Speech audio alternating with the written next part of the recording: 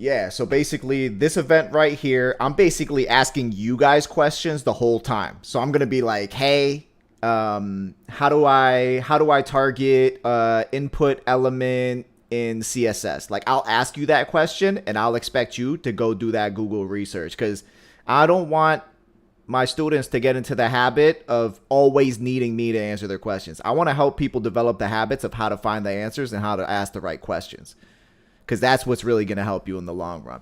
But yes, I am here throughout this event. I'm here throughout all the events. But I like to ask questions and I like to get everybody thinking. That's my main thing. I'm not just one of those I'm not one of those teachers who just like gives you the answer right away. And these are not just like tutorials. I do throw trainings in there for sure.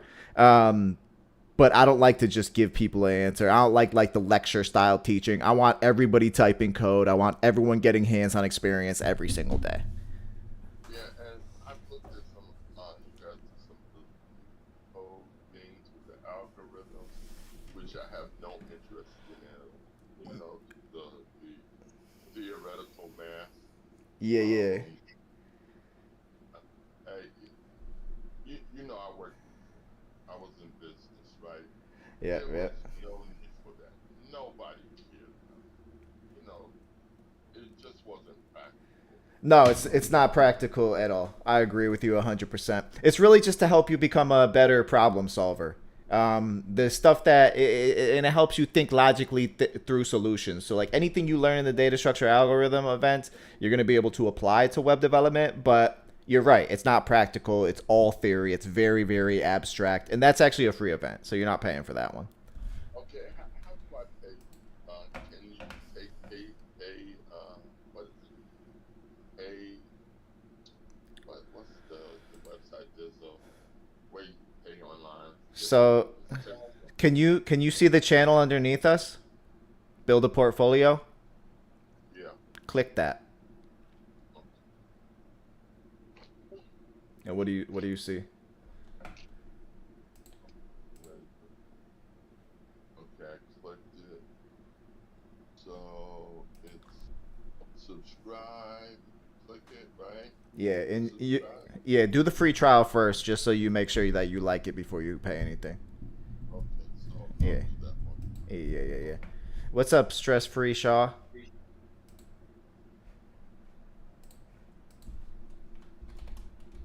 How are you? Do you have a mic? It looks like you're unmuted, but I'm not hearing you. So I think if you go down to the bottom, let me share my screen. So if you double click on my name, you should be looking at my screen. If you go down here, there's a settings. So you could click on the user settings and then voice and video, and then you could choose your input device and your output device right here. And when you select the input device that works for you, you should be able to be heard. Yeah, because I see you pressing the video right here. You are unmuted, right? There you go. Hey, good afternoon. How are you? Yeah, there you go. Nice. Hey, how are you? Hey, I'm good. How's everybody doing? Pretty good, pretty good. I'm just opening up the project that we're working on right now. So I'm going to invite everybody to my code editor and we'll be able to continue working on this project here. This event here, this is the free event. Type your first line of code with HTML and CSS. And so what we're going to be doing here is I'll show you the website in just a minute. I'm just cleaning this up a little bit. Looks like we had people adding like confetti to our website yesterday. Parker's a funny guy. All right, so can you see my screen?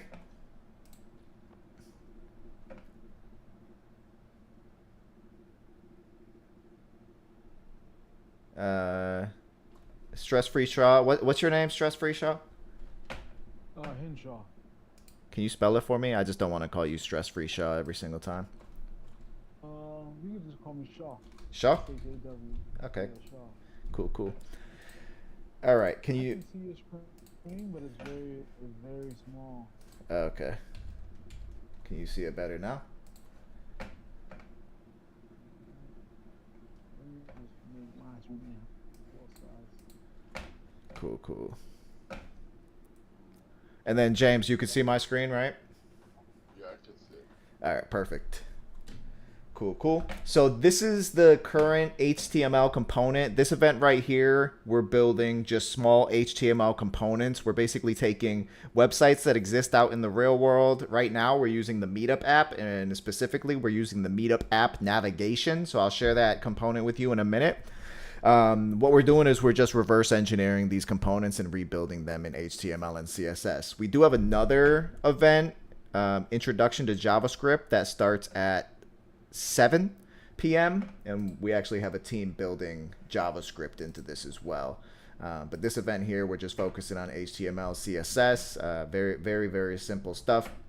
And so let me go ahead and just pull up the Meetup app really quickly, the real one, so you can see what we're reverse engineering here. And what we are reverse engineering here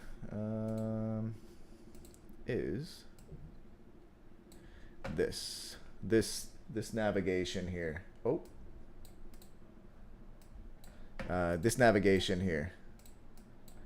So you can see we have our event input, we have our location input, and we have a button. We also have the logo here.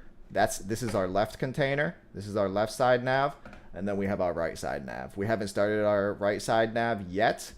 But we're going to start it very soon once we finish this one up here. And so if I go to my code, and let me go ahead and just keep that on that side. There we go. And if I bring this one over here, and I slide my HTML file into here, you can see that we have an event input and a search location inputs that look very similar. So today we're going to finish up this button here, and if you look at the Meetup app compared to ours here, you can see that this button here is the same width and the same height. It also has a magnifying glass. We have an SVG magnifying glass, so we're going to be able to replace the word search with a magnifying glass. And then if you hover over it, you see the pointer finger instead of the cursor. So you see that change right there, which it doesn't happen right now for us. And then we also have a couple other tasks that we jotted down. So we have to remove one border between the two inputs. We already did that. Shape the search button, including removing the inside border. We removed the inside border. They just started doing this yesterday. Similar to the input border, yes, we did that. We got to add rounded corners. We have to add the magnifying glass. We need to remove search text. Add SVG. That's make the magnifying glass white. We're going to make it the same width and height. We're going to add some padding and border. There is no border, so I don't know what this has to do with. I think it was just removing the border. And we'll just start with that one there. So let me ask you two before we get started. James, I know you have some experience with HTML and CSS. Shaw, what's your current level? Have you used HTML, CSS? Have you used JavaScript?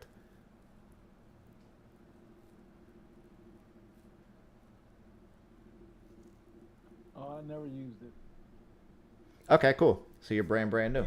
Awesome. So you'll type your first code today.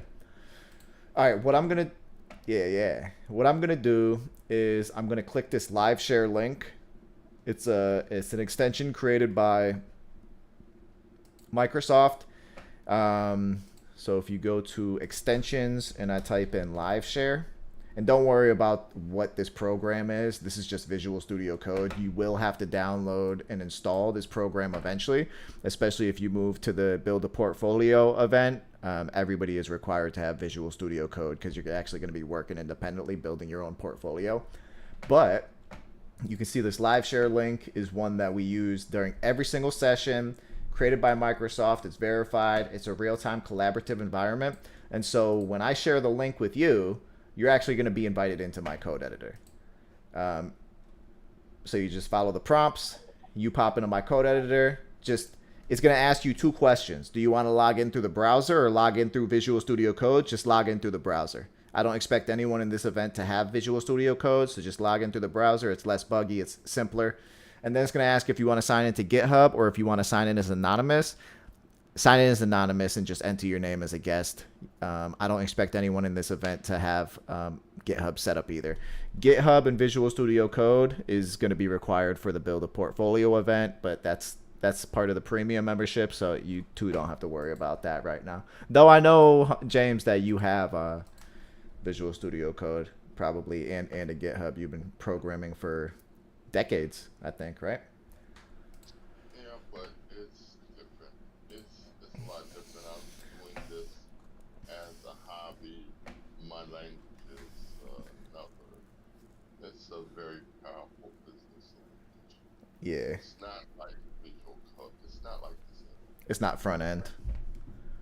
No, it's front end and back. Oh, okay. Cool. It's more like a WordPress. No, it's much more powerful. You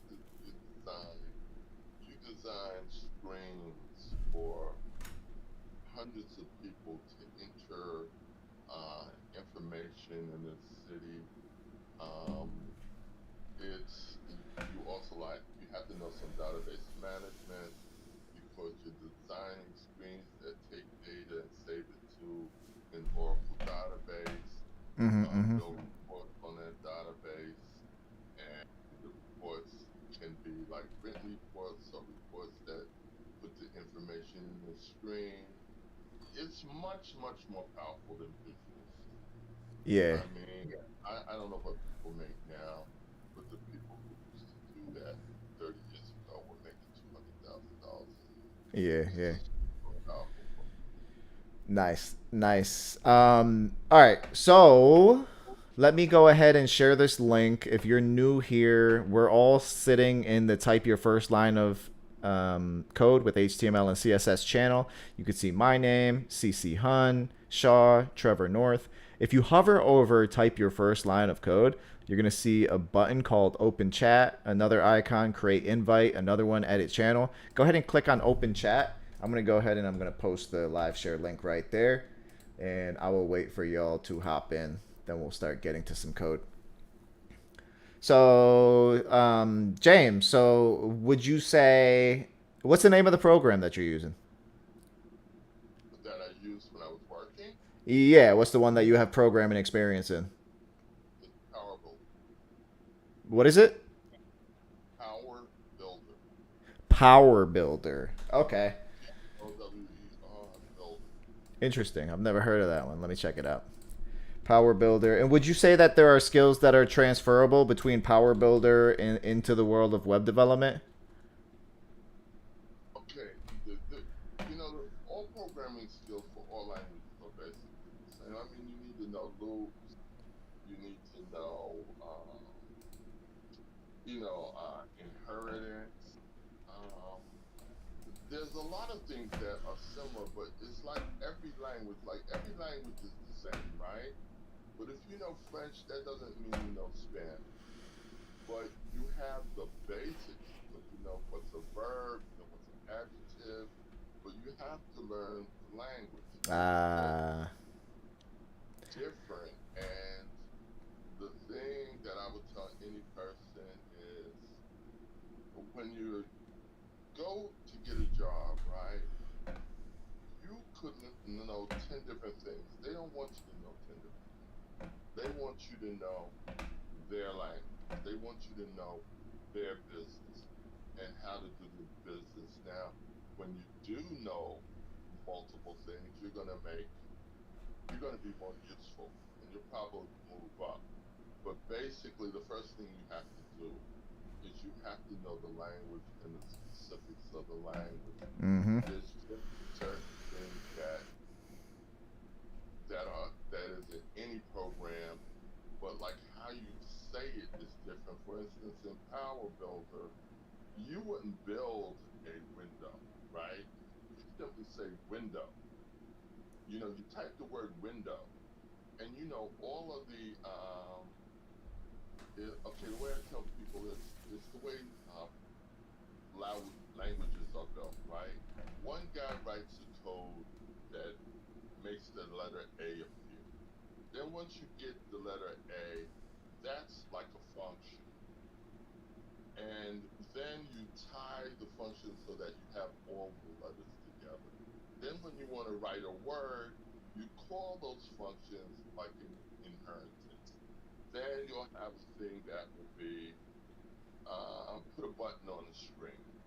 So now when you type the word button, behind it is the code that tells the computer put all of the dots in a particular place on the screen, tells it the location of the dots, how to move the location. It's not complex, but it's just something that it helps if you understand, especially if you understand it in business when you're writing code for a lot of different people. Now the language, Yo, you're speaking very abstractly. It's very hard for me to understand without a concrete example, and I don't want to leave Shaw and Trevor North hanging. I was expecting like just a quick answer. Yeah, because we only got an hour, so I want to focus on the HTML and CSS. But feel free to message me. I was looking at Power Builder in here, and it's I know a woman who uses SAP. She's actually in business. She's like a salesperson. She runs a business that does like the SAP. So you're in like that branch of programming. That makes sense. All right. No, that was great. Such a great analogy for knowing code. Cool. Awesome. Trevor and Shaw and James, are you guys able to get into this code editor? I haven't seen anyone pop in yet. I'm not in it. No. I'm looking for the link. I don't know how to find the link. See, are you looking at my screen?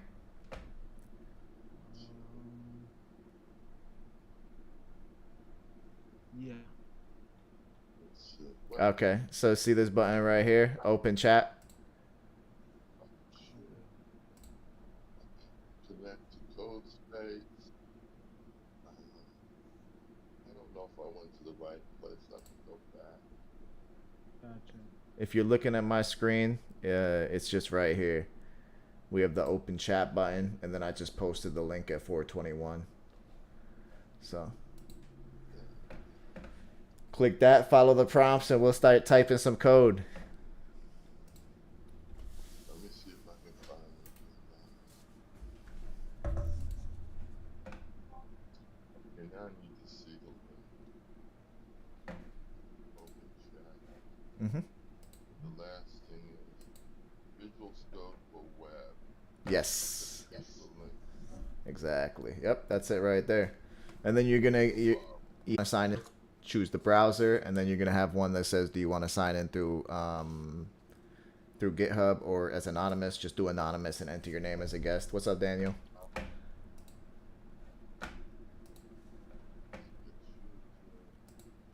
then it looks like it's doing something.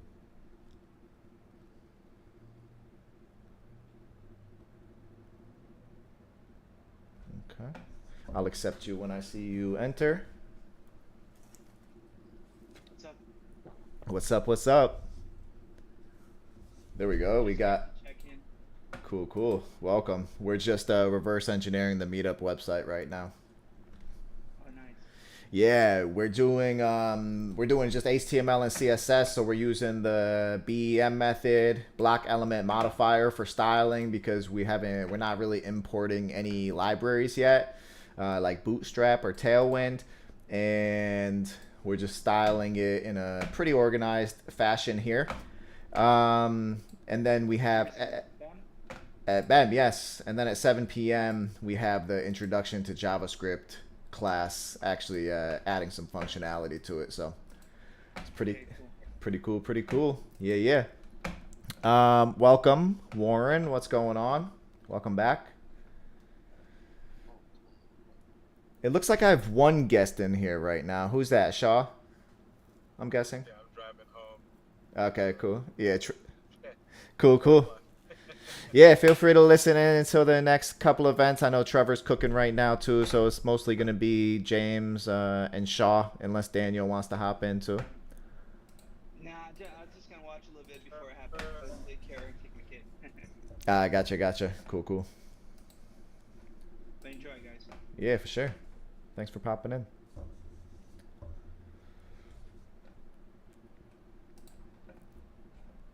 So we got... So, Shaw, you're the one that's in here right now, right? Can you see me typing on your screen? Oh, you're in here then? Yeah, I'm here. Okay, cool. No, I mean, are you... Who's in the code editor? Am I in the editor? How do I get in the editor? I can see your screen, but I don't know how to get into the editor. So, that link that I posted, Yeah. did you click it?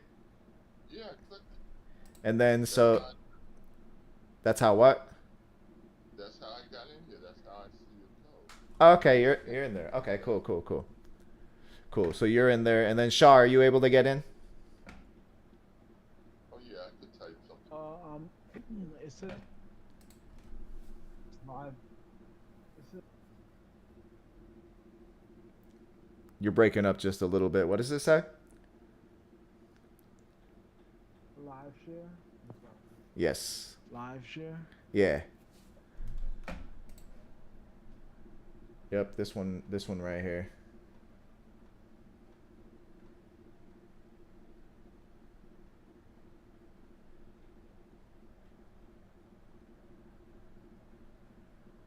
Jim, can I make a suggestion? Totally. Okay. I think it would be good to make a video on just how to do this. Yeah, I am. You know, Yeah. that way a user, the first time if they come up, they're gonna ignore the video and they're gonna come and then maybe but when they join the second time, they'll know to go take a look at that video. Go step by step so that you're familiar with it and you're not stumbling around. Yeah, exactly. Nah, you make a really good point. That's exactly what I'm doing. I'm basically... So as we go through these events, we have these 4 events right now. I'm adding 2 more events within the next couple of weeks. And basically what I'm doing right now is taking tons of documentation and figuring out the best way to do this. Not only the best way to do this, but what videos need to be created. So instead of doing like, let me do this video today, and then like tomorrow I find out that I also need to do this video, and then a couple days later I find out I have to do another video. I'm just collecting tons of information so I know like all the videos that are required, and I'm going to bust out all the videos in one sitting instead of just doing it like scattered, you know. So I expect it to be a little bit choppy for the next couple of weeks, but yeah, that's good advice because yeah, I'm already thinking about doing that. I'm not seeing what you have on your screen. Still on. I don't know if it's like the RAM or I'm having an issue, but So do you see? the announcement, privacy and cookie. It says what? It says download verse code. Nah, you don't have to download VS Code. Are you all right? So look at You see my screen? Look at my screen real quick in Discord.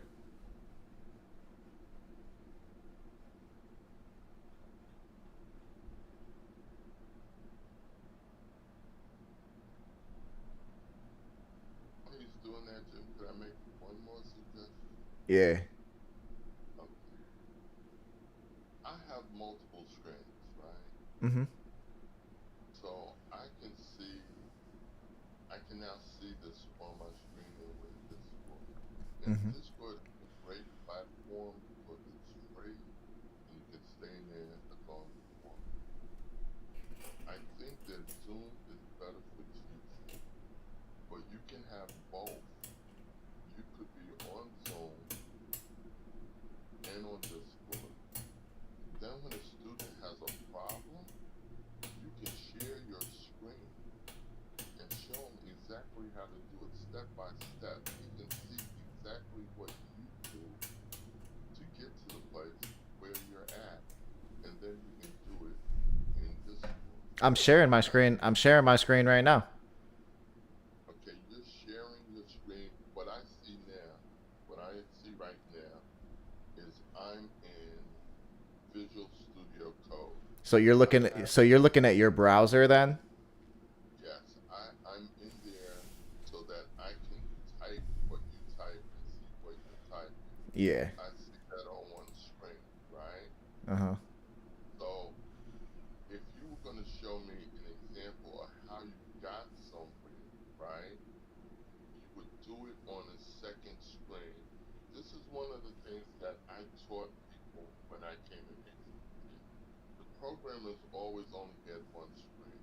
And I said the first thing you need to be productive is each programmer needs more than one computer and they need more than one screen. But we can talk about that another time. Yeah. Yeah. Yeah. Send me all the feedback in a message, man. Yeah, I'll do that. And I like the feedback. I like that you're suggesting feedback. I did do a complete analysis of Zoom, Slack, and Discord. And based on the needs of this community and just the business organization overall, Discord was the best. Zoom is... we actually tried out Zoom. We did like multiple different events with Zoom and it confused. I got so many complaints and it confused so many people. They're like, why do you have a Discord if you're hosting events in Zoom? Too many platforms. Nobody knew where to go. Like it was very, very disorganized. And it's just way easier to do one platform. But Discord is a little challenging to learn. I'm still learning Discord too. So there's a greater barrier to entry for sure with Discord, but it's a nice new tool to learn as well. Plus it's 24/7. When we end this meeting, the server's still here. You can still communicate with the community and all that stuff. But Shaw, are you able to see my screen? I am. I'm looking at it right now. All right, so you see how we're all in this channel right here?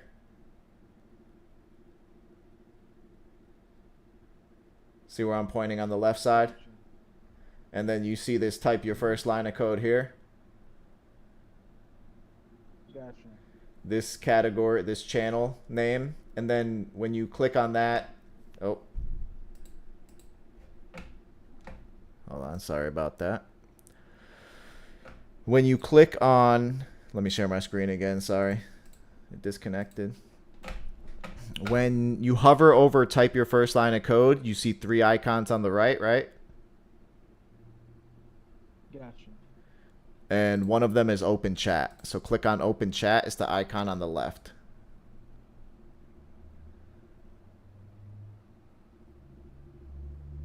And then you should see a chat open up on the right side. I did that. I was able to click on the Visual Studio Code. This one I here? can pull it up. Which one? 421? 421, yeah. Yeah. And then what did you see? What happened? Basically, I have 2 Visual Studio, and it says start new, open file, open folder, open repository, open terminal. Oh, continue as a mouse. Gotcha.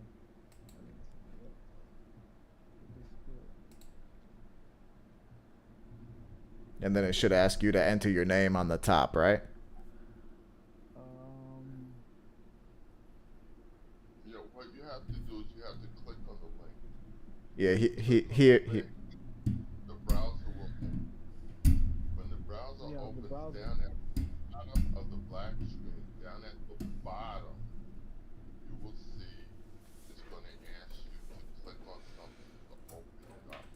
Then when you click on that, you got to go to the top. See where it says go anonymously? That's what you're looking for at the bottom. You can click on that. Then at the top, it's going to say, do you want to continue as a guest? Click on that drop down and then click enter. And then after you click enter, it's going to process for a while. And then you'll open up to a screen where you're in it with Jim, me, and everybody. Yeah, Maz is doing that right now. It says joining collaboration session. Okay. For the host tool. Oh, yep, here you are. All right, cool. Yeah, but thank you. Yeah, you're good to go. Awesome, awesome. Cool. All right, so if we look at if we look at my screen, you can see that we have our two inputs. What we're going to be working on tonight is just this search button. So I'm going to put the search button right here so we could look at the search button and look at the one that they have in Meetup as well. And so let me ask you guys this. Without looking at the tasks, if you're looking at my screen, this is our search button and this is Meetup's search button. So Jim, I'm sorry. what's up? I can see the Discord screen. I can see the server screen, but I can't see the output. Double click on my name. You should be, if you're able to see my screen, you should see what I'm seeing. Just double click on my name. You see Jim Connecticut Live? Double click that. Okay. And then click watching stream. Watch stream, yeah. Yeah, and I see it. Now let me close. Okay.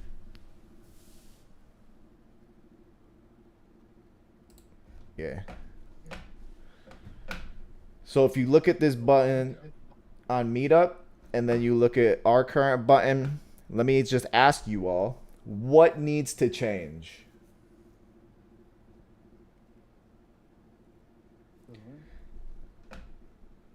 The link? Length of the search, and also the magnifying glass.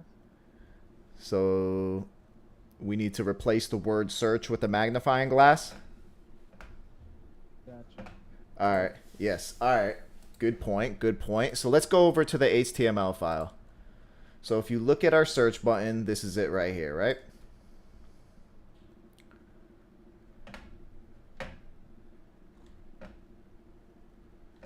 It's still saying for me to join, but it's still waiting for the collaboration session.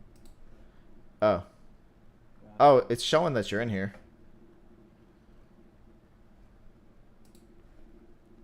But you could go ahead and just look at my screen while it's loading too. Just like my screen through Discord, the way that James did it. So this is our search button, right? How do we get rid of the word search in our button? How do we get rid of the word search right here? What do you think? Or James, what do you think? Or one of the, or Warren or Trevor, feel free to just unmute and shout it out. So this is our search button. We have a button. This is our button element. This is our opening tag. This is our closing tag. This is the internal text. And then we have an ID of search button, and we have a class of search button here. And so if we look at ours, we have a search button here. It has the word search in it. How do we get rid of that word search?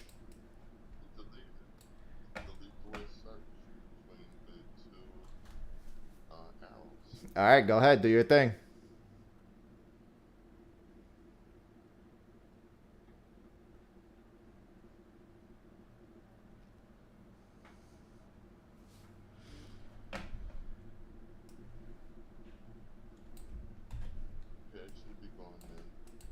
All right, let's check.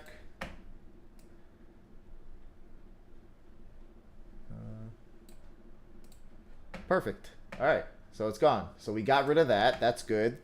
Now, I'm going to go ahead and just post the SVG right here. So this is actually an SVG of the magnifying glass. We have access to that right there. So now let's look at the difference between our searches. So now we have our search button, but there's nothing inside of it compared to the search button on Meetup. What's next? What should we change next? How should we change it next to be more like the one in Meetup? You want to put the search icon in that button icon. So you want to put the magnifying glass inside of this button? Yeah, can't you just move the SVG into the same place where we get the word search? Yeah. This is the SVG right here. Go ahead, do your thing. So I just take it like this Yeah. and move it. Okay, there's two ways to move it. There's a better way, but I would just control copy because it's easy and simple.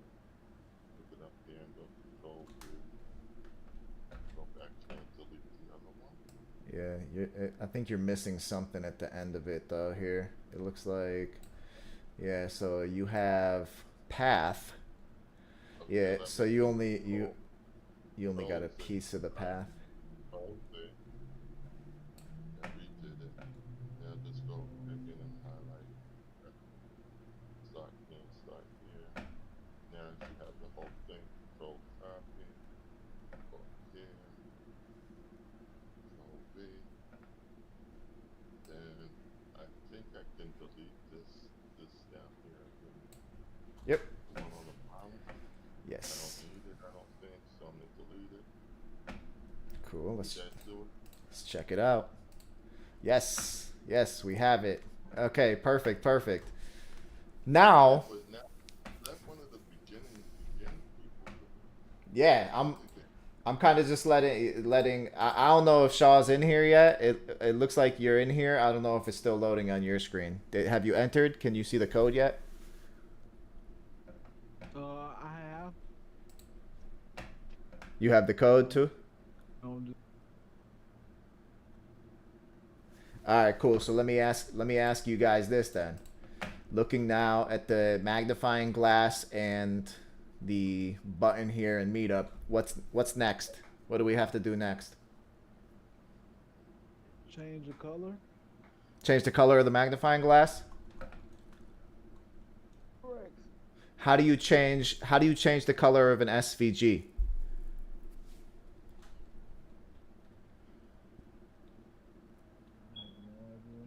Do a search. Go to Google or ChatGPT and just type in how do I change the color of an SVG? And whoever finds it first, let me know.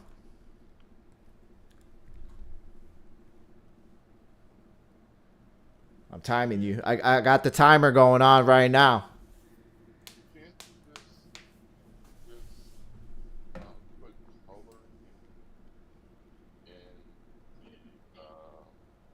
in the line where the SVG is done? I know you haven't worked, but you can put the height in the view box. There's a lot of other things you can put.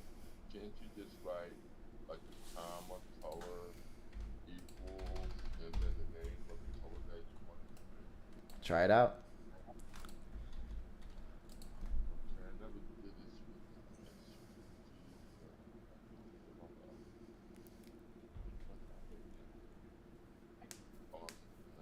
I'm doing the one and I'm not doing it on. Okay, so where I'm looking at, when I googled it, it said, I guess you're using CS, and you're looking for the specific element to change the color. Um,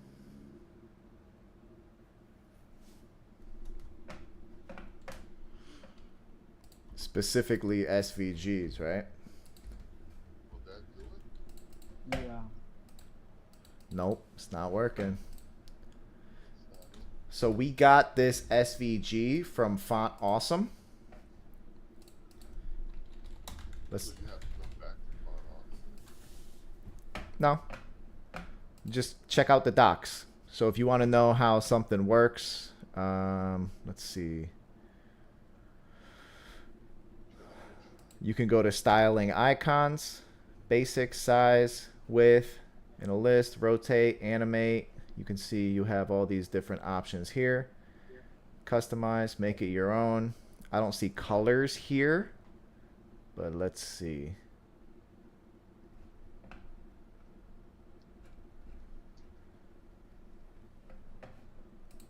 How to change the color of the SVG? Mm-hmm. You get it from CSS stop open.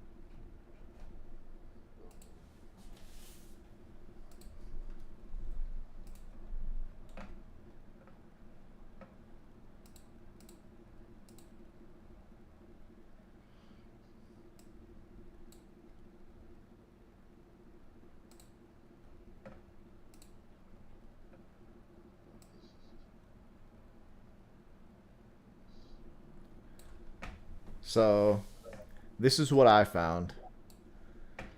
I'm going to show you exactly how I did this too. So I basically came to the Font Awesome website. I went to the docs.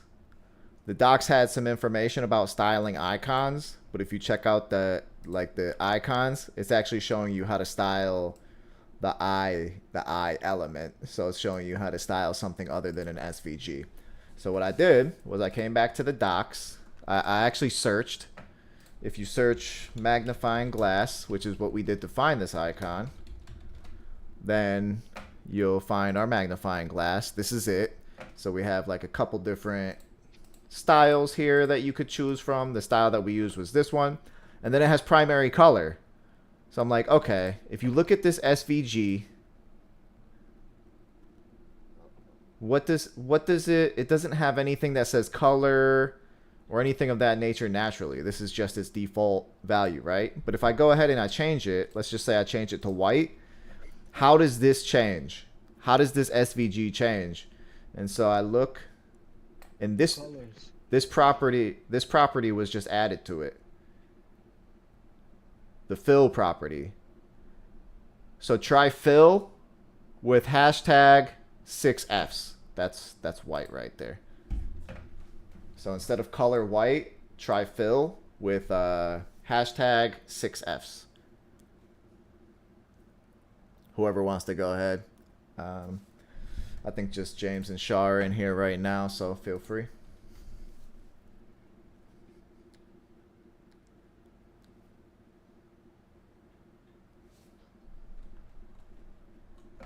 Who wants to do it?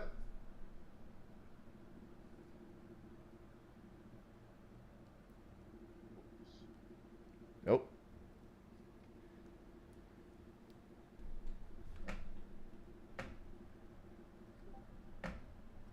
Cool. I wonder if the text white would actually work. In the documentation, it said to put hashtag with 6Fs, but let's just try out white real quick just so we could see. If we go back. Yeah, that works. White works. So you can see we got this now. This is working. So fill is the way that works, but Color does not work. Fill does work. Yep. Good job. So what's next? We look at this button compared to this button. What's next? What needs to be modified to make our button match the meetup button? There's a few things I can see. I see three things pop out at me right away, but I think more are going to become obvious eventually.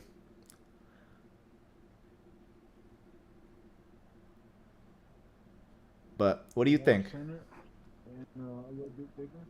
What's up? A little bit bigger and more centered. A little bit bigger and more centered. Yep. the button has to be round. All right. So we have it needs to be bigger. What do you mean by bigger? Well, bolder. What was that? Bolder. I'm sorry. Okay, well the search in ours, you need some padding on the left side, and the right side where the button is, you need to use radius to round the corners. Okay. So we need a border radius on the right, on the top right and the bottom right, right? And then you say we need some padding.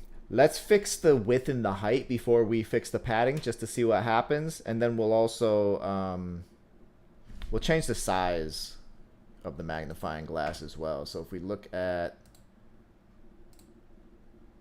our magnifying glass, it's just a little. So if we do. Oh, that's a premium one. We'll keep it like that. That's cool as far as the SVG goes. Yeah, that's good. We could make it a little bit smaller though. We could do that after, but let's do the width of the button and the height of the button first. And so if I'm looking at this button, I see the width and the height being the same exact size. That's what I see. And so what we need to find out is how do we make this button the same height as the input? Because the button in the Meetup app is the same as the input. The top of the button matches the top of this input, and the bottom of the button matches the bottom of this input. And then if the height and the width are the same, then that means that the width is also the same height as the input. So what we need to do is find out what the height of the input is. How can we find out what the height of our input is? It's definitely not default. There have been modifications to the height of the input. Where can we find where those modifications were made?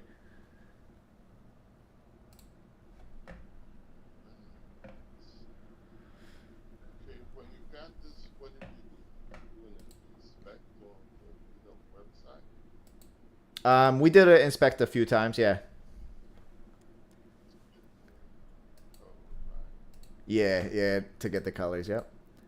And then a question I would have is, like, I never want to like to try to duplicate a particular website, but like if I wanted to make that icon, right? Could I use something like Photoshop to make the SVG that I want and then insert it in my Chrome? Of course. But why would you want to like recreate some like a SVG? If you're learning HTML and CSS, anything outside of the scope of HTML and CSS, I would just outsource if possible. Unless you actually want to develop like those like marketing, like branding skills as well, but that's outside the scope. So if you want to stay focused, I would say just outsource that to someone else, like a designer. Yeah. But you never know. You might prefer the design more than like building the websites, and that's totally fine too, you know. We definitely hop into Figma sometimes and build designs of websites. Like you could see if I go to figma.com, we have designs here where we play like the next event, actually the portfolio.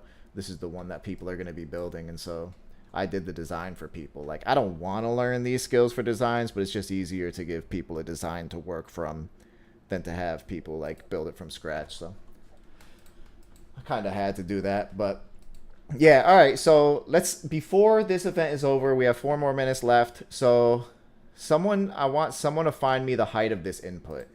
So this input right here is called search location input. Search location input. So someone find me the height of the search location input in the CSS file.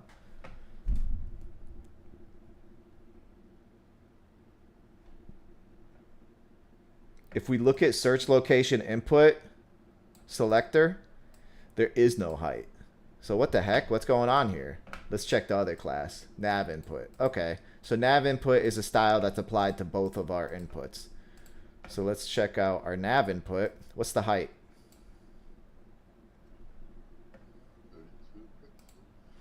32 pixels. There we go. So go ahead and we have our button, right? Where's our button? Search button here. Go ahead and add a height of 32 pixels and a width of 32 pixels, and then we'll check that out, see how it looks. Whoever wants to do that can go ahead.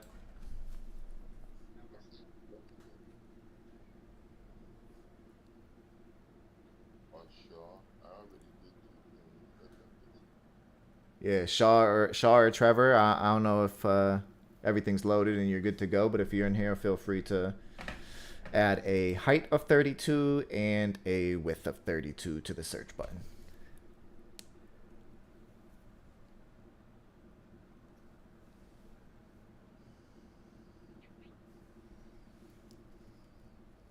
John, are you there? Are you still having trouble? I see Trevor's in here.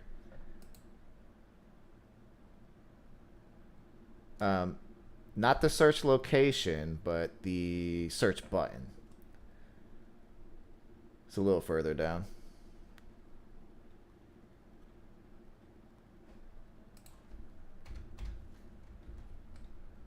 There you go.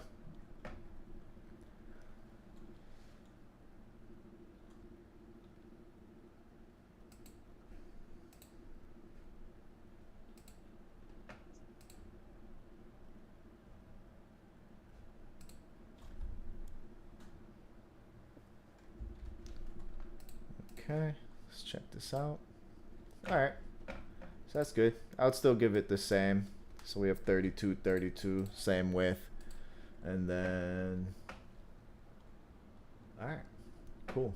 We could make the height, because the border is taking up space. Let's go ahead and do 34, 34. And we're actually planning on making, yeah, that's a little big too.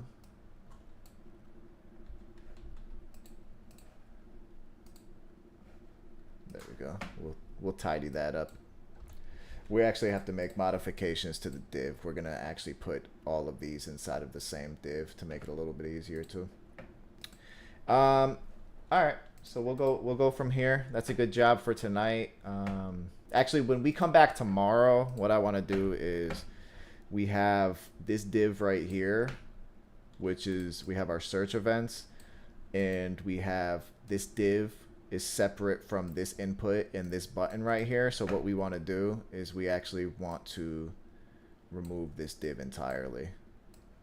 Remove this search events. So what we're going to do is search events right here.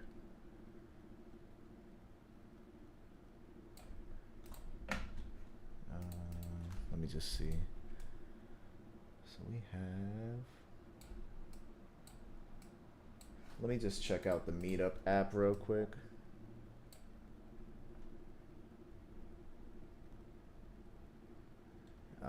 And this covers that right there. Okay. All right, cool. Yeah, so we'll take up where we left off tomorrow, and we're gonna switch over into the next event now. So for those who are actually the part of the membership, I think Trevor and Warren are both part of the membership. Feel free to drop down and to build a portfolio. I have just uploaded the design to GitHub. So if you two are familiar with GitHub, then I'll go ahead and just let you clone the design from GitHub, and I will allow you to start working on your portfolio. I'm going to be there just as guidance. If you guys have any questions, feel free to just pick my brain or ask me as many questions as you can or you want. I'm going to do my best to deflect and throw the questions back at you. Encourage you to do Google searches and really get your hand dirty. That's like 90% of the job at the end of the day. When you're actually working in the real world, it's like 90% is research. So I want you to develop those habits. So I'm going to ask you questions to get you thinking. And yeah, hopefully within a couple of days of just building this portfolio, working independently, that you guys have your portfolios built, and then we can start adding some of these other projects that we're building into your portfolios and start building something solid for the job hunt. Yeah. Does anyone have any questions before we hop into the Build a Portfolio channel? No, I was just going to say thank you. Thank you.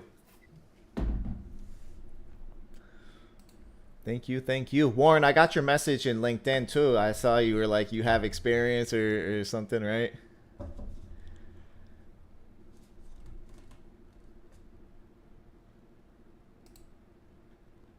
You're muted. I don't know if you're trying to talk.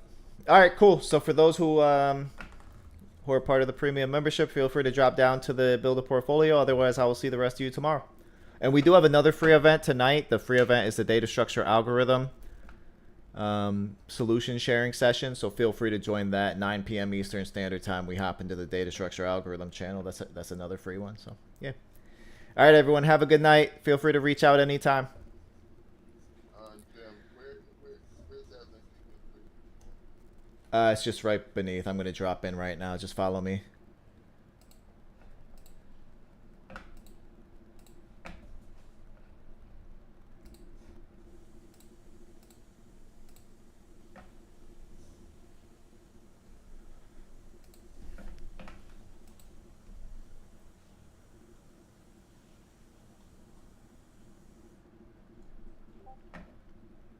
Hey.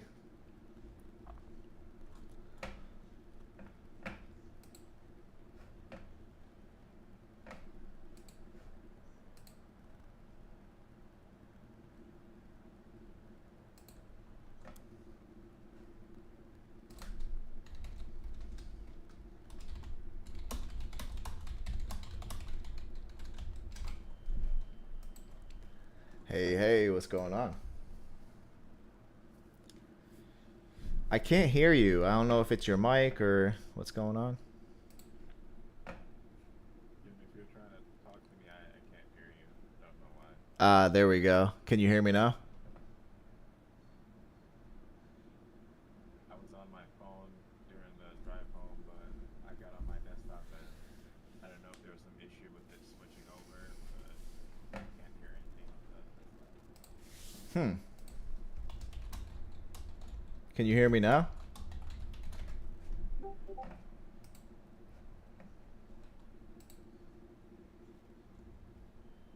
No?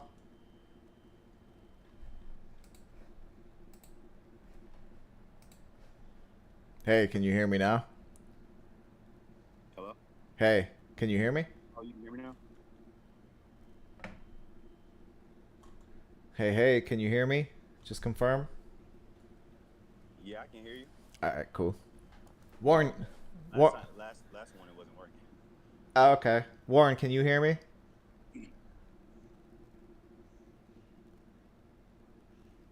All right, so do you two have... I don't think Warren can hear me. I just sent him a message too. He was saying he's probably going to drop off and come back. There we go. Warren, can you hear me?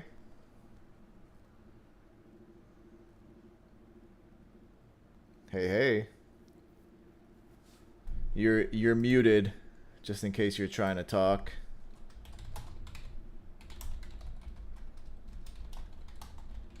Looks like he's on his phone too. Cool, cool. All right, James is here. We're just trying to see if Warren can hear us here. We'll give him a chance. So, James and Trevor, are you two familiar with GitHub? Do you have experience with it? Not really, to be honest. I just bought a course for GitHub to learn it, but I don't really know too much about it. I have an account, but yeah, I don't know too much about it. I'm in the same boat. I have an account. I've actually been in there. I've worked a couple of things. I looked at a video on how to use it, but I'm not super good at it. That's a whole course in itself. Yeah, so we're gonna be using GitHub in this event here. This is the event where you really start getting into GitHub, but it's very basic. It's very basic. You're just gonna learn a couple of commands, including cloning a repo. And yeah, so I'll break it all down for you guys. You don't have to worry about it. Just let me send these messages to Warren very quickly. I joined on my phone and I can hear you and everything, but like I don't know what's going on with my computer. I was sending you some screenshots just of like how to fix that on your desktop. Yeah, hopefully this helps. This is just we'll see if it helps. Yeah, usually it's your input device or your output device. So if you can't hear, it's probably your output device. But let me just send that last message. There you go. So you click on the settings, voice and video, and then voice and video, you're gonna see input and output device, and then just play around with those. You should be able to get it to work. Okay, sounds good. Okay. Cool. All right, so let me go ahead and just share my screen really quickly. I'm gonna show you guys like the basics of GitHub. And if you all already have GitHub accounts, then you're already good with that. So let me pull up very quickly github.com here. And so what you're going to want to do is you're going to want to navigate to O1 Software Network's portfolio project repository. And so you can see I have a repository called Build a Portfolio. And I'm going to send you the link right now. And I will wait until you all get there. So same thing that we did in the other event. Opening up the chat. This Build a Portfolio channel also has an open chat. So click on open chat. I'm going to go ahead and I'm going to post the GitHub link right there. And let me know if you have trouble hopping in. What's up, Naveen? Hey, Jim. I wasn't sure if you wanted us to, folks who joined yesterday, did you want us to join at 8 p.m. EST? Is that how this goes? Or can I join any of these? What would you recommend? Yeah, you could join all of these. If you have the membership, you're welcome to join all of these. Yep. Understood. The APM was meant for folks who attended yesterday, correct? You could come to that one too. That's the coding bootcamp. So we're working on a nonprofit navigator website in that event. Yeah, so we're just working through that. We have a beginner team who's working mostly on HTML, CSS, and then we have a more advanced team who have like typically a few years of computer science and back end experience who just want to learn front end, who are working on some more advanced JavaScript stuff. So yeah, there's something for everybody there. Cool. You got it. So for folks who attended yesterday, you want us to attend these daily sessions, or do you want us to just join the event at 8 p.m.? It depends on what you want to do, you know? So like if you come to the type your first line of code event at 4 p.m. Eastern Standard Time, it's all HTML and CSS, nothing advanced. We're not even importing any external libraries into it for the most part. It's all just pure HTML, CSS. You're not even using your own code editor. You're not using GitHub. It's literally just HTML, CSS. This event right here, you're actually going to be working independently, building your portfolio projects. And you're going to be using GitHub a little bit. So right now I'm kind of just breaking down GitHub and sharing how to clone a repo so that you could pull this design to your computer. And then you're just going to use this design you're going to recreate this design in your own code editor. So you're going to need to know how to use GitHub, and you're also going to need to know how to use Visual Studio Code or have those two tools. And then the multi-page website, same thing. You're going to be using Visual Studio Code and GitHub, but you're actually going to have like a more complex site working on HTML, CSS, more advanced HTML and CSS as well. Way more complex than just this simple portfolio project. So you can see how with each event, the level of complexity and required skill to participate increases. So if you want to come to the brand new, like type your first line of code just to practice your HTML, CSS, that's totally fine. If you just want to come to the coding bootcamp where it's just we're building like a real world project, that's fine as well. So you kind of, it's a la carte. You come to the ones that you want to come to, you know?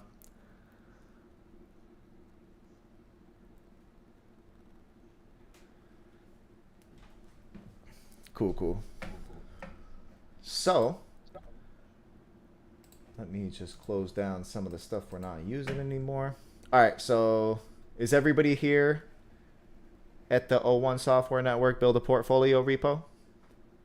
Yeah, I know. All right, so what I want you to do is I want you to go to your search bar down at the bottom and type in command prompt. And I want you to open up. Would it be okay if I use So I'm going to join it. Say that again? I have something called Git Bash. The guy that I did the course with said that if you have Windows to get Bash to do bit or just the command work, would that work anyway? They both do the same thing. It's all preference. Oh, okay. All right. Yeah. Command is easier. I've been using this one more. I'll do that. Yeah, I usually go with the node one. Same exact thing though.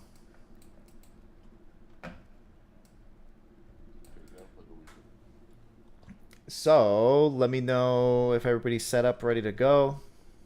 So you're gonna see if I press dir, then I could see all of the directories inside of the user's gym directory. So inside of the gym directory, I have all these files right here.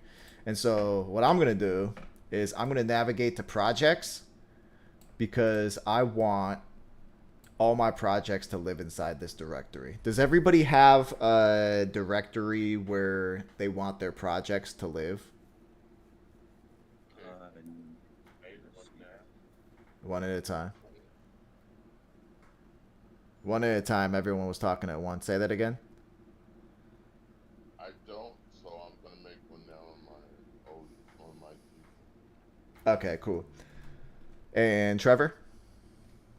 No, I don't have one, but right now it's on the C drive. Does it have to be on the C drive, or can I do it on the? Would it be easier just to do it on the C drive? Do you have a users folder inside of the C drive? Yeah. Press CD and navigate into users.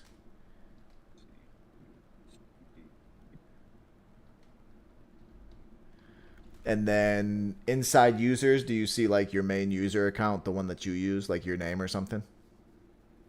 Yeah. Yeah, so CD into that one.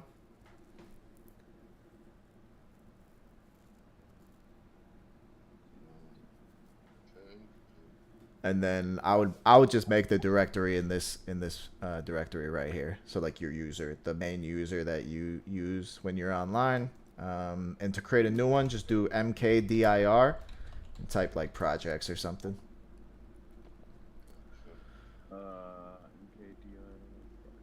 And that's just make directory. So you're making a brand new directory in your user directory.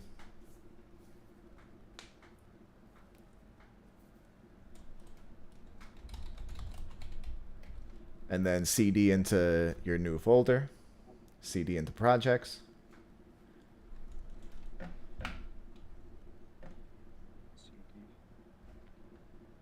Mm-hmm. You said MKDIR, right? mkdir space and then projects, or whatever you want to call the folder where you keep all your projects. And then once you have that, then CD or change directory right into the folder you just created. And that's where you'll keep all of your projects for now until you come up. I would do CD projects, right? Yep. Yeah. If you click dir, you'll see all of the directories that are inside there, and you could basically CD into any one of those. Okay. Yep. So it's just some really, really basic command line stuff here. I'm also going to show you some really, really basic GitHub stuff as well. So cool. Let me know when you're ready. James, you're in your project directory as well? All right, cool. So now you're in the directory where you want your project to be. And so when you go to GitHub, you're going to be able to go to GitHub, and you can go to any project. Like, let's just say I go to, let's see, Keys Musician. This is Justin. He has tons of great projects. And so if I check out his repositories, he has like a bunch of cool projects that he's working on. I could kind of just explore all the different options. Looks like he has a Django auth. So this project right here, I could come and I could just take this code. This is a public repository. If I'm like, oh, this is a really cool project, I think it'd be cool if I added some extra code or I made it a little bit better, I could do that. So I could come and I could do that by just looking at the code. So there's a big green button that stands out at you. It's like, hey, click me. So when you click it, you can see that you have, this is the repo. And this link right here matches this up here. So it's basically where all the code is stored here. And so what I do is I click that copied. I come to here. Before we do this though, actually, let me make sure, because this is a step I want to make sure. Type into the command line git-v. Git-v? Yes. And let me know what it says. G-I-T. -v. Yeah. It says Git version 2.43. Perfect. Let's see. Git is not a recognized system. Let me see. So you are going to have to download and install Git. No, it's not Git there. It's G-I-T space dash. Yes. Okay, yeah. So I have version, what does that say? Unknown option there. Does it say Git version something? It's Git and it's giving me like version dash X. Oh, it's telling me. Yeah, you're good. You're good. If it says Git, you're good. If it says unrecognized command, then you don't have Git. So if it says Git, you're good. All right. So since y'all have Git, and Warren, I don't know if you're able to use your microphone or if you're checking this, but feel free to just thumbs up or say, yeah, I'm good before I move on. So when you're at the repo that you want to clone, you go to code, you click on this copy icon here, you have it copied, and then you go back to your directory, your command line, you type git clone and paste the link. So you don't want to copy Justin's, obviously. We're not copying Justin's project tonight. What we're doing is we are coming to the link that I sent in the chat. Same thing. Go to the code, copy that, and just do git clone github.com, all one software network, build a portfolio. And basically what you're getting here, when you run that command, you're going to get a copy of the project in your projects directory. And what you're getting here is I just created a basic README. I'm planning to add a lot more designs to this. But we have design 1. This is the first design. And we have a iPhone 8 design. So this is the mobile design. Everyone's going to start with just a mobile design. And you can see it's going to have your name, your main experience, software engineer, just a little bio about yourself, your GitHub link, your LinkedIn link, and an about section with just some details, a short little bio. Then it's like a resume, so you have your experience, post all that, the technologies that you use with a little bit of a different color. Same thing, just adding some of your experience here. Then projects, so you have your project title, project description, project icon, and just some more projects, technologies used, and then full project archive. This button right here is going to bring you to a page with like a full list of projects. And then just writing, like if you've written any blog stuff, and then the bottom is just a little bit of information about yourself. So it's the mobile version. Can I see the line that you put in command prompt to clone the project again? Yeah. I typed in clone space and then I put in the link. It's telling me that it's, so I'm not sure I did that. Did I see it again? Yeah. So it's just git clone and then the link. Oh, wait, not the link. Okay, it's just clone. Git clone. And then, oh, it's git clone. Yes. And I'll go ahead and do that.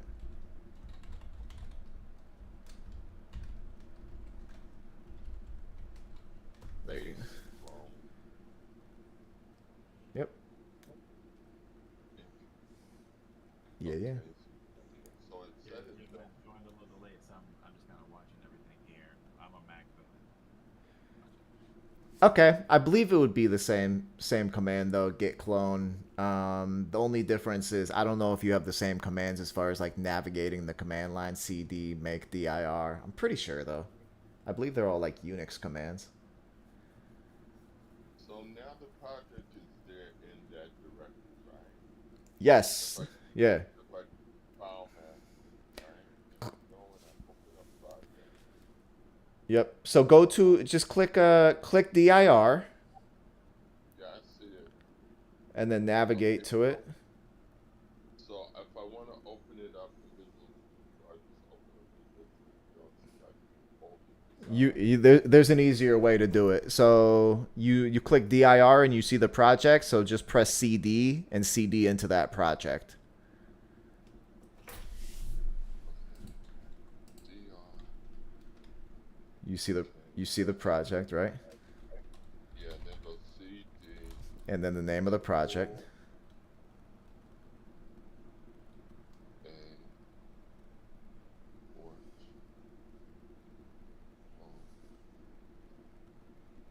And hit enter. So I'm there now. Yes. I'm there at the command prompt. Yes. Now I'm gonna go to Visual Studio. Yeah, so once you're in the project in the command prompt, type cod space dot. COD space dot. Yes. And what is that That just opens up the current project that you're in. In Visual Studio? No, it doesn't. Let me see what you type. You always type it again so I can see it. Just Oh, code. C-O-D-E. COD. Yeah, my bad. Yeah, I did the same thing. I did COD. My bad.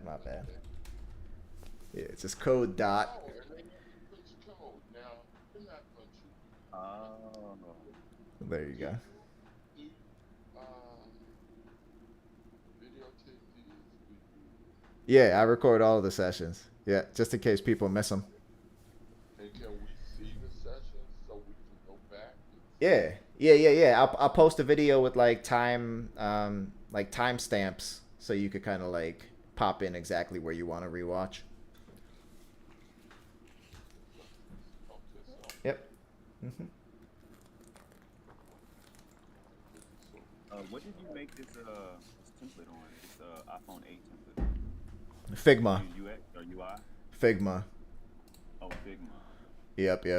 Yeah, I'm not a designer, but I was like, I like thought of like all the different options as far as what's the best way for developers to just access a design and start coding and just like typing out some HTML elements, typing out some CSS, some really, really basic stuff. And I was like, let me just make a design. I don't like the design type of stuff. I prefer actually back end and just like logic, data structures, algorithms, that sort of thing. But I'll do the design if I really have to. Hey, Jim, that's a question I want to answer. Do you have a back-end channel? That's coming. So I'm just setting up this front end introduction to web development bootcamp, and then we have phase 2 coming next. Phase 2 is going to be React, JavaScript frameworks, and then there's going to be a back end one coming as well. So slowly but surely. Yes. Good question. All right, so now you should just have your code editor open. So if I pull open my code editor, and what you want to do is, let me go ahead and navigate to this portfolio project. So if I go to Bootcamp and then I go to build a portfolio, I'm going to pull open the same code that everybody else here should be seeing. And so this is what you want to do. What you want to do next is be in the root of the directory. There's an icon up at the top of the Explorer called New File. Go ahead and click New File and just type index.html. So you'll create an index.html file.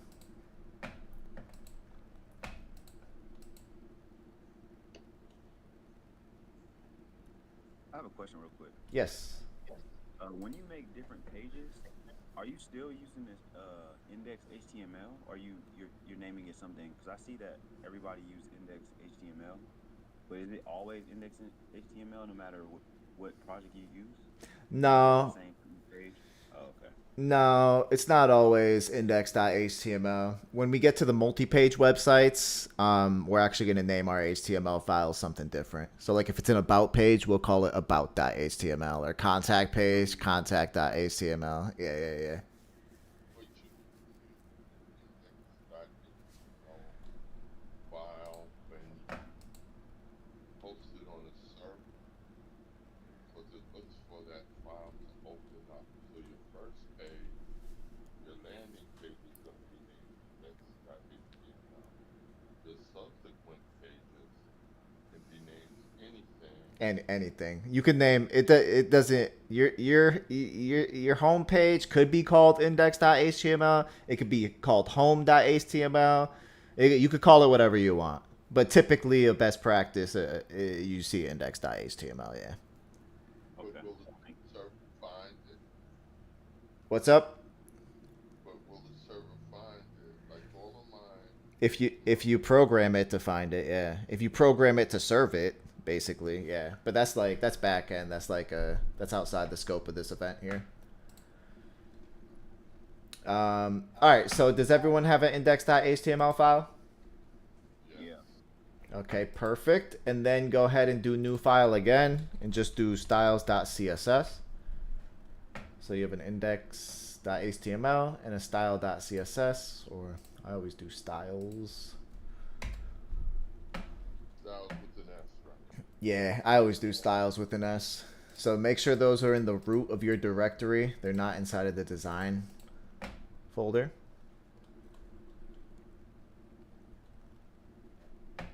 And then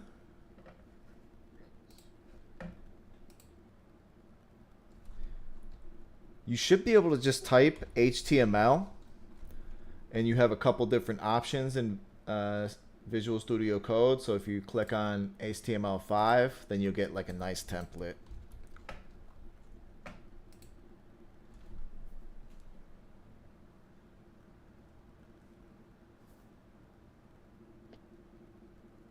So you get a nice little template. Is everyone good on that? Yeah, I'm good to go. All right, cool, cool.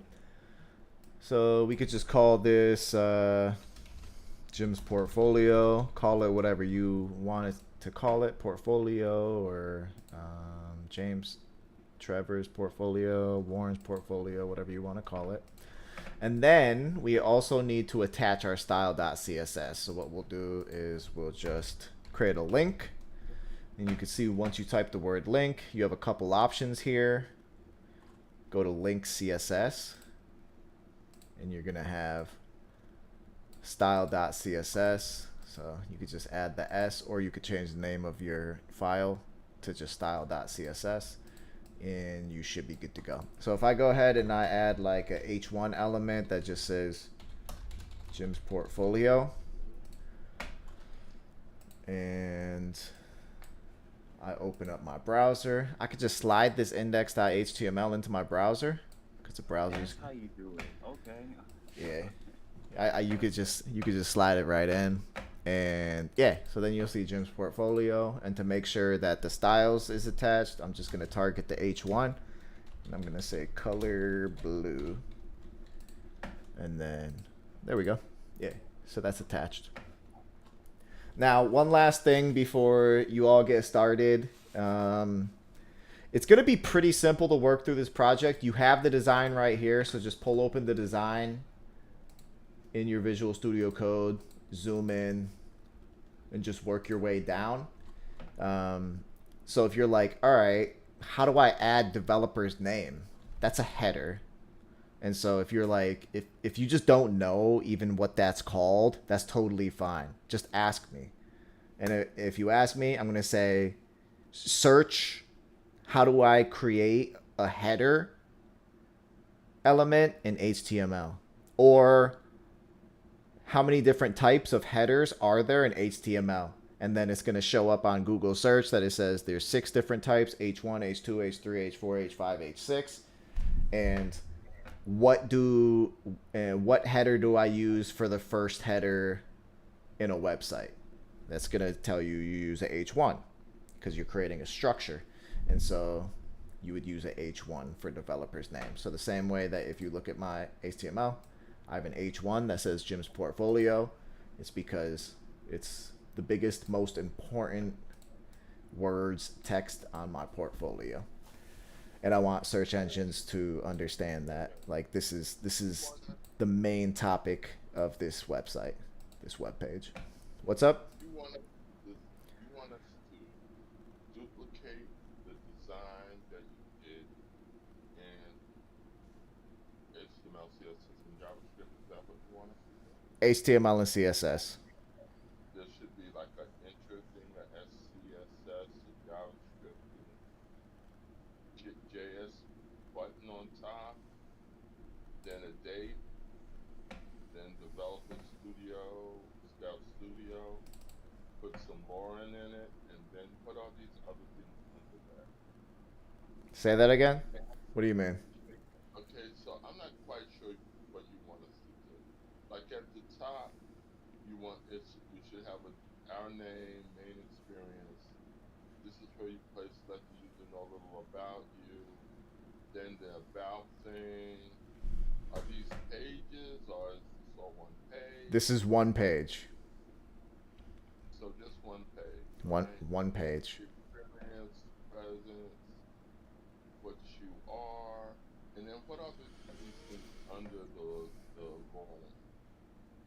Under the what? There's like React, React name, SCSS, WordPress, JavaScript, These are just HTML elements. just elements. Yeah. So however you want to style these, you could use a div. You could use a div. Like if this React element right here, I would use like a div, and I would style that, or I would add a class to that div called class equals technology or tech stack or something, because they all have the same exact style. Okay. So I want to apply the same style to every single one of these. So I want it to have a class. This div right here would have the same class as this. They all have the class of tech stack. That way I could apply. I only have to style them all once. Okay, then after that, beautiful resume with the arrow. We're not going to another page, are we? Then there's the project. Then after that, it says build a Spotify. You want us just to do this? You know, make it look exactly like that? Exactly like it. Exactly like it. Okay. Yeah. Shouldn't it be too bad? And if you, well, there's 25 more minutes tonight. So we got 25 more minutes of this, and then we're moving on to the multi-page website. So we'll drop down into the next event. That's where the HTML and CSS starts becoming a little bit more complex. Okay, you want us to do this in how long? You have however long it takes. There's no time limit. Okay, okay. Could be forever. Yeah. You might never finish it. I'm just playing. And if we get it finished, do we tell you or we just get it done?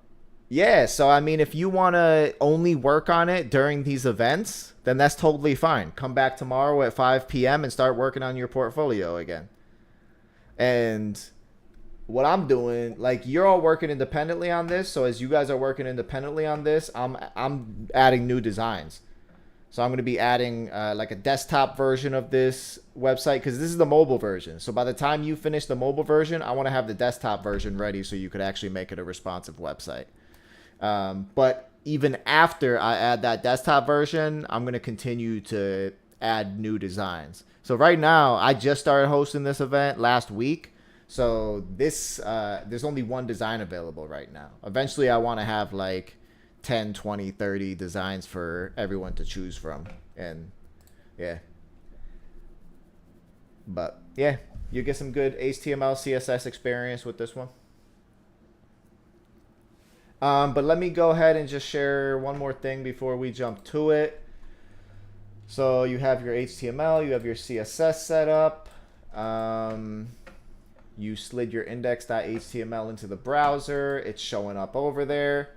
So when you're actually in the browser, you want to right click, do inspect, and then click on this icon here, toggle device toolbar. Just click on that, and then you'll be able to get it into mobile view.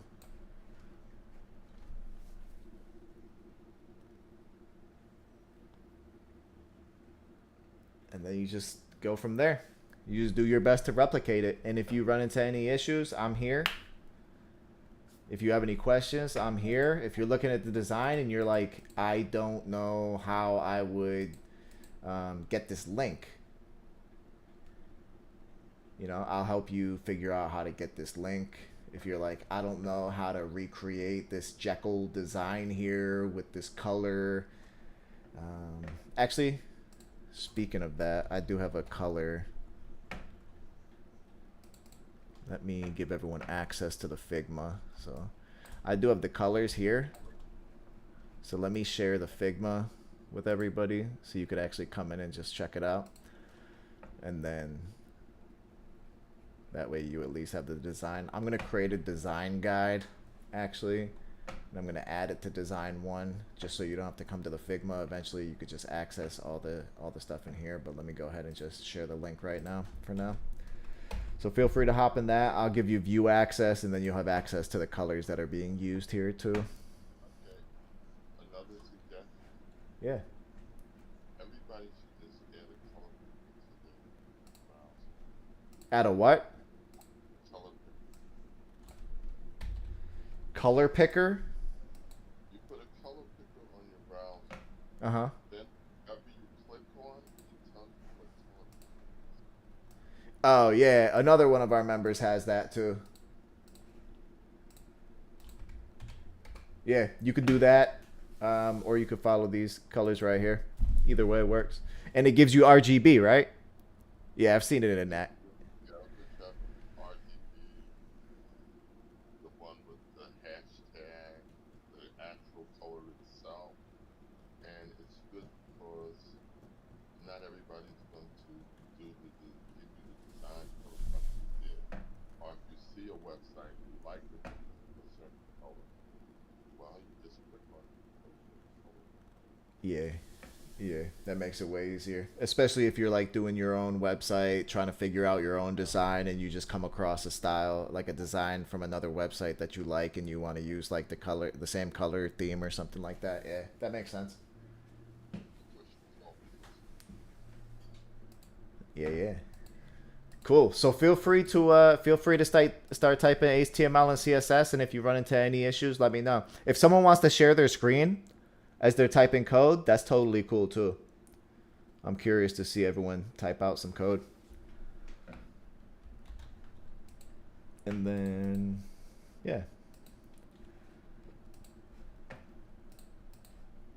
Does anyone have any questions?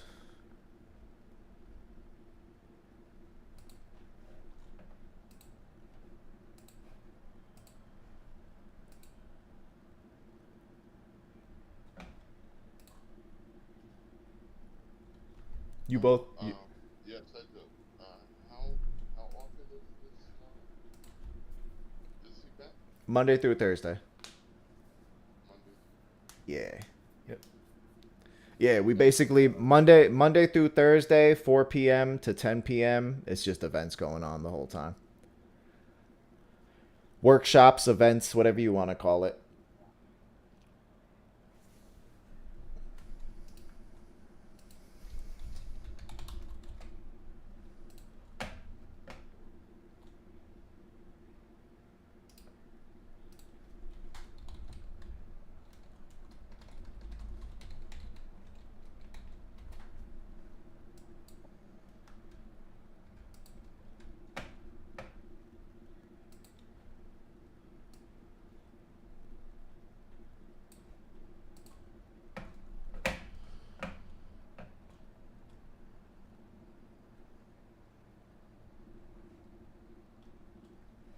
You got any questions, Warren?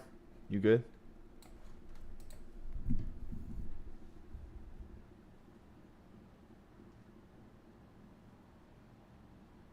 Hey Jim, I am trying to figure something out with my terminal. It's telling me that I have to change the shell or something like that, so I'm kind of Googling that, trying to figure that out. Okay, cool. Change the shell.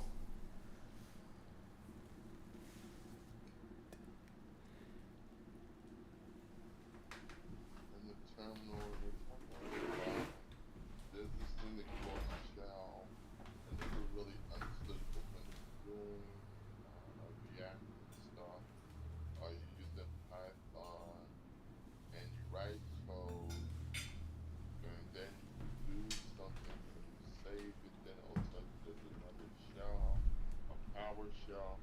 I never really understood it. I just know I could delete it if I wanted to.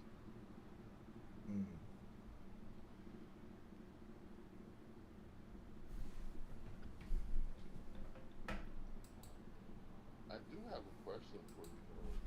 Got a minute? Yeah, we're open. You guys should really be spending time building your portfolio. So if it's like portfolio related, feel free to ask. What is it? No, it's a visual. Yep. What's going on? Okay, in my Visual Studio now, when I open up Visual Studio, sometimes I lose the top menu. Instead of the top menu, I have to click on the side menu. And I don't know if this is something new in Visual Studio or is it a bug. What did Google say? I didn't try Googling that question. I don't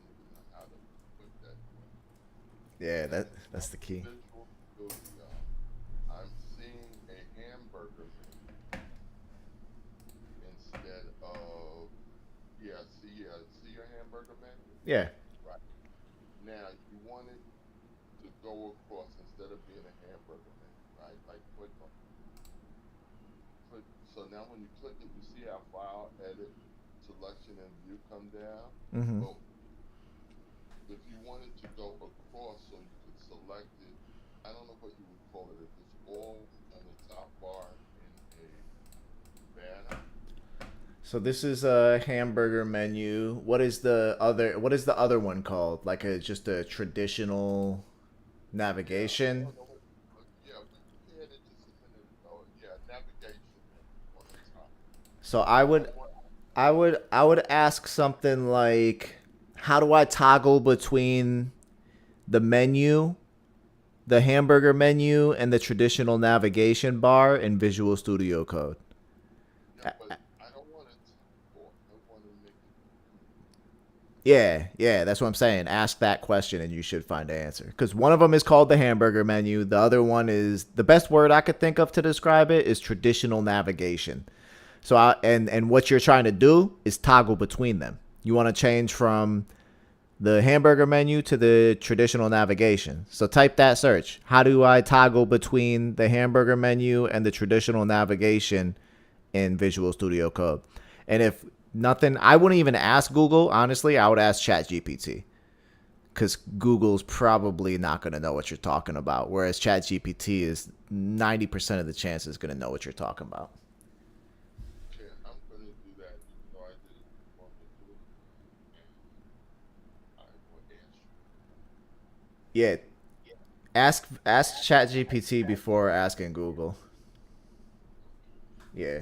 Do you use ChatGPT, James?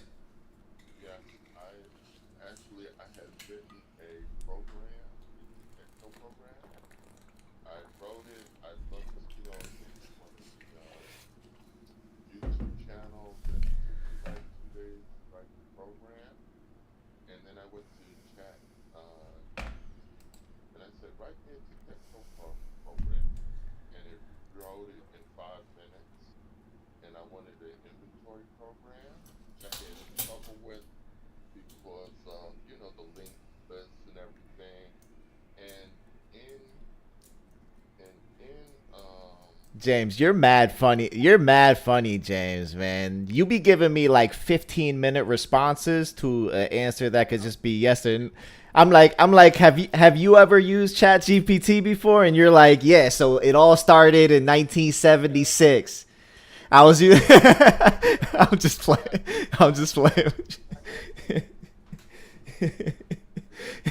James is like, yeah. Speaking of ChatGPT, it was a sunny day. The ice cream truck was driving by. The music was in the background. The kids were in the neighborhood playing. All of a sudden, he just starts running. I'm mad. You're fine. It comes from Yeah, I'm teasing you, man. I'm teasing you. I'm fine. That You funny, man. You're good. You're good. You're good. I like this. I like this. And frankly, you're doing something that everybody needs, and you're doing it at a pretty affordable price. Yeah, for now. For now.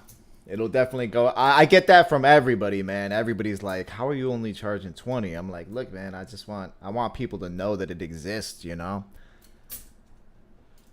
That's the most important thing."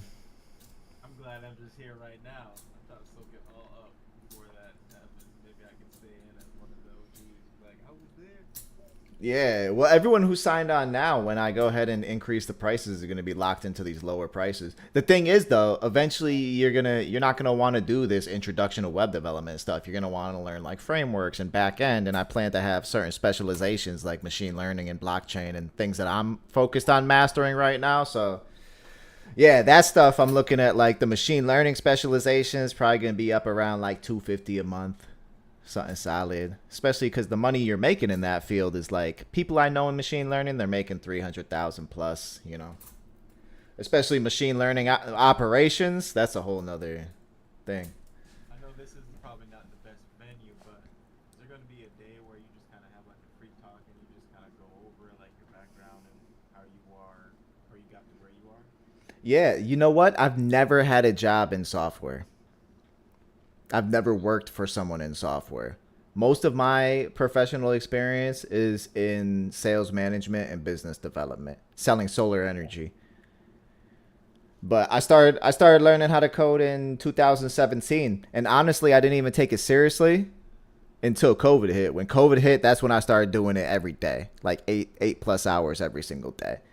But before that, I was kind of just dabbling. It was something I wanted to know. I'm like, in the environment that we live in the world that we live in right now, it's super important to understand technology. So the people I were hiring, they were either like really good people, like they were really great communicators. They could talk to anybody, and that was me. I could start up a conversation with anybody, just like in the line at the store. I'm making friends, you know. So that just comes naturally to me. But I've realized that like these younger people I was hiring, their technology skills were just like next level. So I'm like, huh.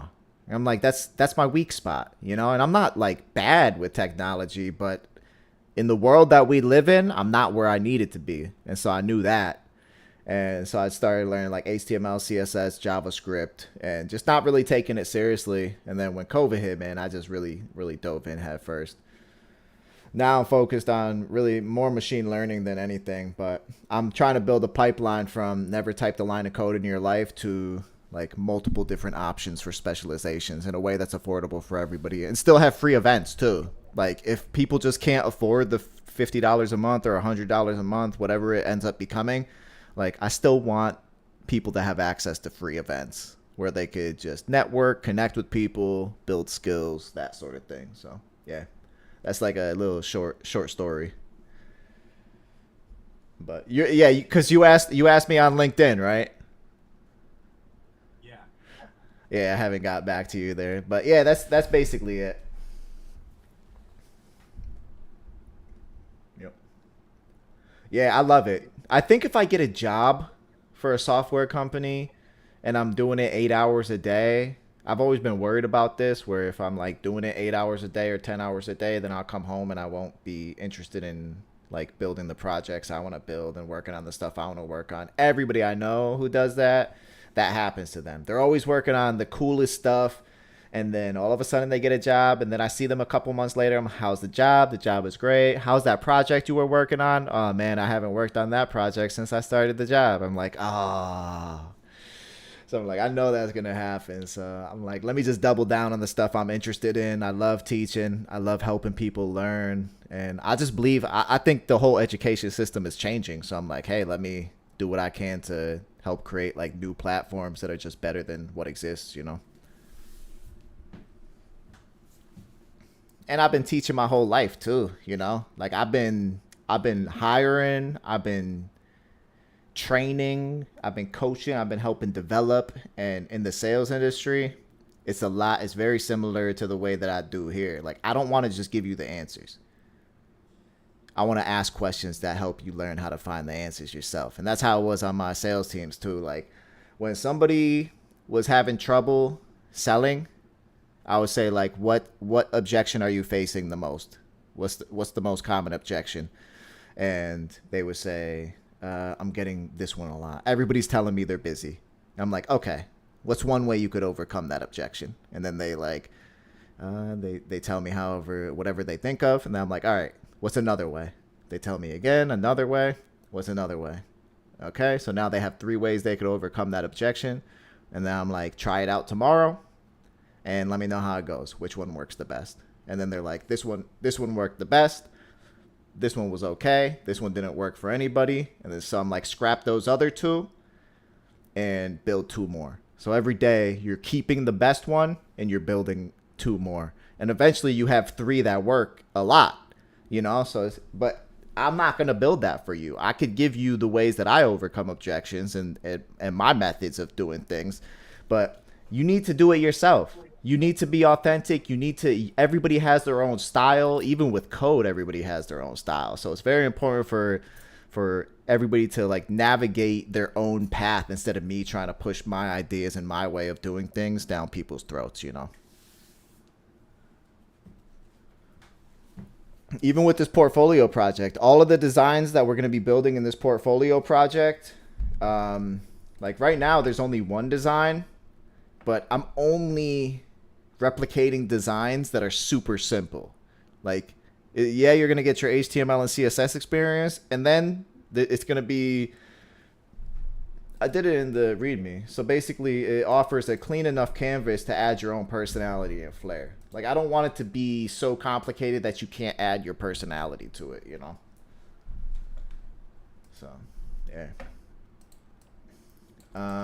But we got about 5 more minutes anyway, so tomorrow when we come back, we'll continue working on this. How are you? You guys are coding over there, right? I'm guessing since you're a little quieter. No, I was listening. I'm looking at, but I was looking at this notes. I already have some stuff that I can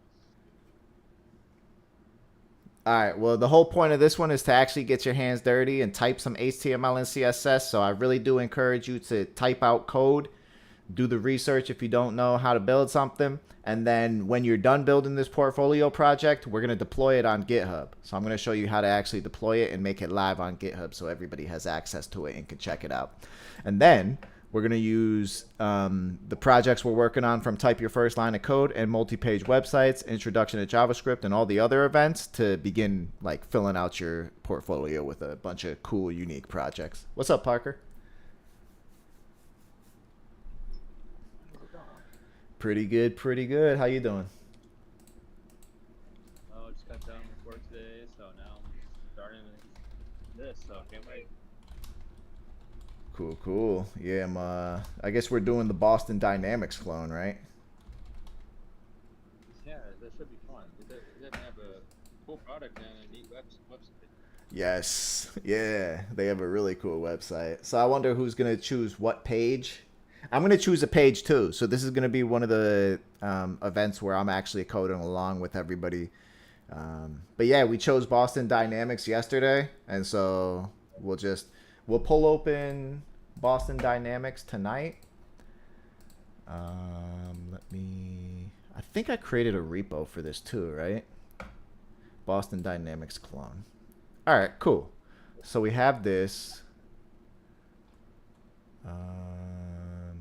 All right, so I'm going to show a little bit more. We're going to go into a little bit more advanced Git and GitHub. And then we're all going to start working on the page that we select. I'm just going to pull up Boston Dynamics very quickly. Boston Dynamics home. All right, cool. This is going to be good. This is going to be fun. All right. All right, I'm going to hop off for just 3 minutes. I'll be right back in a couple. So feel free to just tidy up your portfolio project. Go ahead and close everything up, and then I'll break everything down for you in the next event. Couple minute break. I'm going to drop down to the Multipage website channel right now, so feel free to meet me down there. Oh. I am going to hop down to the Multipage website channel, so feel free to meet me right down there, everybody, all right?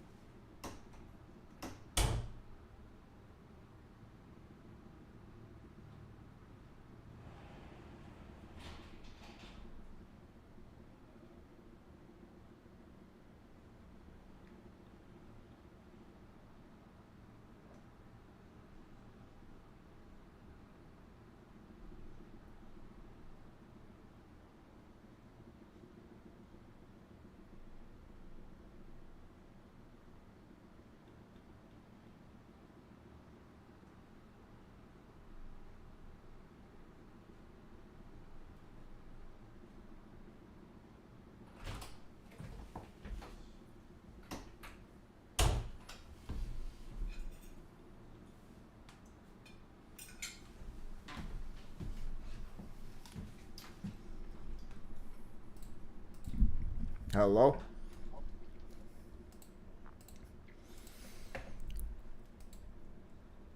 Hey, hey. Hello, hello. Hello, hello. So I'm going to go ahead and post the Boston Dynamics link right there. And give me 1 second. All right. So we got Boston Dynamics clone. All right. So this is going to be a little bit more difficult as far as GitHub goes. I'm building up as far as the skills required for each event. And so let me go ahead and share my screen.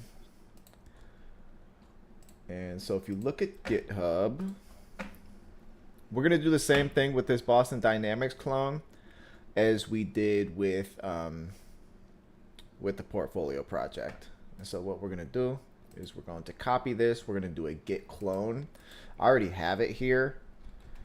You can see I have the README, but you're going to go to your projects directory. You're going to run git clone, post the link, and press enter, and that'll clone the project into your repo. Once you do that, there's a couple other things that I want to talk about. And those things I want to talk about is just feature branching. And so creating a different branch for the page that you're working on. But once everybody gets the code to their local computer, then we'll talk a little bit about that. So So you have this is the link you on GitHub? yeah, let me go ahead and give you the. Here you go. I'm going to post it in the chat. That's the repo right there. Boston Dynamics clone.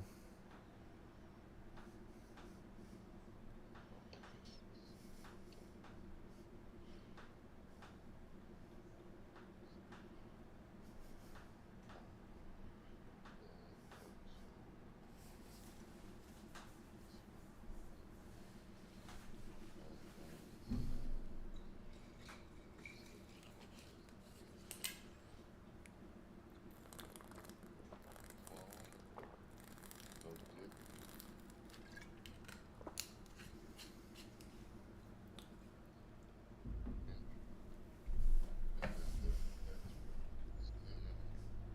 Oh, I put it in the wrong.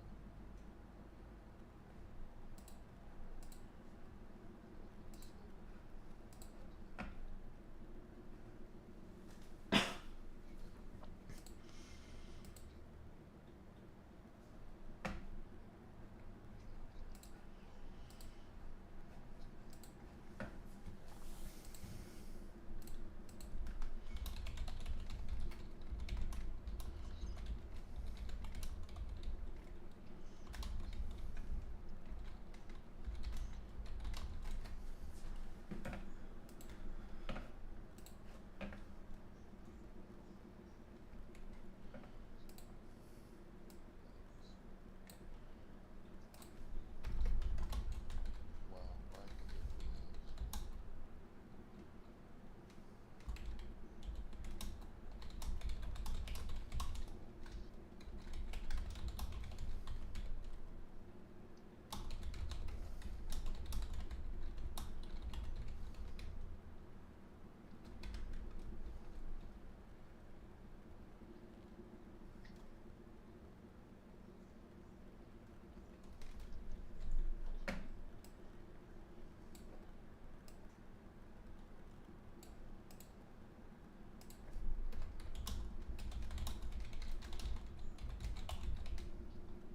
Yeah, I have Mm-hmm.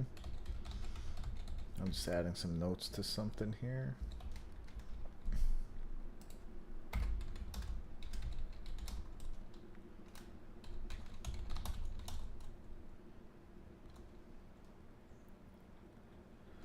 Am I sharing my screen?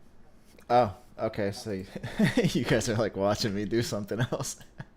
This is totally separate. I'm just adding. This is different. Sorry, I'll close that. Too much to do, not enough time. All right. Parker, do you have the project cloned to your repo? Yes, I do. All right, cool, cool. And James, did you get it into the right directory? Yeah, All right. it's not in my GitHub. It's on my phone. Yes. Yes. Perfect. Yes, my project. Perfect. Perfect. So now you have a copy of that. And then you're actually going to want to create Oh, I do have a question. So, we open the code in our other directory.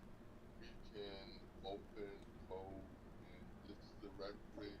Does it create a separate instance of code, or does it switch?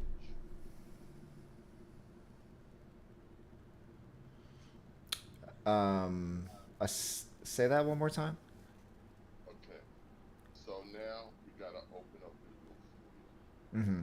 and the way we did it is we typed what is it, something code something, and it opens up Visual Studio. Code dot. Yes. And when you do that, does it open a separate instance of Visual Studio, or does it switch you to that directory and close the other instance? Nah, it doesn't close the other instance. You have to close that yourself.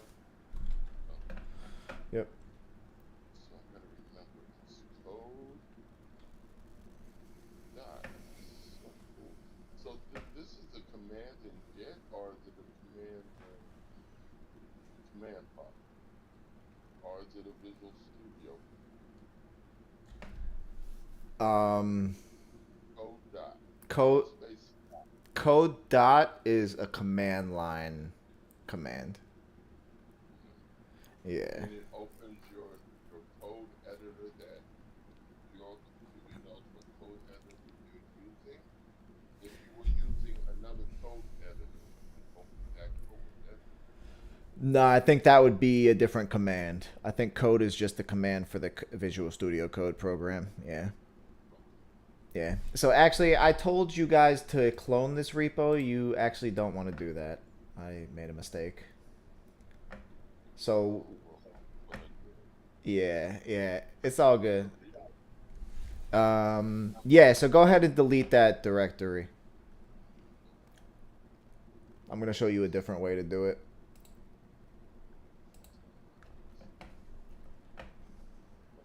command, how do you delete it? You could do, I believe, RM, but I would say just go to your file explorer and delete it from your file explorer, because there's sometimes I've known people who ran remove, and since there were files inside of the directory, they had to force the removal, and they were in the wrong directory when it happened, and that happens recursively, and they ended up deleting like a ton of files off their computer. So I would just do it simply through the file explorer if you're new to it. Yeah. Cool. Oh, let's Visual Studio. Yep.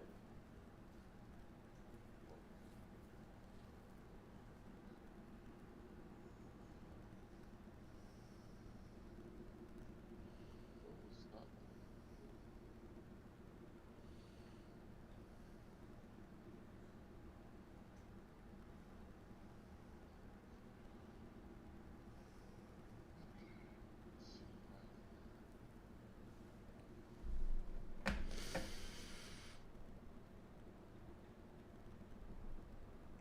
Yeah, so I'm actually gonna have y'all fork it. Go ahead.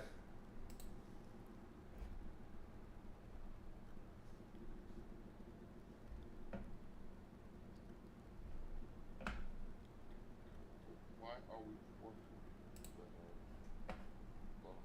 Because I want you to have it on your GitHub repo so you can work with it directly on your GitHub repo. So any modifications to the code that you make, let me think of the best way to do this. Let me think of the best ways to do it. Because I could probably just add both of you to this one here. Let me see. But if you fork it, that's good because we can make changes and you can show us how to upload the changes. Yeah, so one way of doing it is actually, yeah, I haven't really thought this through. There's a couple different ways to do this. So one is you could fork the project over to your GitHub, and then you could pull it from your GitHub to your local computer. When you make modifications and change it, then you'll be able to push it back up to your GitHub, and then you can make a pull request from your GitHub to my GitHub. That's one way to do it. Another way, that's a possible way to do it, but I think that might complicate things. I think it might be easier if I just add you two as collaborators to this project here in the O1, and then everybody just works through this project right here. So everyone just pushes up directly to this project, but instead of pushing directly, we'll create branches. So you'll create a branch based on, yeah, this will probably be better. All right, so that's what I'm going to do. Give me your emails really quickly. Just send me a message with your emails.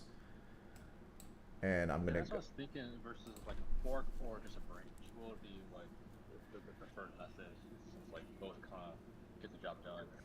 Yeah, we could all work out of this repo. That makes more sense. The forking method would be more for like an open source project. If you don't like know the owners and you just want to like where, yeah, if we all know each other, this is all good. We could all work out of the same repo. Yeah. Okay. This is cool. So I think I have your email address here, Parker. So I'll go ahead and add you. And then James, send me yours as well. All right, so we got Parker here. I just sent it to you, Parker, so feel free to accept that. And then cool.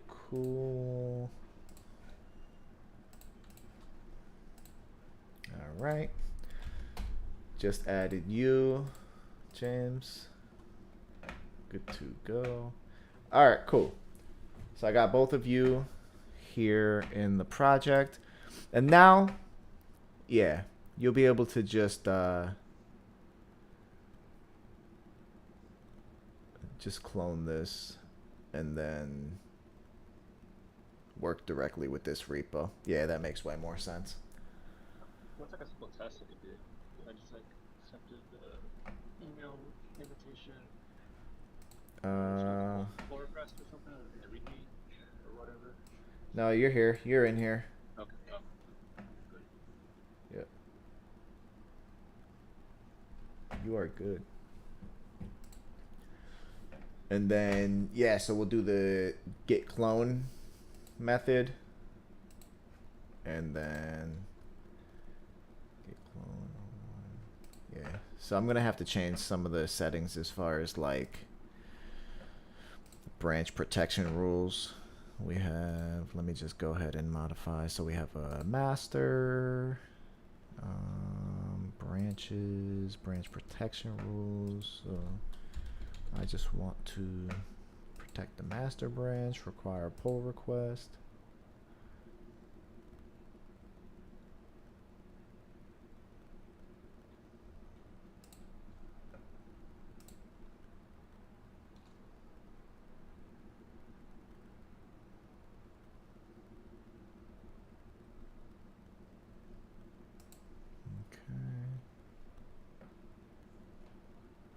Require conversation resolution before merging.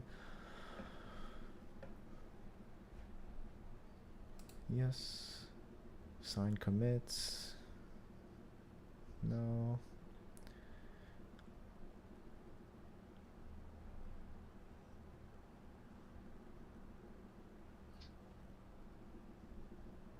All right. That should be good. All right, cool. So that'll at least protect the master branch there. All right, so basically, go ahead and do what you did before. Clone the project, pull it to your GitHub, and then we'll go from there.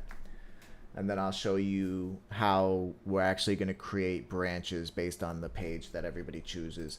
So we're going to go to the Boston Dynamics page, and like someone's going to have the home page, someone's going to have the products page, solutions. Oh, actually we have spot.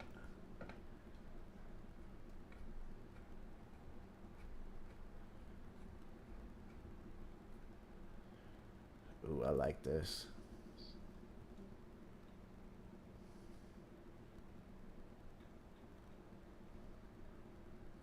Yeah, this is fixed from here to here. That's interesting. I haven't done that before. That's going to be a fun one.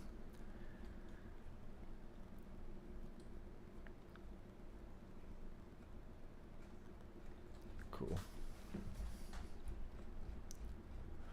Yeah, and then we'll just choose the pages that we want. Some of these robots are wild.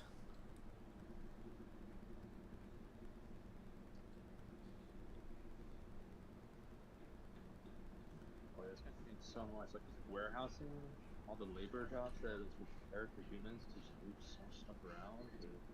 Yeah, great. I know.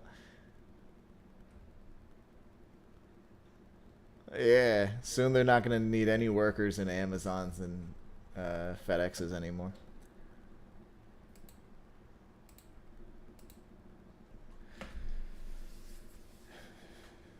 All right, how we looking?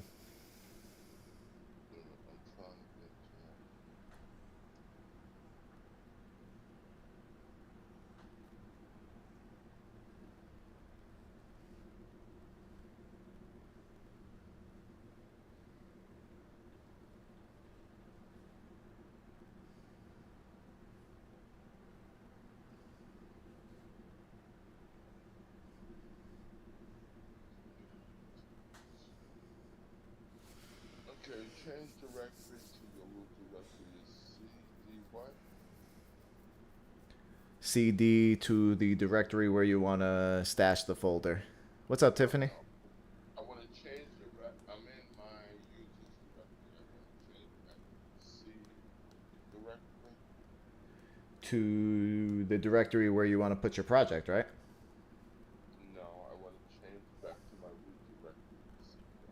CD. So it's change CD what? CD. C. CDC, right? CDC. CDC. No. C colon. CD space C colon. CD capital C colon forward slash. That's what it was for me. CD capital C. Yep. Yeah. Yes. Pretty good. How you doing? No, that's not Pretty it. good. CD colon. Backward slash. Backwards slash. That's what it was for me. For me, it was CD space capital C colon forward slash. That's what it was for me. It was this. CD space capital C Yeah. colon slash. Yeah. I just posted it in the chat. Yeah, I got it. I always forget it. I don't really work with computers. Yeah, that's good. You'll get some good experience. Tiffany, we're starting the multi-page website. So the website that we're going to be replicating is the Boston Dynamics website. So what we're all doing is we're each picking a page, and we're each going to start chipping away at the page that we chose. So this website is not easy. There's actually like videos, and there's some pretty complicated HTML and CSS, HTML structures and CSS styles. And so this is going to be a fun one. This is going to be interesting, and we'll kind of work through it. Yeah, there's stuff even that I haven't done on this site before. So this is going to be nice. Yeah, I'm going to pick my own page as well and work through it the best I can with you guys, and we'll work through it as we encounter obstacles. We'll just work through it. Okay, so it's called Boston Dynamics. Oh. Yeah, I posted the link. This is wow. Okay. this far yet. As far as HTML and CSS, Yeah, I'm yeah, gonna try out. yeah, yeah. You do good. Okay. You'll I do haven't okay. got this far yet. As far as I haven't got this advanced. I'm just still getting into basic. Yeah, that's okay. That's okay. You only have to type out the stuff that you know, and the stuff you don't know, we'll figure it out together. Okay. Yep. Cool, cool. So basically, what we're doing right now is Tiffany and Warren. Do you guys want to go ahead and send me your email addresses? I think Warren, you already sent it to me. Yeah, I have yours. So I'm gonna add you to this GitHub project here. Okay. Tiffany, I think I have yours too. Some. Yes, the Yahoo, the Tiffany L. Clark, Uh huh. Uh huh. Tiffany L. Clark 85 at Yahoo. Okay. Let me see if I could just copy it somewhere here. Or do you want me to copy in the chat? Um. Put it in the chat. Yeah. If you Go ahead. paste it before I find it. Yes, let me go ahead. Right. I got it. Oh, okay. Cool. Yeah. All right. I'm adding you to the project. There we go. Right. And then so basically, I also posted the link to the project in the chat. Okay. So you can see the GitHub Boston Dynamics clone. Feel free to go there. Navigate to the directory in your command line where you want to store your projects, and then do a Okay. click on code. Oh, When you click on code, you're going to be able to copy the link from the code, and then go to your git clone, right? git clone, and then the link, and then that'll copy it to the directory. Okay. Is this something that we doing like for the hour, or you giving us some time? Whether we don't finish today. Yeah, no, this is a longer term project, so we're just chipping away at Oh, it. okay. Yep. Okay. So what page are we still deciding what page each one would choose, or? Yeah, just waiting on I think James, and then Warren. Warren, did you get everything that I just shared with Tiffany? Yeah, I did, but I'm gonna have to drop off. I'm gonna start the Udemy course because I think there's some background I need to get up on a little bit. I'm feeling like I'm seeing some stuff, but I don't want to Google everything. I want to see if I can get some stuff out of the way and then start Googling other things that is kind of filling the gaps. Yeah, yeah, yeah. All right, sounds good. Sounds good. Yeah, and feel free, like, there's no, if you see like videos and animations and complicated HTML stuff, like, that's okay. You don't have to you don't have to code up like all the more advanced stuff either. Like, obviously, we have our type your first line of code event, which is like super basic, like entry level HTML, the build a portfolio where you're really starting to build something independently. This one's going to be definitely more challenging and the most challenging of the three. This one is where you really start solidifying and mastering your HTML and CSS. Like, even if you type one element in 20 minutes, like, you still typed it. You know what I'm saying? You still got your hands dirty. That's still an accomplishment. Even if you're looking at the Boston Dynamics website and you're like, all right, like, I don't even know where to start. I'm just going to type out like Boston Dynamics, or I'm just going to type out automate your warehouse with stretch. Even if you just type that out, like, that's an accomplishment, especially if you're brand new. Like, if you're newer to it, just getting one or two elements down on paper is totally cool. You don't have to, like, don't pressure yourself into feeling like you need to move at the speed of everybody else. Just move at the speed you were moving yesterday, and then maybe a little bit better. You know what I'm saying? Like, you don't have to do better than everybody else. Just do a little bit better than you were doing yesterday, and you're good, man. Okay, excuse me. Yes. So the website that's built only in HTML, CSS, and JavaScript? What was that? This website, Yes. is it built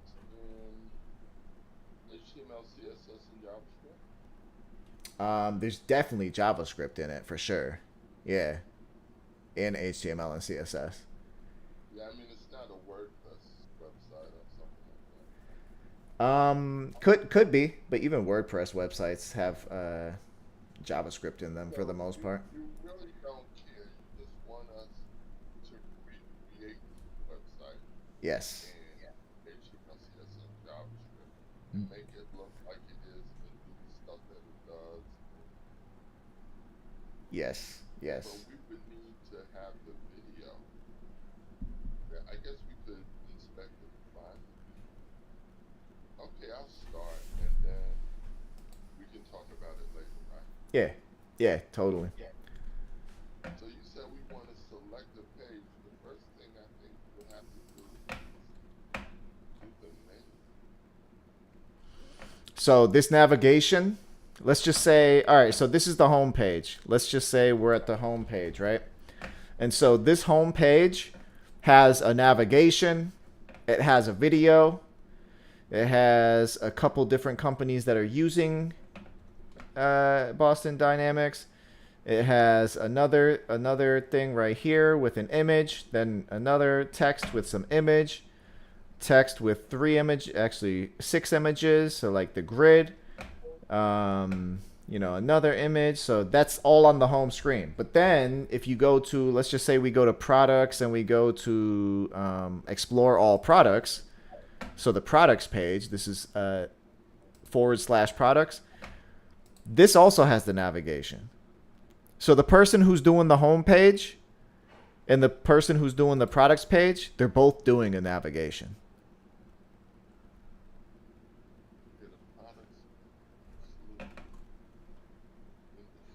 Ooh, that's cool. Yeah. Yeah, you don't have to worry. You don't have to worry about what anybody else is doing. You're just replicating the page that you choose. That's it. There's going to be repeats. There's going to be like you and someone doing another page. You're both going to do the navigation. Because the navigation is on every page no matter what. That's okay. Don't worry about that. Just worry about the page that you choose. If you choose the home page, recreate the home page. That's it. So when we create the page, we just make our own branch, right? Yeah, so basically, yeah. So I'm going to, once everyone chooses the page, I'm going to create branches for you all. And then I'm going to show you how to do like a git checkout and create your own branch on your local repository. Does everybody have the project, though, in their local repository? Everybody cloned it so far? Yes. There's nothing in the project, right? No, there's nothing in the project. We literally just started this event last night. Yeah, only the readme. Just the README. That's all you should see. All right, so what page does everyone want to do? I'm cool with anything. I'm gonna do like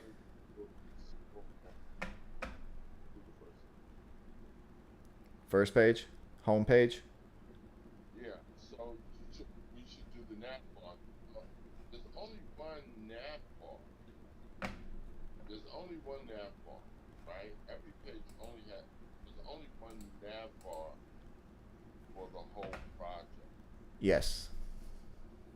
So you're not doing a nav bar. You're just doing, for instance, a project. You're just going to do that image, and then the words on the side. Nah, you're doing the whole page. You're doing every element in the page. But there's nothing in the page except an image, the words to the left. Oh, there's some discover stuff and study stuff, and the footer, isn't the footer for every page? The footer is, I believe, on every page. Yeah. It depends on the website sometimes. Yep. The footer looks like it's on every page.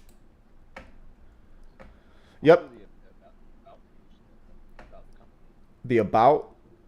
Yeah, it's under company, and then the first link under about. About. So you have to use the URLs to pick. So I'll choose Boston Dynamics /about, and then we can use that because they have so many pages. So it's like, all right, which one? Kind of throw a dart on the board. So there we go. I'll pick that URL. All right, cool. So you'll do about. I'm gonna do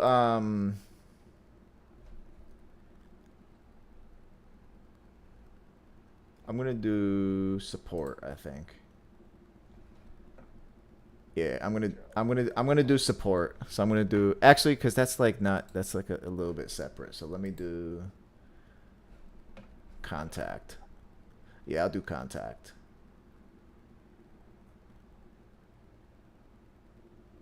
So, Cool. did anybody do the home page? Yeah, did anybody choose the home page?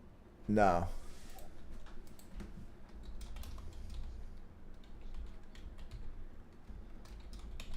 Parker about Tiffany home. I'd say the homepage is most interesting. So whoever picks it is gonna have fun what to do. Yeah, it's gonna be a nice chunk of change A right there. lot, but I'm up for that challenge. All right. Yeah, Cool. definitely. It'll be fun. Yeah, totally. And then what are you thinking, James? What do you want to take? Let's try products. Products? All right, so products. If I click on products, it doesn't bring me anywhere. We have spot, stretch, or explore all products. Products. It's just / products, right? No, you and then you click on you go to the page and then you click explore all products. Yep. And that takes you to the products page. Yep. Yeah. Cool. Oh, I see. All right, sounds good. Yes, exactly. All right, so what I'm going to do is I'm going to go back to the repo and I'm going to go to the code and I'm going to click on branch and I'm going to create a couple new branches. So one of them is going to be about. Do the home page. Yes. Another one is going to be home. Actually, hold on one second. Let me do Well, yeah, 'cause there's only 5 of us, so I guess. we'll just call this we'll call this like our sprint number 1. So sprint 1. So that's going to be branched off from the master. So we have our sprint. And then we're going to create a new branch off of sprint called about. We're going to create a new branch off of sprint called home. We're going to create a new branch off of sprint called contact. That's mine. And we're going to create a new one off of sprint called products. And so basically what I'm going to do here is I want everyone to look at my screen and look at my command line right now. Because you're going to have to do this. So if I am in my Boston Dynamics clone folder and I do git branch A, I'm going to see that I have a master and I have a remotes origin master. So this master is here on my local computer and whatever's red is on my GitHub. So I believe if you do a git fetch, you should pull everything in.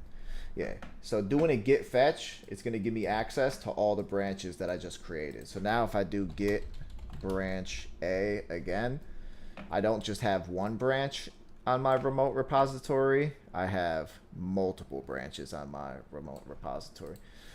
And so what I want to do is I want to switch over to sprint 1. So git checkout sprint 1. You want to do that first. Everybody do that right now with me. Did everyone do the fetch? Do the git fetch first. Yeah, I'd say everyone just typing this in and see what your terminal says. Maybe it's something different or maybe it's the same. Yeah, it's the same. Should be. If you cloned it, yeah, it should be the same. Because you're definitely get hands on keyboard and get everyone typing these commands. yeah. So just start with git fetch, and you should see it should say new branch 5 times, and you should have the name of the new branches.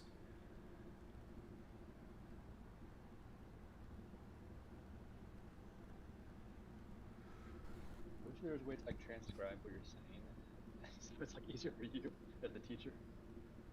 I know. I think the YouTube videos that I post are automatically transcribed. Oh, what a godsend. Yeah. Yeah, YouTube's great.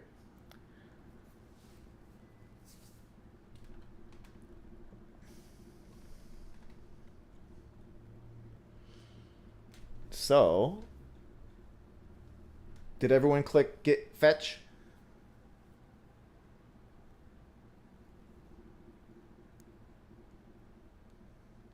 I did.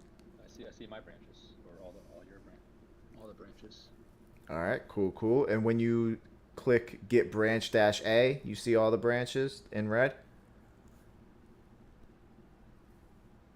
Give me just a moment. Just a moment, right quick. Yep. Get branch looks good. All right. James, how about you?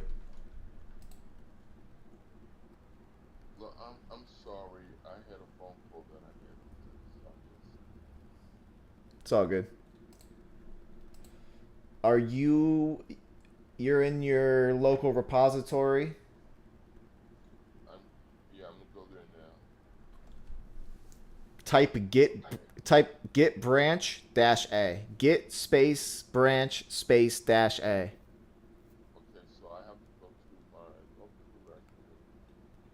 Let's see, change name to, what's the name of it again? Boston. Yep. Yeah.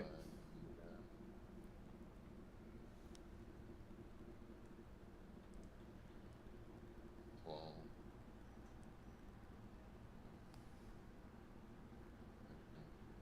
Okay, I'm there now. Now type what? Git. Git space branch space dash A. Git space branch space Dash A. dash. And what do you see? It says remote origin tag origin slash master and remote slash origin master in red. That is two new things that I haven't gotten yet.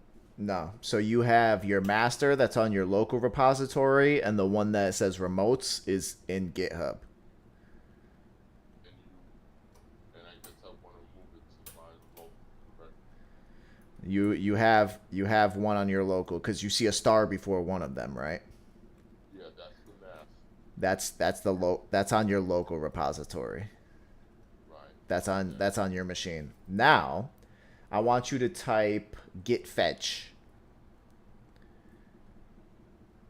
Git space fetch.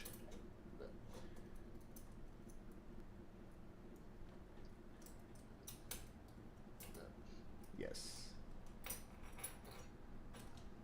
Okay. And what do you see?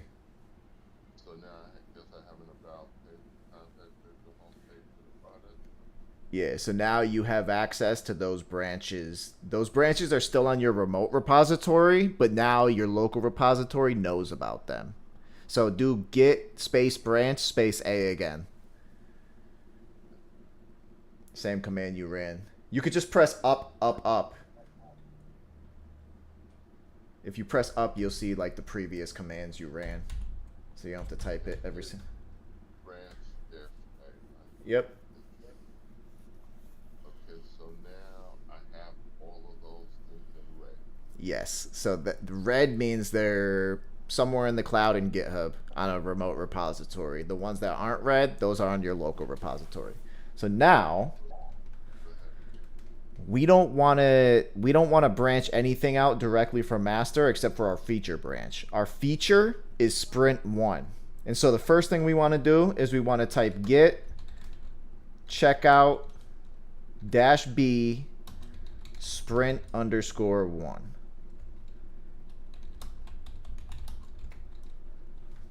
Git. Yes. Say it again. Git space checkout Git face space space checkout space dash B space dash B space sprint underscore 1. If you look at your remote branches, there's one called sprint underscore 1. Just that right there, sprint underscore 1. underscore 1. And what does this do? This Am I the only person who doesn't know what this does? This is creating a brand new branch on your local repository. So now if you do git pull it's gonna say there's no tracking information for the current branch. So go ahead and just type git pull so you can see the error you get. Get what? Git pull. Pull, P-O-L-E? Pull. Pull. Okay. Get pull. Yes, Parker is putting everything in the chat on the side if you don't see it. Oh yeah. Yeah, I'm trying to make it big chronological. Thank you very much. Yeah. Definitely. Hands on keyboard. Yeah. So what do you see when you run git pull? There is no tracking information for the current branch. Specify which branch you want to merge with. Exactly. See git pull, comma 1 for details. Git pull, remote, and branch in brackets. Tracking information. For this branch, you can do this script, and then there's another command. Yes. So basically, there's no way, like, your local Sprint 1 branch that you just created is not connected to the remote repository. And so you want to connect the branch that you just created with the Sprint 1 branch in the local repository. So type git pull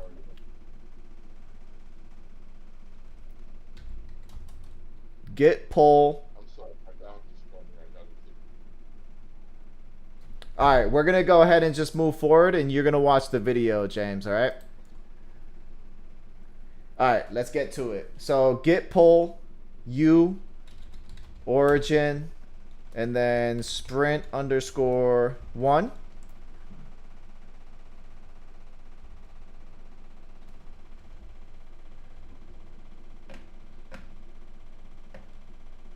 Okay, I'm back. What's the last command you wanted us to do? James, I'm not going to be able to like wait for you to take phone calls and then like circle back and explain things. We just got to keep it pushing. So if you're going to keep taking phone calls, then just do your thing, and there's going to be a video posted. So I just can't like keep slowing down for you if you're doing other things.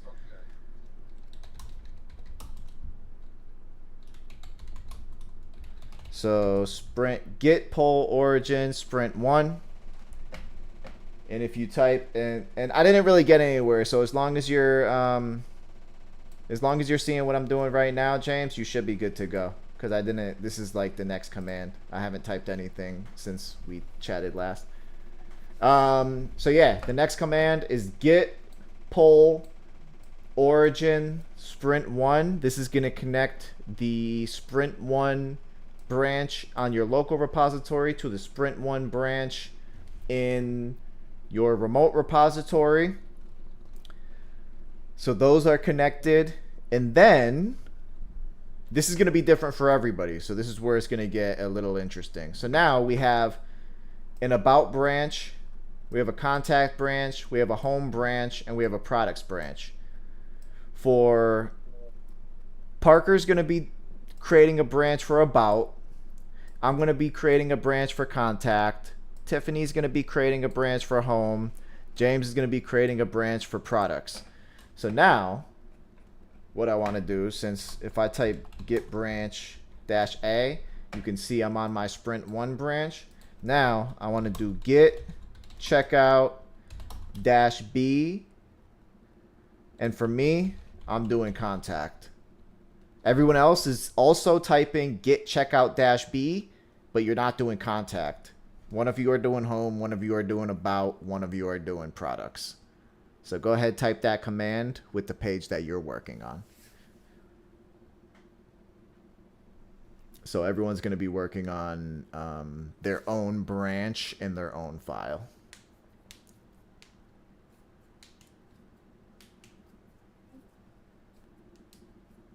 Feel free to use tab completion. Make it easy.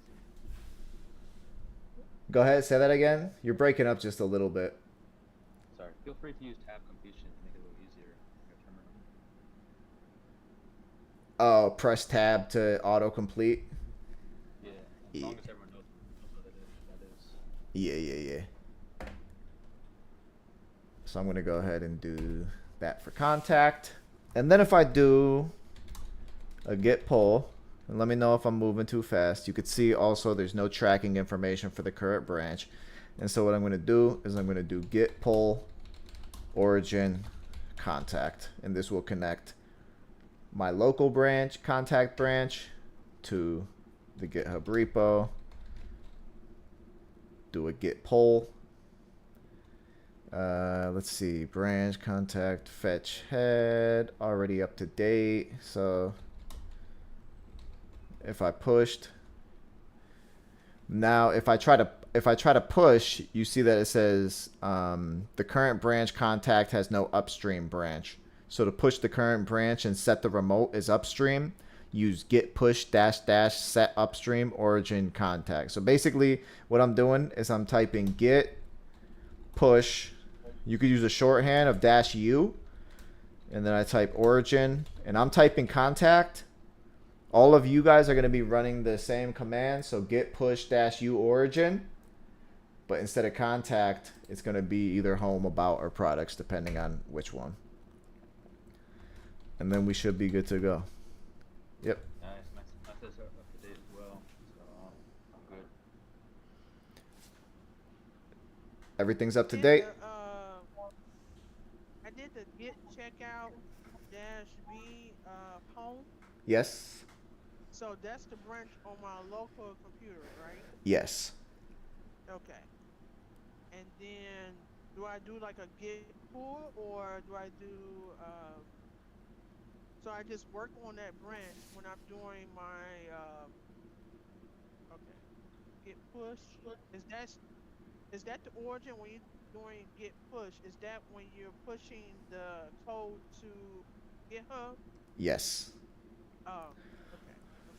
Yes. So every day after you're done working on your project, or like doing your commit, adding a couple elements here or there, you're going to stage your changes, you're going to commit your changes, and you're going to push your changes to GitHub. That way everyone can see like the updated versions of that branch. And then Do I have to do a merge or no? you're only going to do the merge when you're done with your page. When you're done with your page, then we'll merge your page in with the sprint 1, and when we think we have enough pages, then we're going to go ahead and we're going to merge the sprint into the master. And so you actually have the most important page, Tiffany, because your page is the one that links to all of our pages. Oh wow. Okay. Yeah, That's so the home page. Okay. the home page, exactly. Okay. So lots of pressure. Okay. I'm just playing. The smallest test we can do to make sure we're switched to a right branch and we're on the right origin. Like maybe just update the README, like put like our name in there, or just whatever you want in there, and do a simple push, just so you can test that your branch is all set up and good to go. Let's see. If you do a git branch dash a, you should see that you're on your contact branch. Okay, so I'm good. Yeah, and if you're on your branch and you type git push, it'll just say everything up to date. And if you do git pull, it'll say already up to date. So how do I know what branch I'm on? Type git branch dash a. And you'll see a little asterisk on the branch you're on, the very left of the terminal.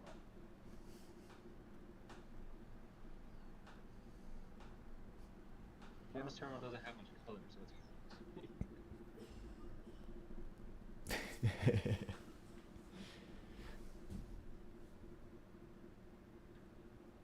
Okay, I see home, master, and sprint 1.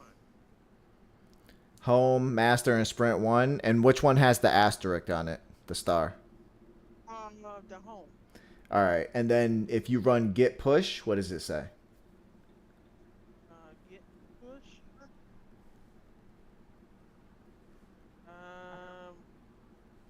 Okay, the current branch home has no upstream branch. Okay. So So how do I get to my branch? What just the home? this is going to be the command right here.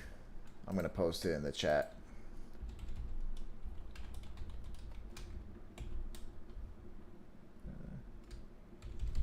So for you, it's going to be home.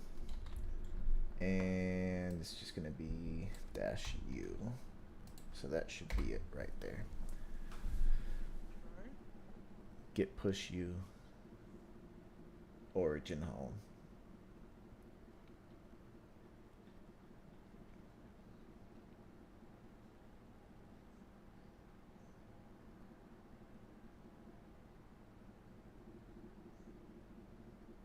Okay, it says permission to O1 software network Boston Dynamic. Get denied to Tiffany Clark. Unable to access the GitHub. So, all right, so you just probably didn't accept this yet. Oh, wait a minute. Oh, let me. Yeah. Oh, I gotta go to my email. Yep, you just have to accept that invite and then you should be good to go. To the email? Okay. Yep. Then I should be. Yep. And then you should be able to push. Yep. View invitation. Oh, accept. Okay. Now, okay, let's try it.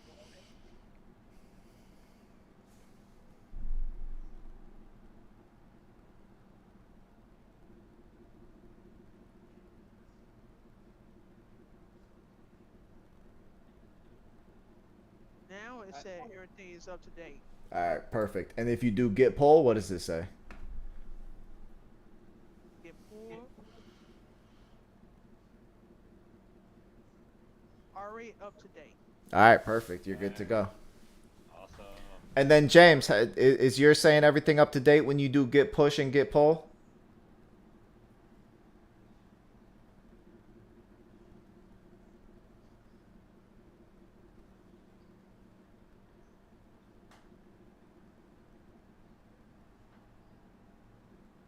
Date on the current brand product has no updates. All right, so you see this code that I just posted in the chat? Git push -u origin home. Do the same thing. Do git push -u origin products. And you should be good to go. Warren doing a page as well? Is what? Is Warren assigned to a page as well? I think Warren said he was just hanging out tonight. But Warren, if you're doing a page, that's totally cool too. I definitely encourage you to do it. I think he said he was just chilling though for tonight. Oh, okay. Yeah, he's more than welcome to join me or watch me, whatever, or anyone else. Oh yeah, Warren, do you want to do that?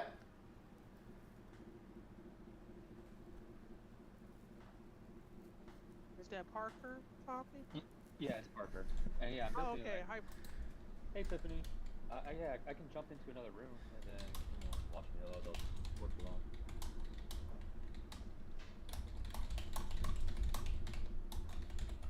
Yes, I have class at 6 o'clock. So I'm gonna come in and out of the room. Okay, cool. 6 o'clock. You're in Chicago, right? So it's like 6 in a couple minutes. Yes, and I have to log into. Hopefully, I think my last day of class is like the second week in December, Mhm. and then after that, I'll be able to come every single day because I'll be done with school, and then I start school back in the spring in January. Nice. Yes. Cool. So I'll be able to come to all your events Awesome. every single day, and then I have like another boot camp that starts December 1st. Holy This is moly. You're doing so many classes. Yes. All of So, yes, they all boot camps. So I'm trying to get to the experience that I need. And Jim, I love it so far. I love it. So, I'm getting all while school is out, so I'm getting all the experience. So, yeah. Nice. Awesome. That's good to hear. Most definitely. So I'll see you in a few minutes, okay? All right, sounds good. We're going to be Thank you. jumping. Yep. We're going to be jumping into, hopefully tomorrow we could actually start getting some coding done. I think Warren, I sent him a message in the chat and I'm talking out. He's not really responding. That's totally fine. So what we're going to be doing in about 5 minutes is we're going to be jumping to the introduction to JavaScript channel.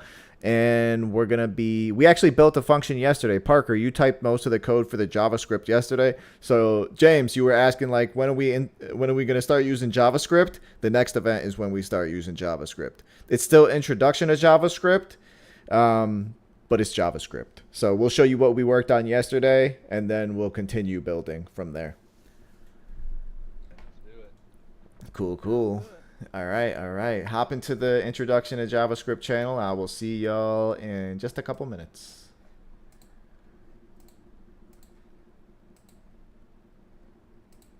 Hey, I'm going to take a minute break, run to the bathroom, and just tidy up for a second. I'll be back in a couple minutes, all right? Sounds good. Cool.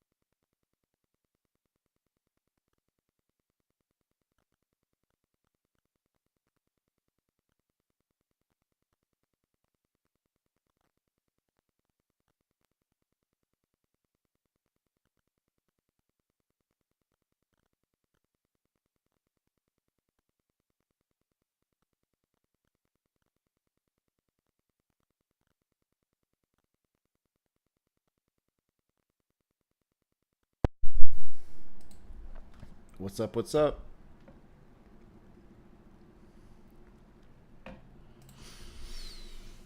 Oh, What's up, Liz? Welcome back. thank you, thank you. What's up, JT? John, right? Yes, sir. Yep, yep. What's up? What's up? Where are you guys checking in from again? Liz, where are you? I'm in Massachusetts, in Long River. Oh, yeah. Cool, cool. Yeah, you're close to me. I'm in San Antonio, Texas. Okay, cool, cool. Nice. Well, welcome back. Welcome back. This event,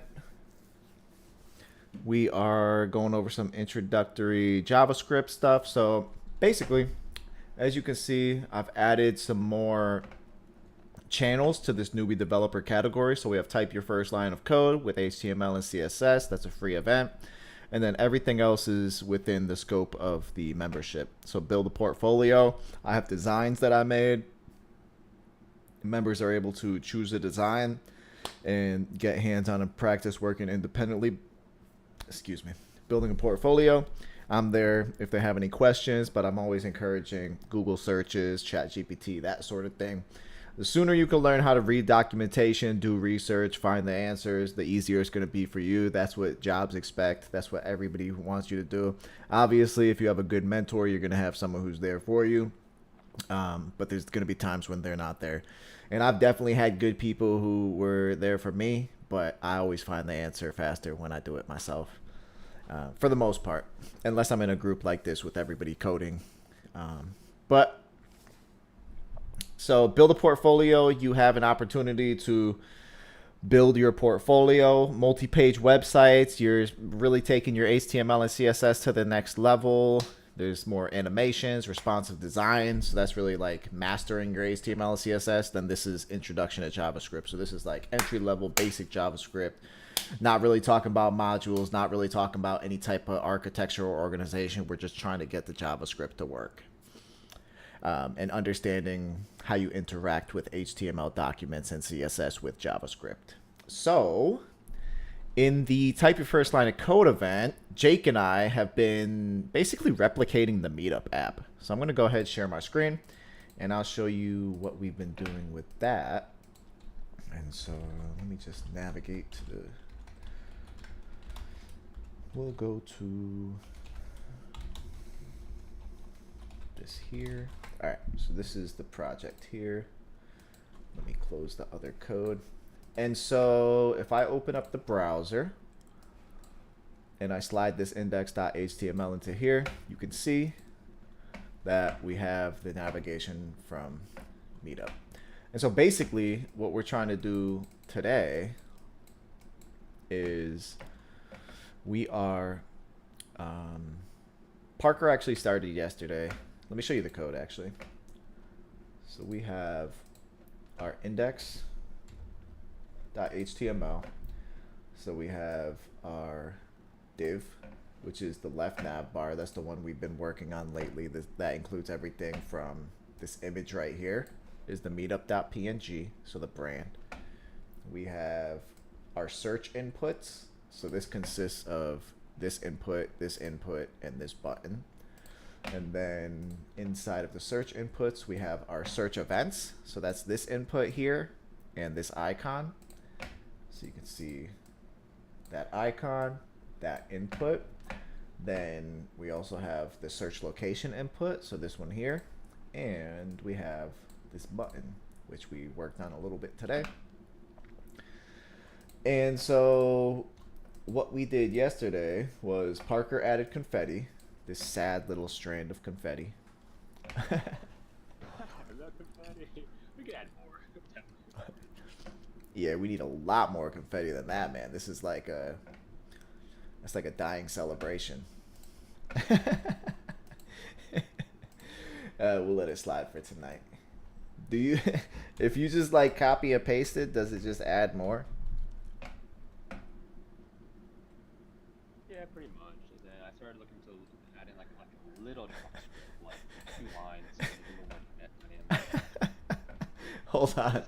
Let's get Do you? redundant to like add more pieces the HTML, so JavaScript makes it so much easier to do more with it. Oh, it's the animation. Yeah. Oh man, that's sad. Anyways, so yeah, basically what we did yesterday was what we want to do is we want to take this input. So let's just say we're searching for a cooking event and we're searching in New York. When we click this button, what we want to happen is we just want to log the event is cooking. Your location is here. So we could say something more like located at or in, whatever makes more sense. So the events topic is, this would be cooking. And yeah. So basically where we left off yesterday was we have this function. This function is called print event location. It should just print it right down here to the console. The event is cooking. So let's go ahead and do cooking, New York. You can see the events topic is cooking, located in, we're just getting an object, so we're gonna have to fix that. Ooh, that's first try, not bad. Yeah, it's pretty good. And then we need to make a space right there, so there's a space in between cooking and located. And then, all right, so there's a couple things that I wanted to point out in this code. What I'm gonna do is I'm gonna create a live share link. I'm gonna invite everybody into here so they could actually work on the code. And I'm gonna encourage everybody to actually get their hands dirty typing some code. Liz, I know you know a little bit of JavaScript because you've come to the data structure and algorithm trainings, and you typed a little bit of JavaScript. So a lot of people like this better because the data structure algorithm events, they're very abstract. It's more just like theoretical problem solving. This is hands-on. This is actually doing things. This is like actual web development. You know, so you're actually starting to manipulate CSS and HTML with JavaScript, which is like, you really see stuff happening. It's not just theoretical or abstract. So I posted the live share link right here. Feel free to click that, follow the prompts. You'll pop into my code editor and we'll go ahead, we'll clean this up. There's a couple things that I wanted to point out. So one of them is, we're targeting elements here, right? And so one of the elements we're targeting is the search events. The other element that we're targeting is the search location input. So this is search events. If you go back to the index.html, we have search events. We actually want to be targeting the search events input. So search events, we'll just call this input to be more consistent. And we'll go back and we'll call this input. Now, the thing that's different though here is this one is targeting the element by ID, as you can see. Document get element by ID. And this one is using the query selector. So this one actually isn't using an ID. Does anyone know what it's using? What the dot represents? It should be the class, right? Yes. So in this one, we're targeting with the class. Just they get element by class or no? I don't think, is there? Yeah, get element by class name. That exists too. It's not one I typically use. 6 of one, half a dozen of the other. So it'd be a good Google search too, like what is the best practice for targeting elements? As far as I know, I've always used get element by ID. So I would not use query selector unless for like a unique case where I have to target by like a type or a different attribute or something like that. And even still, very rarely, if I'm targeting an element, I just use ID. And then, so I use classes for styling, and I use IDs for JavaScript. So it's kind of like my way of just keeping things separate and doing things consistently. I know if I'm targeting a class, or I know if I look at my HTML, all of these classes are for styling. I'm adding classes so that I could style my elements. Any of the IDs, I'm using the IDs so I could add some interactivity to the element. So if there's an ID, you know right away that this is an element that I'm interacting with, basically. So my question is, oh my goodness, I gotta see this. I hope it works. Please, it was working in my pen. So. Wow. It works. And it only did 50, so you can do like 100 or whatever. But I only wanted to have it when you hit search, not like study all the time. Then it gets kind of like, you know, just only when you search it, it goes everywhere. That's so like funny. On click or I don't know. Yeah, I like it. I like it. I think Meetup should hire you, bro. Every day confetti. I think I would definitely RSVP to more events if there was confetti on the homepage. Just me though. Yeah, Just me. Yeah, you hit sign up, add it to calendar, and then confetti. So, you're going. Confetti. That's funny. But that is my next question: is how would then I attach it to that on click or that event listener? Attach what? So I don't want confetti to be shown all the time. I only want it to be shown when you click search, the search button. Mm-hmm. So when you click, so right now we have this function here, right? And this is the function that we're executing when we click that button. So there's a couple different ways we could do this. I'm going to let you think about it though. One of them is we can't just have this for loop. Let's wrap this shoot confetti into a function. So let's just say so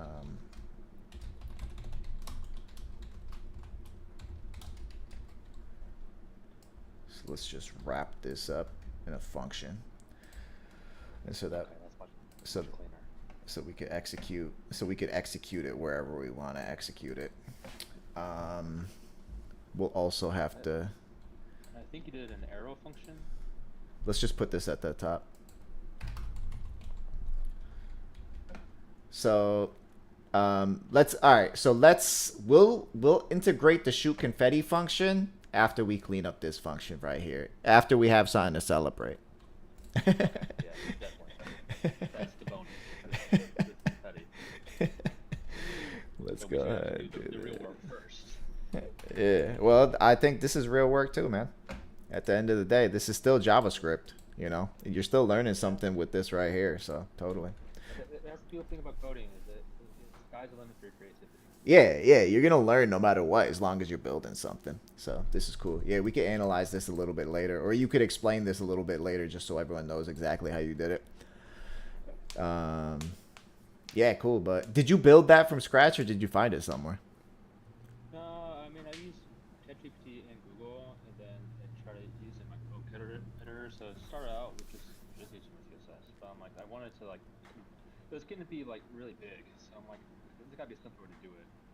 Yeah. So I asked it to just refactor it, and then it spun out some JavaScript. So I'm like, oh, this is much cleaner. It went from like 30 or 50 lines to like 10. So I'm like, wow. Yeah. Yeah, it's just for loop. So I'm like, that's really easy for me to understand. That's all I care about is can I understand? Yeah. So you're creating a div. Break if you do. I might be thinking React stuff. But can you just add it to this event listener? Yeah. Let's try it out. Yeah, Oh. now he's made a function. Now you just have the one. Let's remove the sad. Let's remove the sad one. Yeah. All right.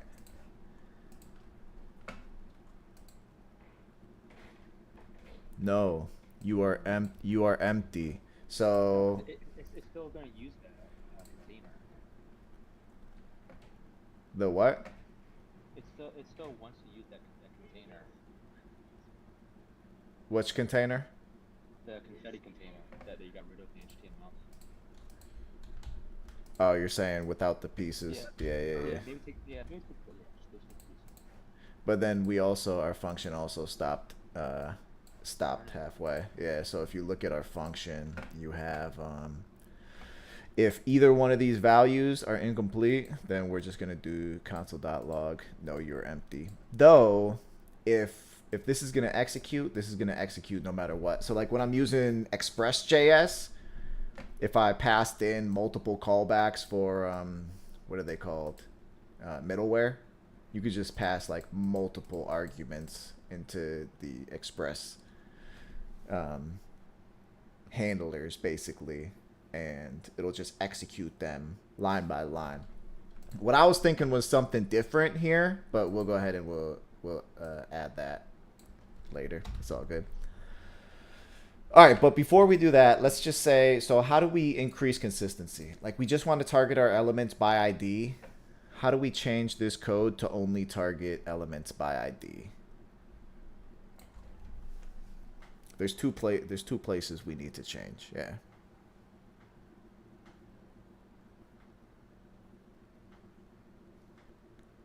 Because we have one that's like, this is, as far as I've read JavaScript code, you want to add JavaScript with ID. And so if this one is the correct one, which ones are the incorrect ones?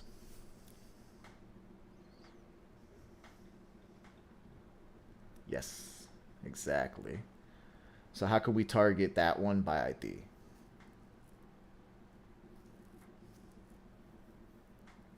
Background myself, but I mean we're just changing this to get element by ID Exactly. as well, right? Yep. Is there a way to combine all this or no? No, because they're two different inputs. Yeah, you could just do get element by ID. And then there's one other modification you need to make. We've got two. Is it called the same thing? Same ID? Yes, I believe the ID is the same as the class. Let's double check. Search location input. And actually there's no ID on this, so it wouldn't work anyways. Someone needs to add an ID there. Who wants to do it?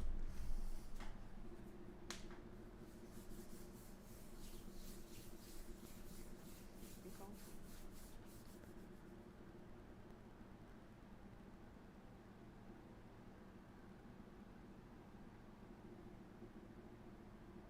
I'm in the oh, cool.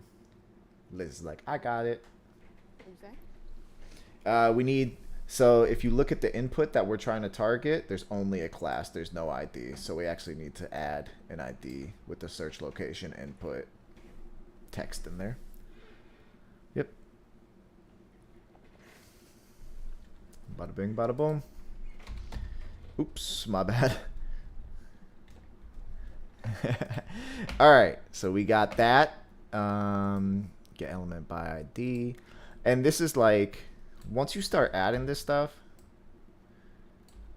these kind of speak for themselves, you know, unless you're like brand new and you don't even know what a get element by ID is, you know what's happening here.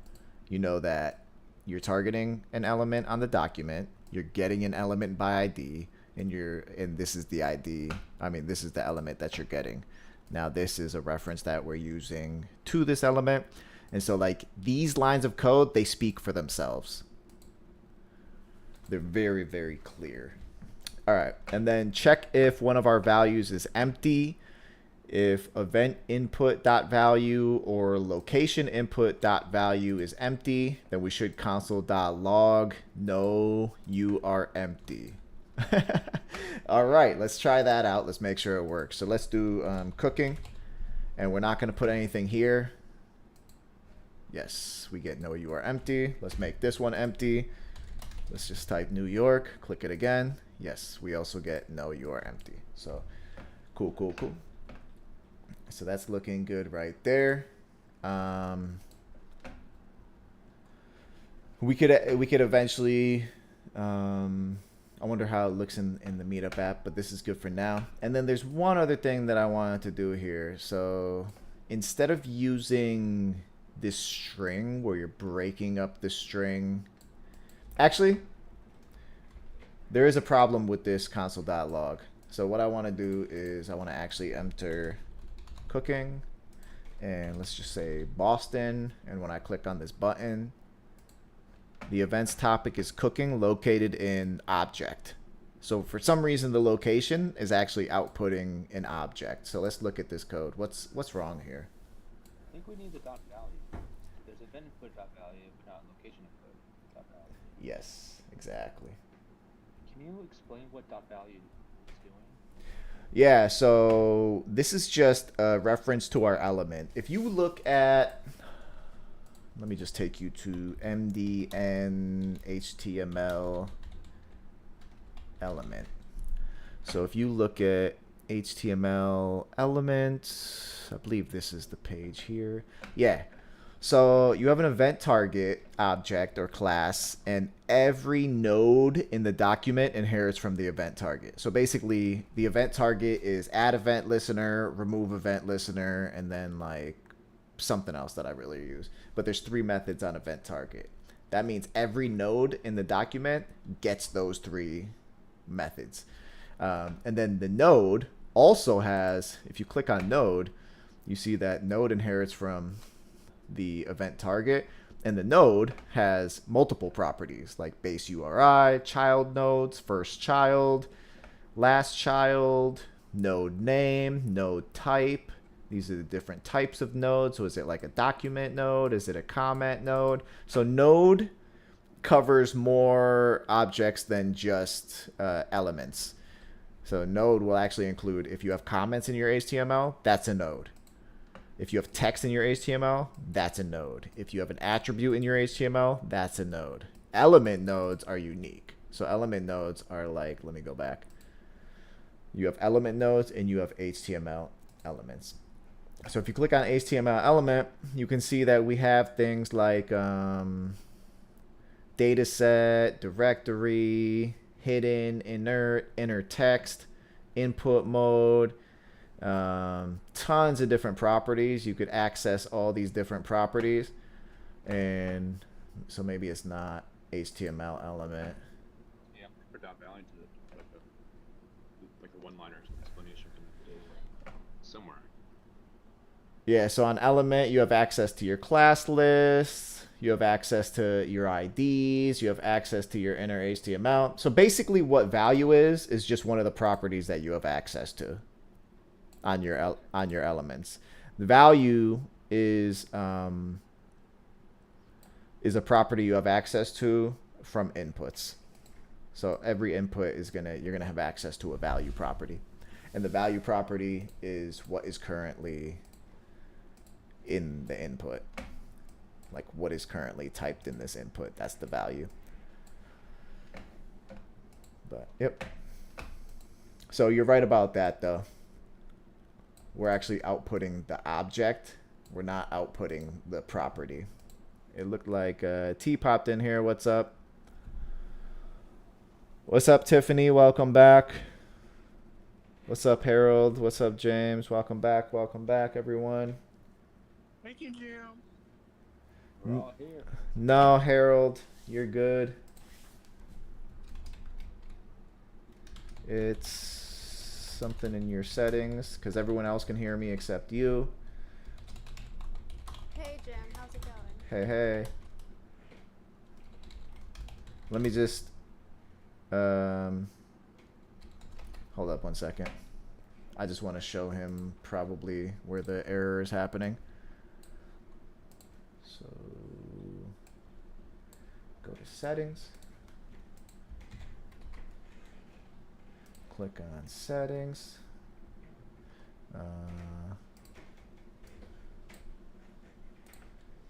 Voice and video.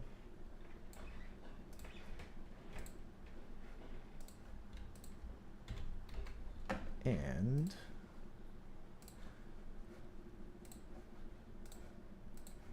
then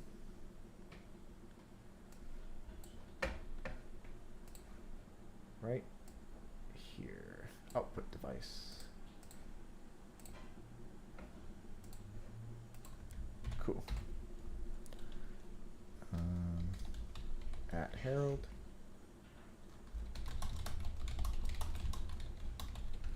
All right, cool. So we're back here working on this project here. So yeah, we're seeing the object instead of seeing, so when we type in cooking, we see cooking. But when we type in Boston, we're seeing object. It's because we're not extracting the value off of the object. What we're getting is actually like this whole input element. So how do we fix that?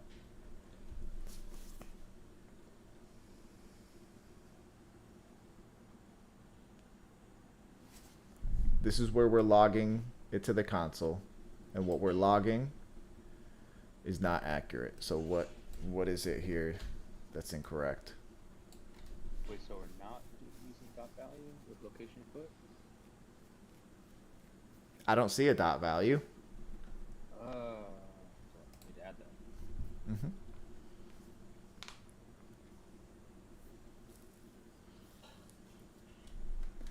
Perfect. That should work. Let's go ahead and check that now.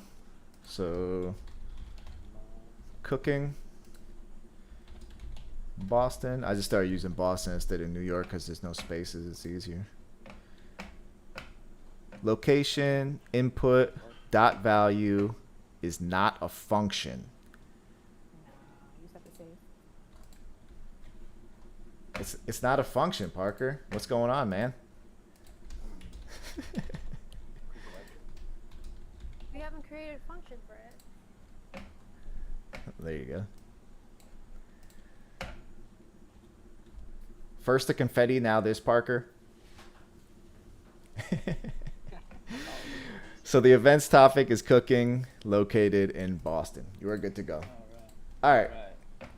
So one thing is, like, I haven't seen it done like this in a long time either. Now we use something called template literals. Actually, we've been talking about this a few times for the last couple days.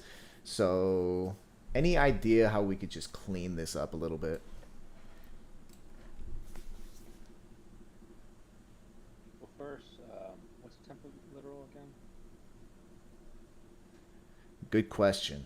I'm going to challenge you to go search that real quick and let us know what you find. If someone else finds it before him, let us know. I'm going to go ahead and cut out some of these comments just to clean all this up just a little bit. And I'm going to challenge somebody else to begin thinking about, while Parker looks for that answer right there. Liz said, so we have this confetti function. I'm going to go ahead and just call it. So this is a little surprise for everybody. Parker created this confetti function where you can see we're shooting confetti. And so what Liz said was, can we get this confetti to shoot? I actually want it to be a little bit faster. I think it's still a little bit slow. I think the confetti should go a little faster, but we could change that later. When we click the button and we succeed here and we get it to print out, we want confetti. We want like a celebration. And That was Parker. That's his goal. But I was like, where can we put that? Can we put that after? yeah, so Liz, you were the one that suggested just adding it to the event listener, right? Yeah, like, can you combine it? So you're onto something with that. You can combine it. Or like, yeah, or But- I guess but how? Conversely, can you put it into the print event location function? That's one option, but then you're mixing concerns. Then you have two different things happening in the same function. You want to try to keep functions just like doing what they do. Yeah, I think I'm thinking of like React when you can have a bunch of stuff, but I have to. A good question would be, how do I add two functions to the callback function on event listeners? That would be a good question right there, and that should provide you the answer. I just don't want to give it right to you though. I have an idea though. What'd you find, Parker? Or someone else who found the template literals? How can we clean? Well, first, what is a template literal? What did you find? Parker, I know you did a quick little Google search right there. If someone else found something, feel free to share that as well. Yeah, so we're going to use backticks instead of single or double quotes. We're going to embed an expression inside a string. Oh. And we're going to use like the curly brackets to use it, but we're still using pretty much the same stuff. So event, event input dot value, location input dot value, but it's just going to be shorter. So we're going to use backticks with curly brackets with the same two variables. All right, perfect. So instead of having 2 strings and 2 JavaScript expressions, we're going to inject our string with a JavaScript expression. So go ahead. Yeah, so we can see the difference. That's a really good idea. So we can see both of them. So this is the older way of doing concatenating strings with JavaScript values. This is like one of the first things I did with JavaScript too. And I remember being so like not understanding what was going on. I'm like, what the heck is going on? Why am I putting these plus signs? And then what is this thing here? It just didn't make sense to me. And then it became the old way of doing things. So that's nice.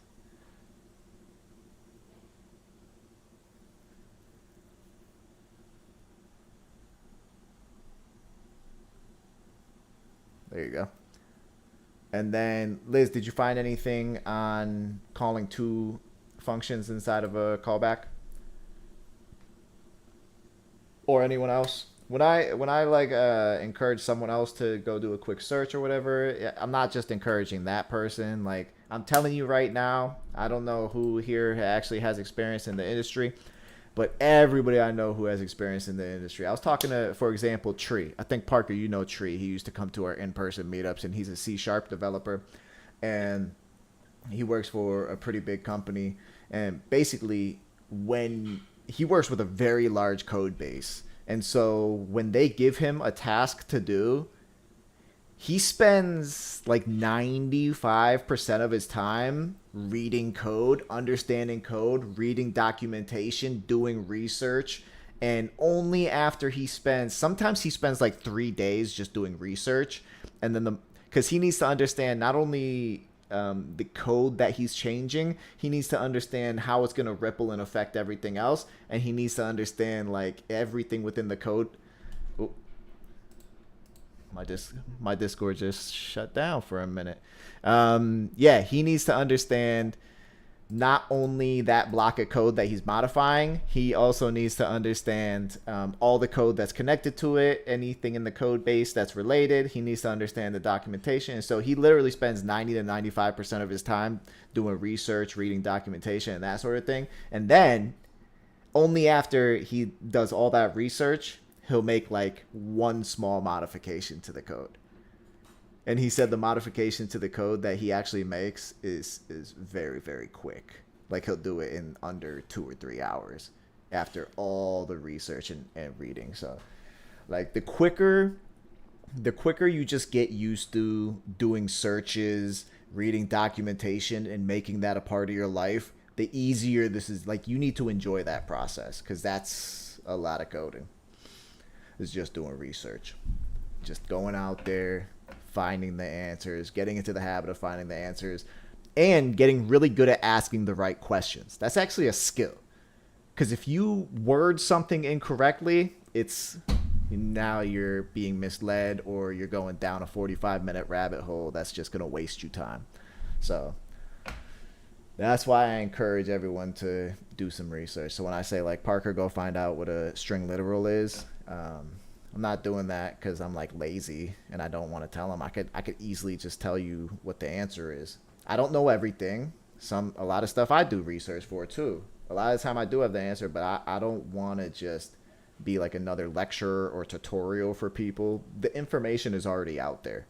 I want to help everyone develop good habits that actually help you become like an undeniable developer. When you go and interview, you are absolutely undeniable.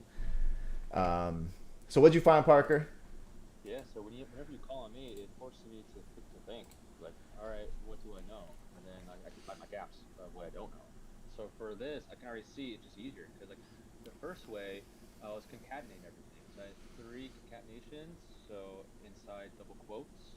So I have text, the event's topic is, concatenate event value, concatenation with location value. With the temperate literal, we're using backticks with the curly brackets, and then that's it. Still the same text, but it's just a little less effort. Yeah, It's like yeah. a little bit more thinking wise as far as like how to implement it and like how it works. But I can already see it's just easier. Yeah, let's make it exactly the same strings too. Yeah. I think it reads like English. That was my take on it when I first played with it. And yeah, I think that's definitely going to be something I'll be using quite a bit. Yeah. Yep. It's a little shorter, not anything significant, but definitely cleaner. It's not including plus signs. You're able to just inject the JavaScript directly into your string, which is really, really nice. So let's go ahead and try this bad boy out. Cooking. Boston. Boom. So you're getting the same answer just with a little bit cleaner code, and readability really is everything. All right, so this is looking good. We could go ahead and just delete that there. So one thing oh, go ahead. Oh, I thought no, keep going if you're still on that topic. No, go ahead. I'm just like looking at the code and trying to figure out how we could clean it up a little bit. Do your thing. I'm just curious, just I'm trying to skim through MDN and listen. Should we do a handle event function? Or is that just like overkill? Handle event function. For the search button situation. And so you're saying create a function that executes two functions. So that sounds like overkill. No. I'm just, that's just curiosity.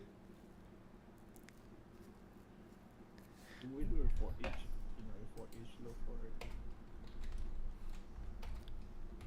So you want to execute both of these basically within one function, right? Yeah. On this click, right? Yeah. So do you want to create a function specifically for that, or do you want to build it into the event listener? Because you could do it either way. A simpler way is to build it into the event listener, right? So you just have one thing.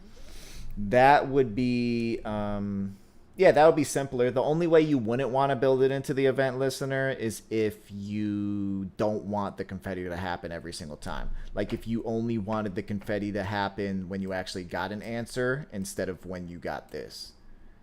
Because there will be times when we get no, you're empty, and we still get confetti like... Yeah, congratulations, you're empty. There's no reason to celebrate, but here's some confetti anyways. Yeah, so so it all depends. Yeah, I'm thinking of like the best way to do this too. Yeah, the sky's the limit when it comes down to how exactly you want how you want to do it. There's several different ways to do it, so. Would the loop do it like for each loop? For each? Right. How so? Basically the loop, then whenever you click it, then you just run through it and execute it. For each, what are you going to run the for each on? The event listener. On this event listener right here? Yeah. I think. And where? Yeah, I think. That, Go ahead. I think he's saying whenever you have an answer, I mean, whenever you have a response or I guess an answer, right? Then it would shoot it. So for each time there's an input, there will be a confetti. I think that's what it means. Every time there's an input, so every time you enter one of these inputs, you're saying? I think he said yeah. Okay, sorry, I'm having a little trouble hearing you.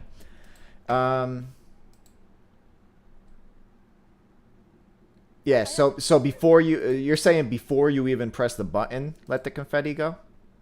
No. I think you have to ask Harold,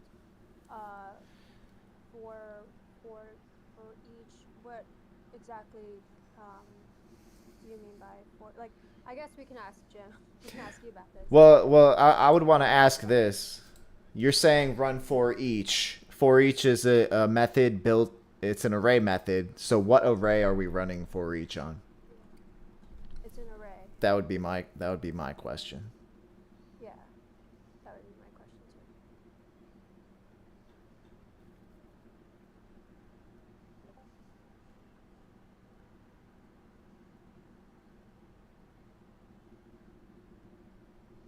Maybe I understood it wrong. I thought you could run it instead of doing both of them, instead of doing two functions.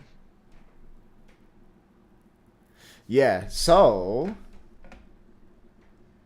what I was thinking, actually, let me go ahead and just type this and try to like give you all an idea. So if I just pass an anonymous callback function in here and I do console.log run this code, and then I do console.log run this code too, then when I come here and I click, you're going to see run this code and run this code too. So this anonymous function that I created has the ability to run multiple lines of code and keep this one separate from this one. So does anyone have any thoughts on that? So then you could replace these console logs with both the functions that you want, right? With the functions, yes. Yes. So then both functions would execute when you click, but not necessarily. Then you would actually be able to keep shoot confetti separate from print event location. Now, there is a way that you can do like return 0 here and return 1 here or something of this nature. And inside here, you could do const returned value equals this function call. So you would do like print this, and then you're either getting a 0 or a 1. And so this is going to execute no matter what, right? This is a function call, and whatever returns from it, either it's going to go a bad way or it's going to go a good way. And then based on that, you could do if return value, then execute shoot confetti. So I'm going to let you guys decide how you want to proceed with this. It could execute every single time if you want, or it could execute only if we get the response that we want. So think about it. Talk. What's up? Oh, I just have a quick question about that. Yes. Are you saying that you can click the search without having a location? Like you'll be able to get a response, or you'll be able to get data. You can, yes. Even if you don't have the city or state or location. Yes, you can. So you're saying that we could? Yes. Yes. Yeah, well, let's try it. Let's try it. Let's look at it. So I don't have any events and I don't have any location. What happens if I click this? Nothing. Oh, because there's no function in here right now. So let me go ahead and just put a print event location. Why would you want it to say something? Because we want to know if... That's a good question. Why do... I get into the habit of just like starting to answer the questions too. So why would we want it to say that there's no event and there's no like location? Is that what you're saying? Yeah. I'm thinking, I mean, I would think that if you don't have anything in it, it won't do anything. However, yes, but how does the user know? The user now is just like, I'm sitting here and I'm pressing this search button and just nothing is happening. I'm like, this website doesn't work. It's not even telling me anything. exactly. So then they should get a prompt of like a prompt console.log prompt saying, please input information or something, right? Yeah, exactly. The way we have it set up right now is just no, you are empty. And that's really just for us, That's not not even the user. So this will be a little more clear, like please enter an event type, an event or location. So we could actually make it more specific too, where like if event.input.value does not have a value, then just say please enter an event. And if location value is not empty, then please enter location. So it's actually like very clear about what you need to enter. But this also gets the message done and it's more succinct. So it's easy. T can do that. She can find a way to make a prompt us say please enter event location. So right now it's just login for us developers, but the user has no idea. As far as what do you want her to create? That prompt where something will pop up saying what the log says. Yeah, you could do that. That's what console.log from now. Well, we have it as a console.log right now. So if we go ahead, if we, yeah. Not for the, is that what you mean? No, you could do it in the front. You could do it in the front end too. So let's say if we look at our HTML and we're like, okay, so we have our navigation right here, right? This is basically this whole box right here. Now, what our events would normally show up down here, right?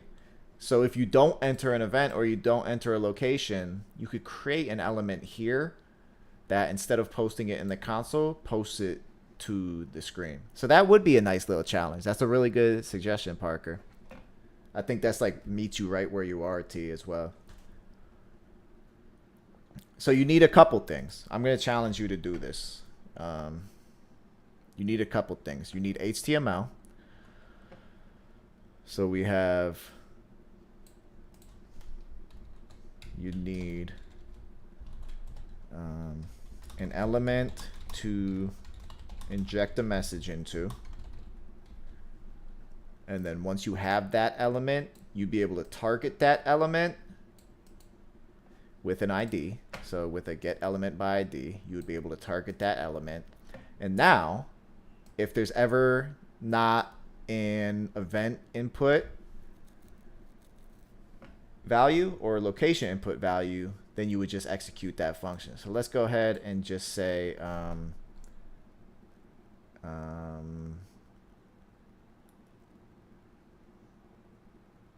I think I have something down here for script.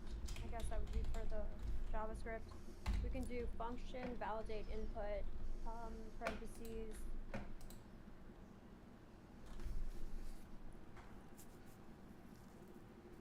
function validate input. Yeah, basically. You're validating. Yeah, so you're validating. This is basically validating the input right here, right?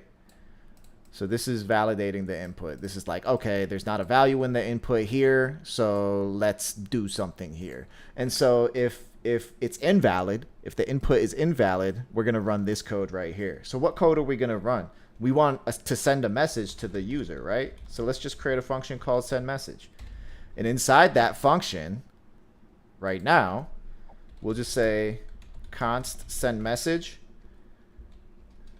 send message equals, and then we'll just put what was normally in there before. So we have our console.log. Instead of actually putting it right, like putting the console.log in here, we'll just put send message and we'll execute the function. So if we go ahead and we call it again, you're going to see it's still running the console.log. But now we don't want to console.log. We want to target this element that you add to the HTML document, and you want to inject this message into that HTML element. So is it going to be just like a small paragraph with red text, like please enter an event or location? So you could actually just execute this function. Now, instead of calling the console.log, you'll do similar stuff that you did here. Targeting the element. changing either the inner HTML or changing the text of the HTML element, depending on which HTML element you choose. And then, instead of having it show up in the console, because who checks the console? Developers. You know, so now if you clicked this search button and nothing was entered, you'd get the message right here. Please enter an event or location. And then if this would be good, I'm going to challenge you as well, Parker. I'm going to create a function here. Display events. And this one should actually display some events. So it's either going to show a message here saying please enter an event and location, or we're going to have elements pop up right here. Event elements pop up right here. So those are two. This is more of advanced because you're going to be building out much more than just a simple message and an element. This is going to consist of actually eventually a class. So this is the introductory to JavaScript event. In the next couple of weeks, I'm going to be adding actually intermediate and advanced. The intermediate is going to consist of like more working with objects, working with classes,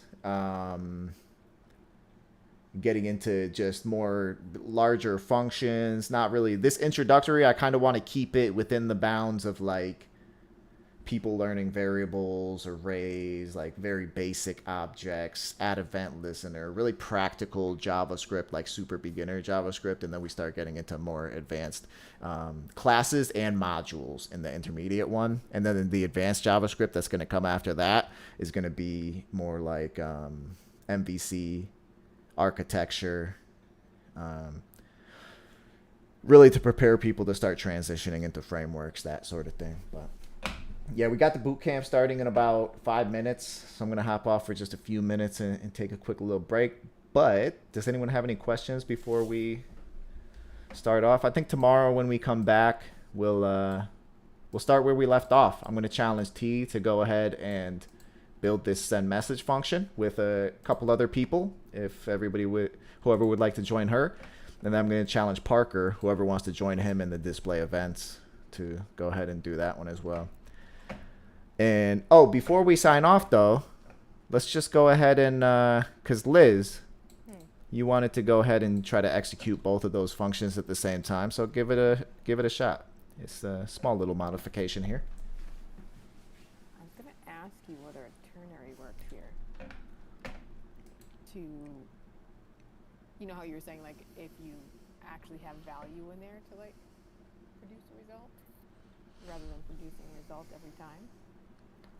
Yeah, so if you're returning 1 or 0, basically. Or like, maybe if you do, hold on.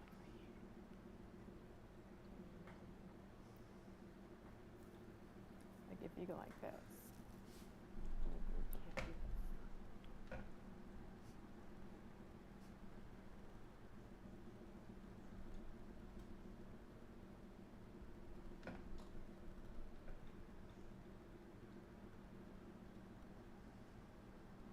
Then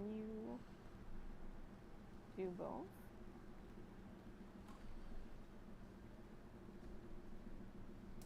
Or you just do this one.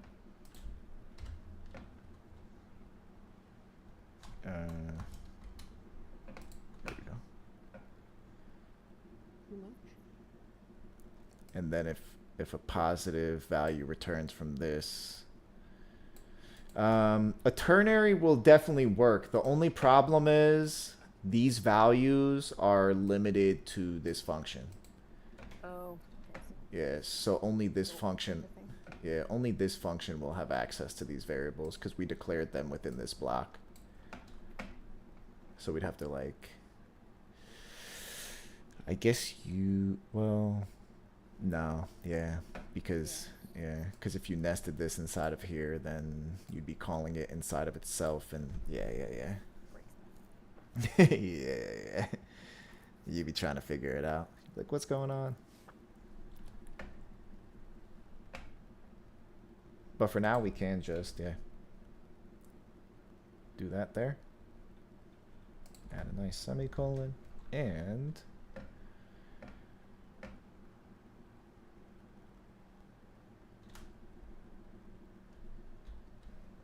let's give it a shot. Yeah, there we go. So we're getting enter an event or location with confetti. So we're actually disappointed, but for some reason we're still celebrating. And if we enter cooking, and in Boston, display events is not defined. Oh, yeah, okay. Well, actually, where'd I move that stuff to? Oh. Yes, I deleted it, but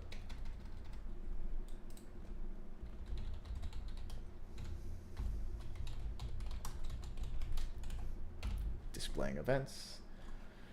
Display events is undefined. Send message is defined. And yes, cooking. Boston. Location input value is not a function. Oh, you're messing around with this stuff here. Tanya's like, I'm gonna play. Oh,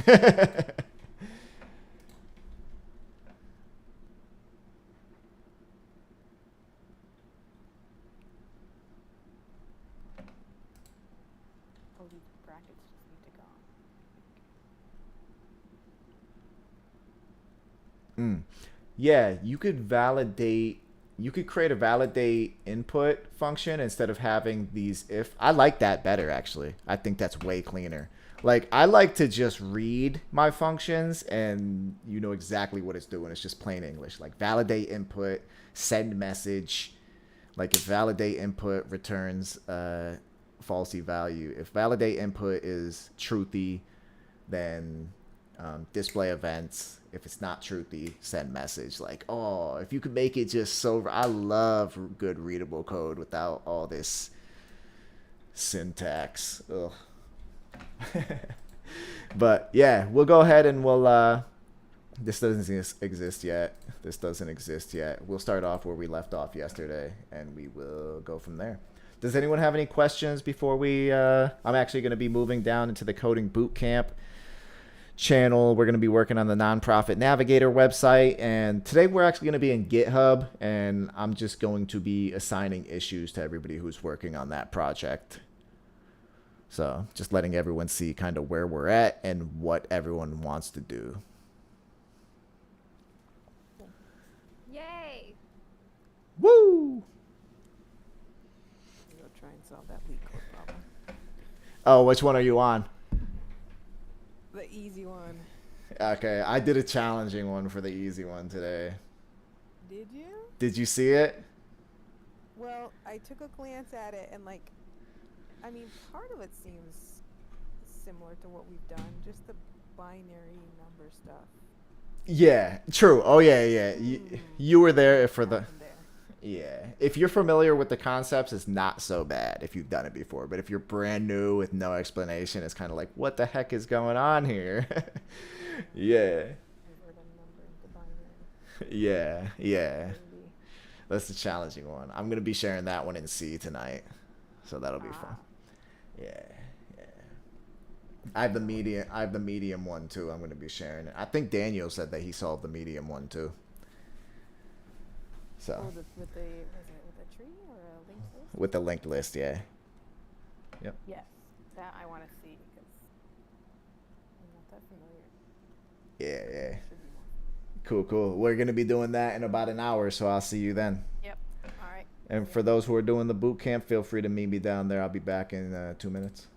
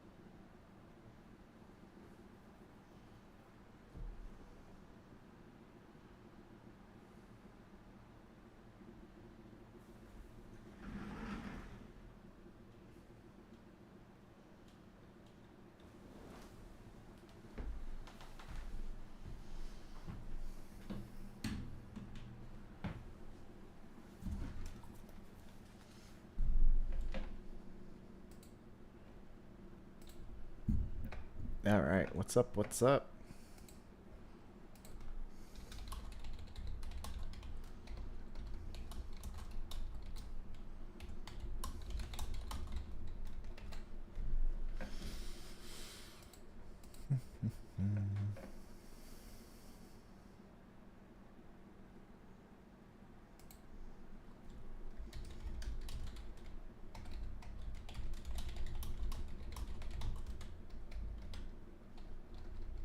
Hey, Jim.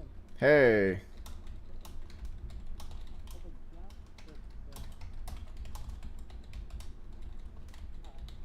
time should I join? For which one? Java. Yeah, so this one is our nonprofit navigator project. So we typically have a lot more people working on it, but Tuesdays have been slow lately. As far as like all of our JavaScript stuff, we started, the last event was also JavaScript. So you, No, no. What I meant is, if I had to join tomorrow for the JavaScript class, what time should I join? 7 p.m. Eastern Standard Time is when the JavaScript starts. And this is also JavaScript. Today I was actually going to be going through GitHub and just seeing what people wanted to work on this project and assigning issues to small teams. But today it's actually light. So we'll give everyone just a couple minutes to pop in just in case people are a little bit late. Yeah. How you doing though? I actually started looking at that portfolio, private portfolio thing. I clicked on student page, I clicked this page, and links the two. Just put the heading. That's about it. Yeah. Okay, nice. Hey, that's an accomplishment in my eyes. Even just typing a line of code, man, that's nice. I was saying the last event, my buddy Tree, man, he when he's working on code, he works on huge code bases. And so when he is tasked to modify some code, he's doing like 95% research before he even changes anything. Like sometimes he'll just be doing research for like 3 days or more. And then finally, when he understands that line of code, everything surrounding it, everything is connected to, and understands like the changes that he's making, the documentation, everything, then and only then does he modify that code. And sometimes the code is like really quick. Sometimes it's just like one line of code and he does it in like an hour or two, but he spends so much time preparing just to change that code, because changing that code can have so many ripple effects, you know? Yeah, no, that makes a lot of sense. That's pretty much how you want to handle the management project. Yeah. And that's what, I mean, I tell people, the quicker you could get to, doing research, reading documentation, just doing research, man, like that's the job. Yes, we read a lot of code too, but the job is research and documentation. It's reading. It's sort of like a lawyer. A lot of reading. Yeah. What's up, Aditya? How you feeling, man? Feeling better? Yeah, I don't know what happened. Like, You're breaking up a little bit. oh, one minute.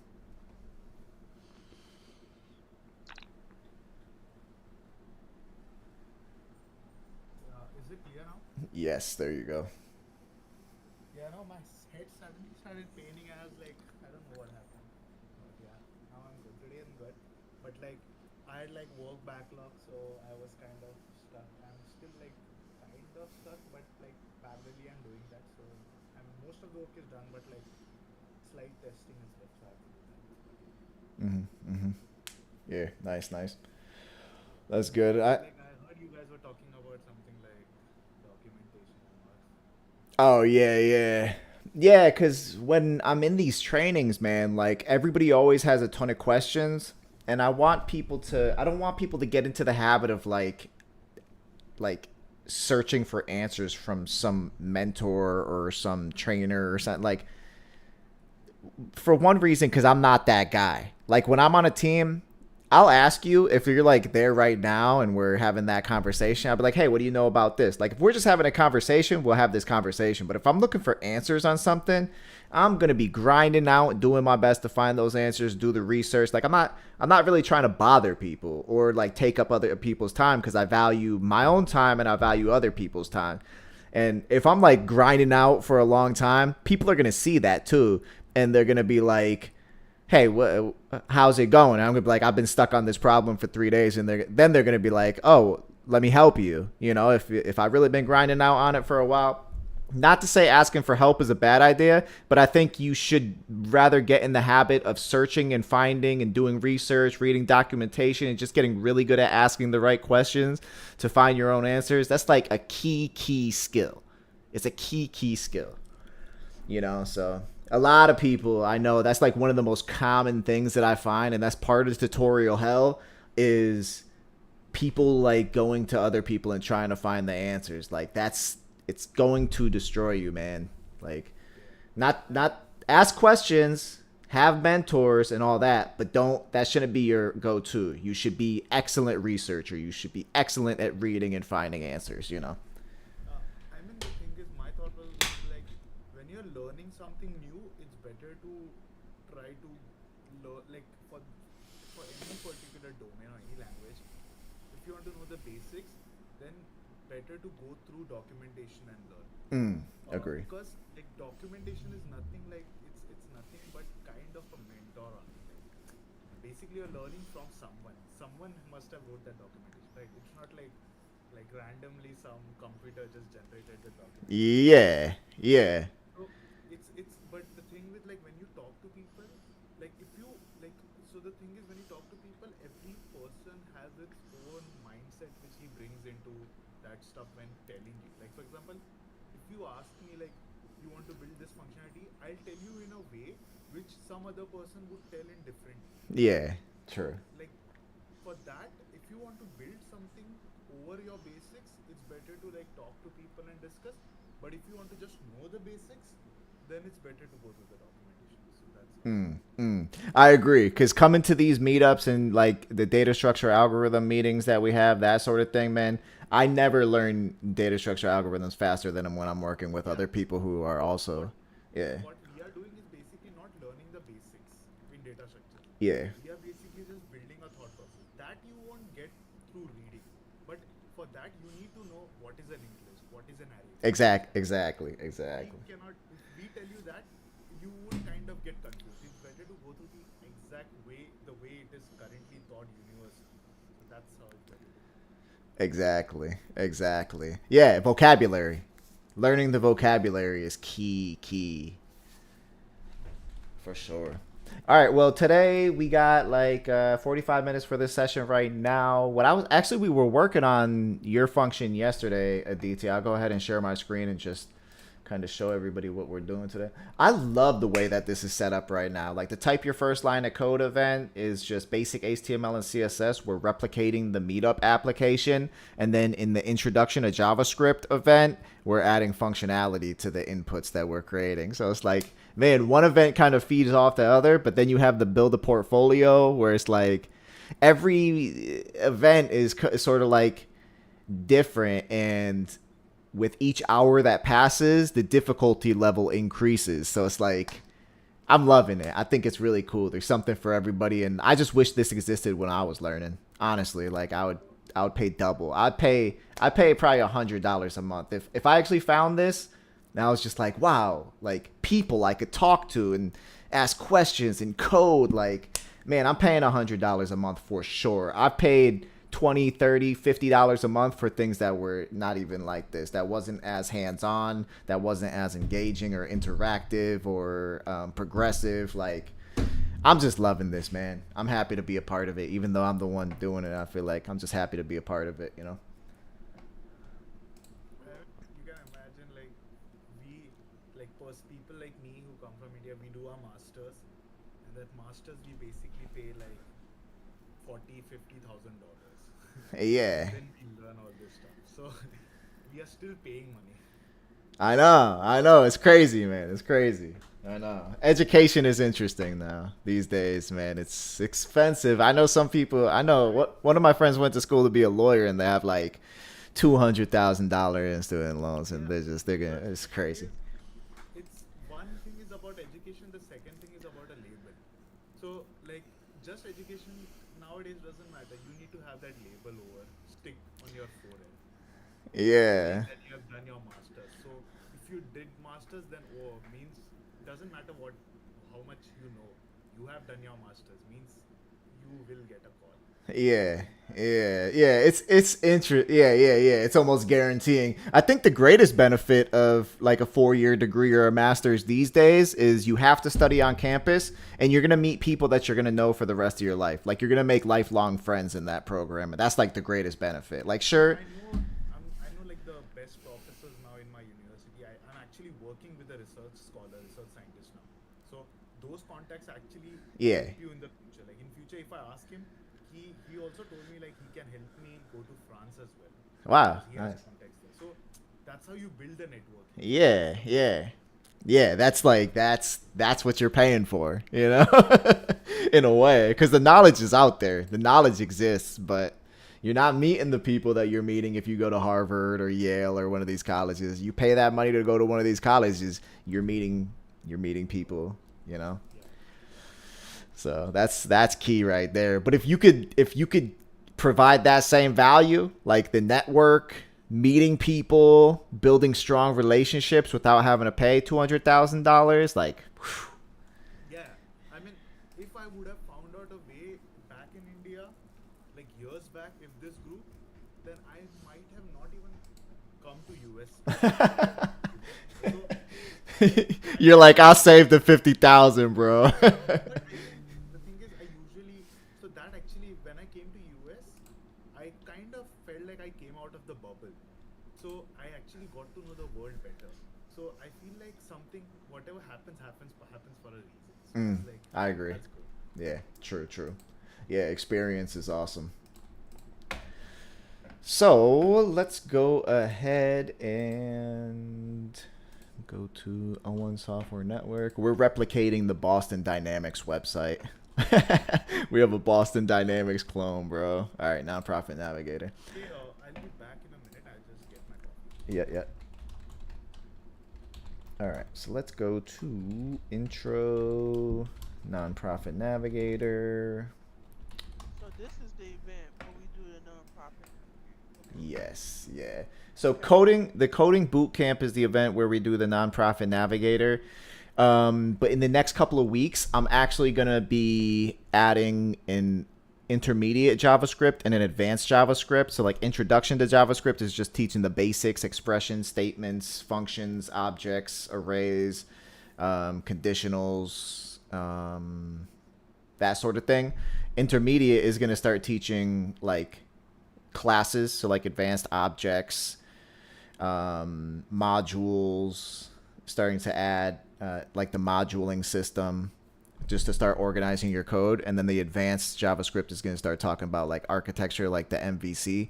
And so once I add those JavaScript events, we're actually going to cut the coding boot, like the Nonprofit Navigator, like scheduled events out. We're going to keep working on the project, but we're going to be working on the project just like we're going to be communicating through GitHub. It's going to be like a real project. So we'll probably have like, instead of doing like a full event at night, I'm probably going to start adding in a morning, like a daily stand-up just for us to meet at like 8 a.m., 9 a.m., something like that. And just like, what did you work on yesterday? What are you working on today? What are the obstacles you're facing and working on it? And just kind of like just to chat a little bit about what we're working on, and then just communicate in our Nonprofit Navigator channel where you just sent a message. Okay, that sounds good. Yeah. So we'll keep it going. It just won't be like a scheduled event specifically for it. We'll just have everything from like never typed a line of code to advanced JavaScript events. And then anyone who goes through that process and like is ready to join a real world project, then they'll be able to join like either the Nonprofit Navigator, or they'll branch off and start an entirely new project. And I'm just going to do my best to support whatever projects we have going on. Hey, that sounds good. So the JavaScript, the beginning part, is that at 6 o'clock? Because that's what I usually miss. Yeah, so 6 o'clock your time, 6 o'clock Central, 7 o'clock Oh, Eastern. Yep. okay. Okay. Yeah, yeah. So let me go. Cool, cool. So I am on. We started a volunteer search card yesterday, so I'm gonna go ahead and pull up the code.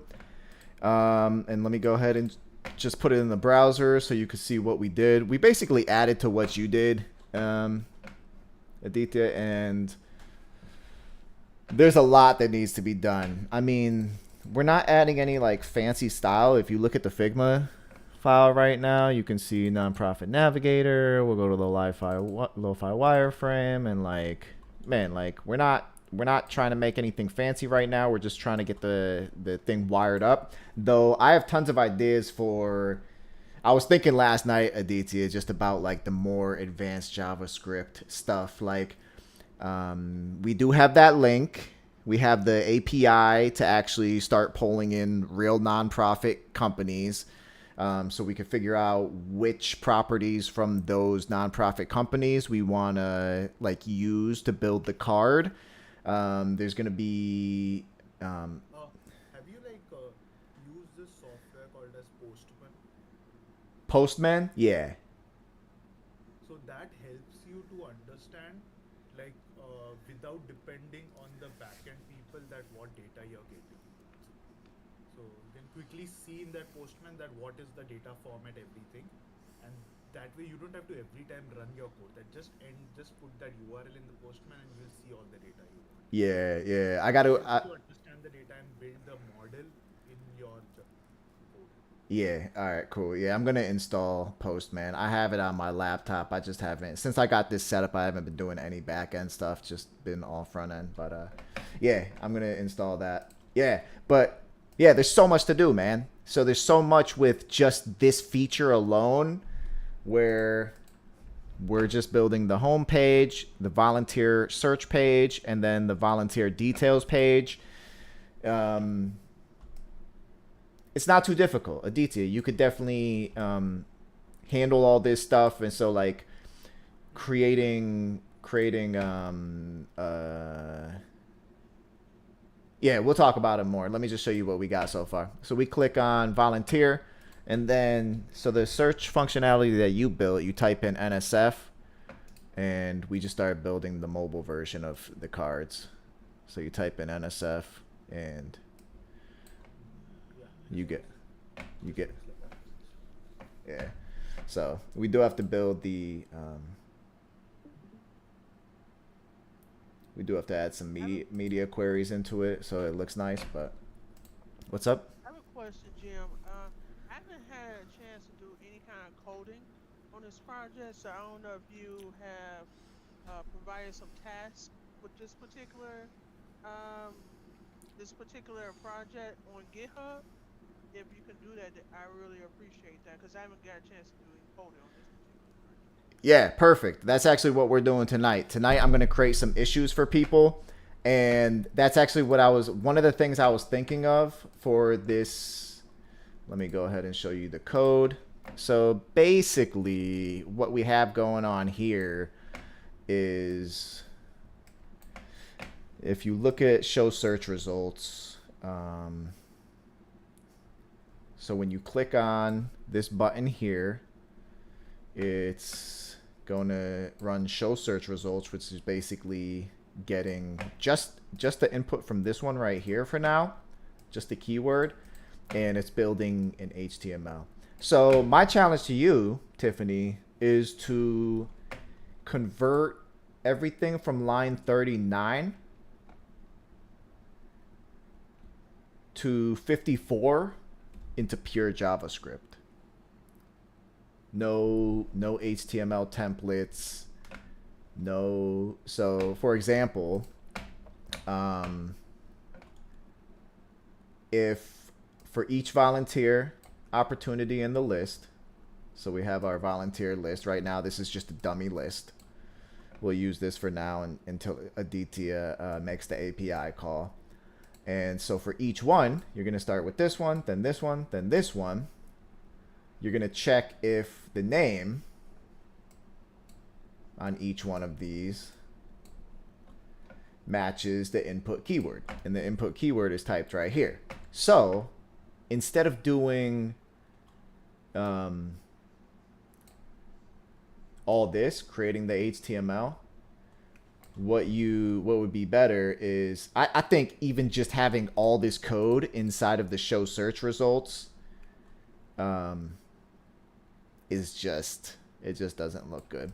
And so, for example, let's just say that the input keyword does match the volunteer name. Instead of saying HTML plus equals this div, we're going to say document create element div. We're going to do div. We're going to call that element volunteer card. We're going to do volunteer card dot class list dot add volunteer card class list. Then we're going to create another div called volunteer card image. And then we're going to say there's actually nothing. We're actually going to add an image, but we're going to pull the image when Aditya pulls the data from the API. There's going to be images attached to that, so we don't even have to think about that right now. We just have it as a placeholder. And then you're going to have a content. So you're going to create another document.create element. You're going to create another div. You're going to add a class list to it, .add, and you're going to add like content. So volunteer card content, that's what you're adding to this card. So instead of, let me just give you an example. So you're going to do, like for this one, right? Let's just say we're talking about this div right here, the volunteer card. You do something like const volunteer card equals document dot create element dot div. Now you have this div. You have this div. So that exists. Now you see that there's a class on this div, and so you're gonna do volunteer card dot class list dot add, and what class are you gonna add to it? You're gonna add the volunteer card class. Volunteer card. Do that for the rest. The way that you type in, just pretty much just do it for the rest, like the content, the volunteer card name. Yeah. So what I'm gonna say is, instead of actually having this code right here, you're gonna have a function that just says create volunteer card, and just clean that up really nice.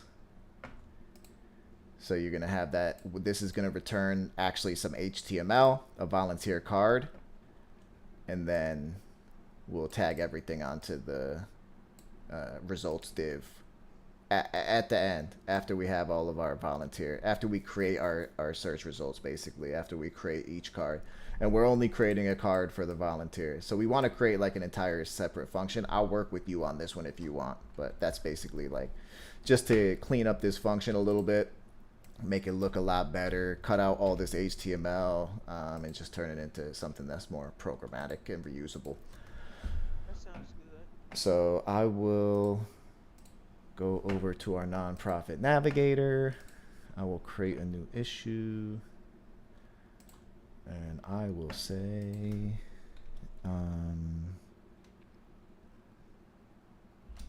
create programmatic method of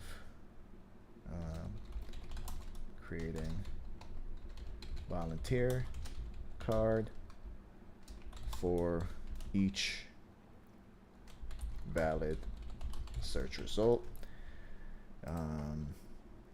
That's a little hard to understand, but we'll add the details here. I'm going to assign myself to it, and I'm also going to assign Tiffany.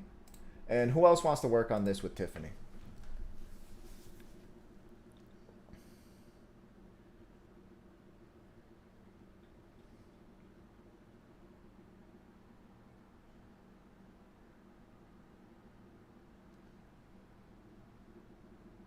No one? Your mics are muted. I think there's a bunch of people talking right now, but they forgot to unmute their mics. I mean, I can work if no one else is working with them. Work on it. Yeah, and if you're like, hey, this is I might be biting off more than I could chew with this, don't worry about it. Like this whole thing is about making mistakes and learning, and like the more mistakes you make, the better. The quicker you're gonna learn. So just throw yourself in. I know Tiffany, you're probably not like 100% comfortable with it, but you're gonna take a swing at it, and that's where all the growth happens. So good. Most And definitely. I can work with DT on this. Maybe he could show me a little bit about a little bit of the JavaScript, and we could actually do a pair on this. all right, cool. And then Harold, you unmuted too. How comfortable are you with JavaScript? First, a beginner. Still learning it. Okay, cool. Yeah, well, this is pretty simple as far as it. Angel is there, right? He could also, because he's, I think, a bit experienced. Yeah, I'd be down to help. Yeah, let me word this better. Create function to create volunteer card. So I'm gonna go ahead and try to make this as clear as possible to. So for each match, we are going to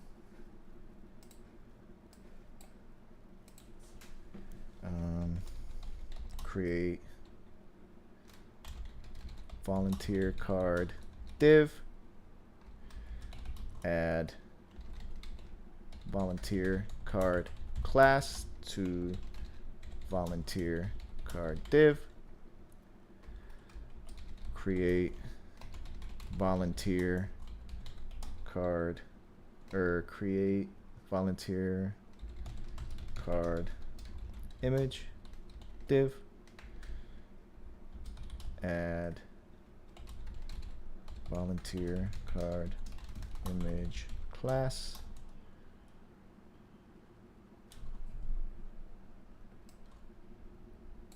to that div, create volunteer card content div, add lots of repetitive stuff, volunteer card content class to this div, create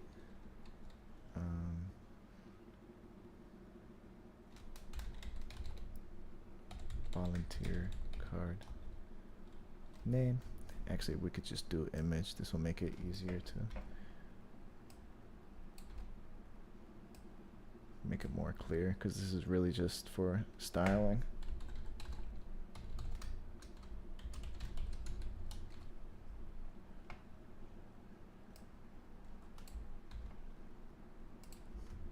Okay, volunteer card class, create content div,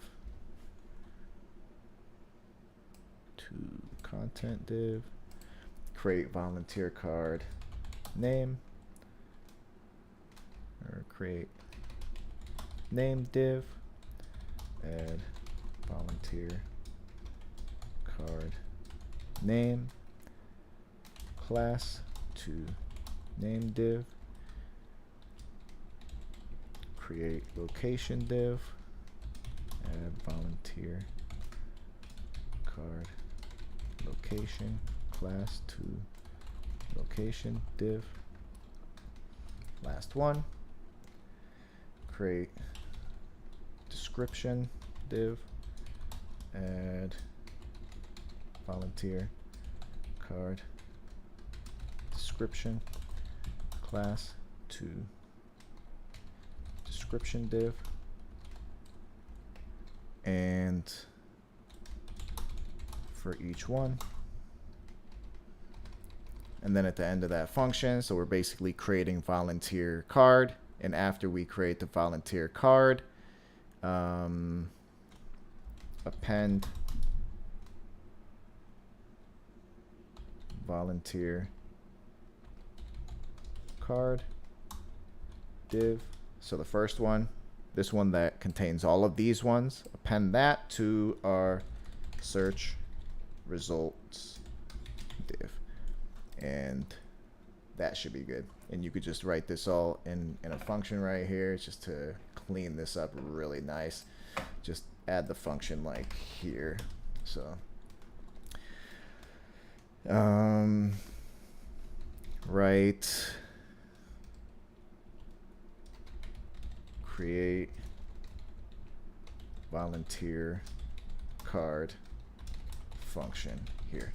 So you have step by step what you need to do. This is basically the pseudocode, and this is exactly where you will write it. And then who'd you say, Tiffany, and who else? Angel. Angel. Okay, cool.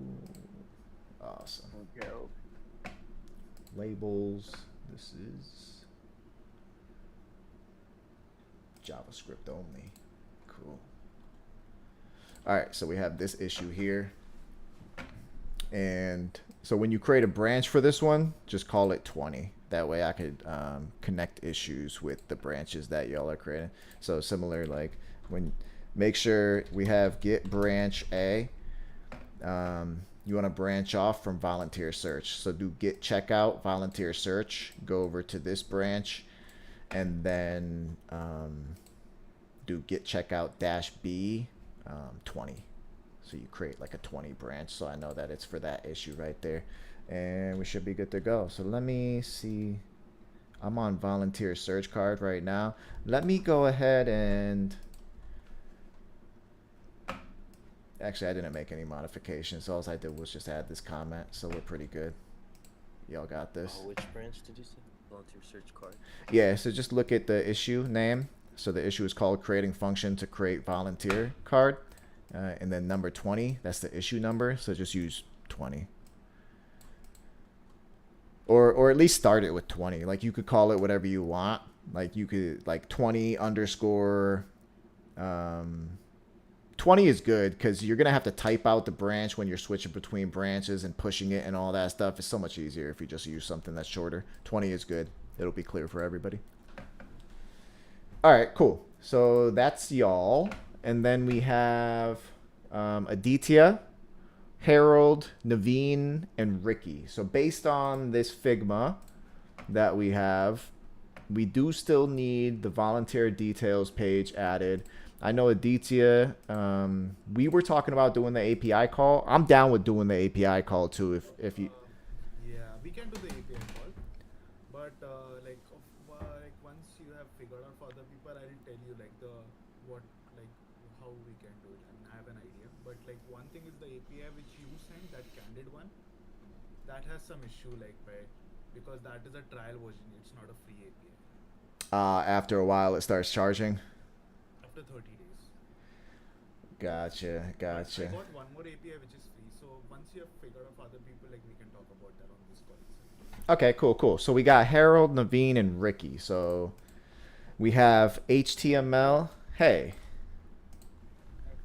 So, won't be taking up anything because I'm actually on a vacation.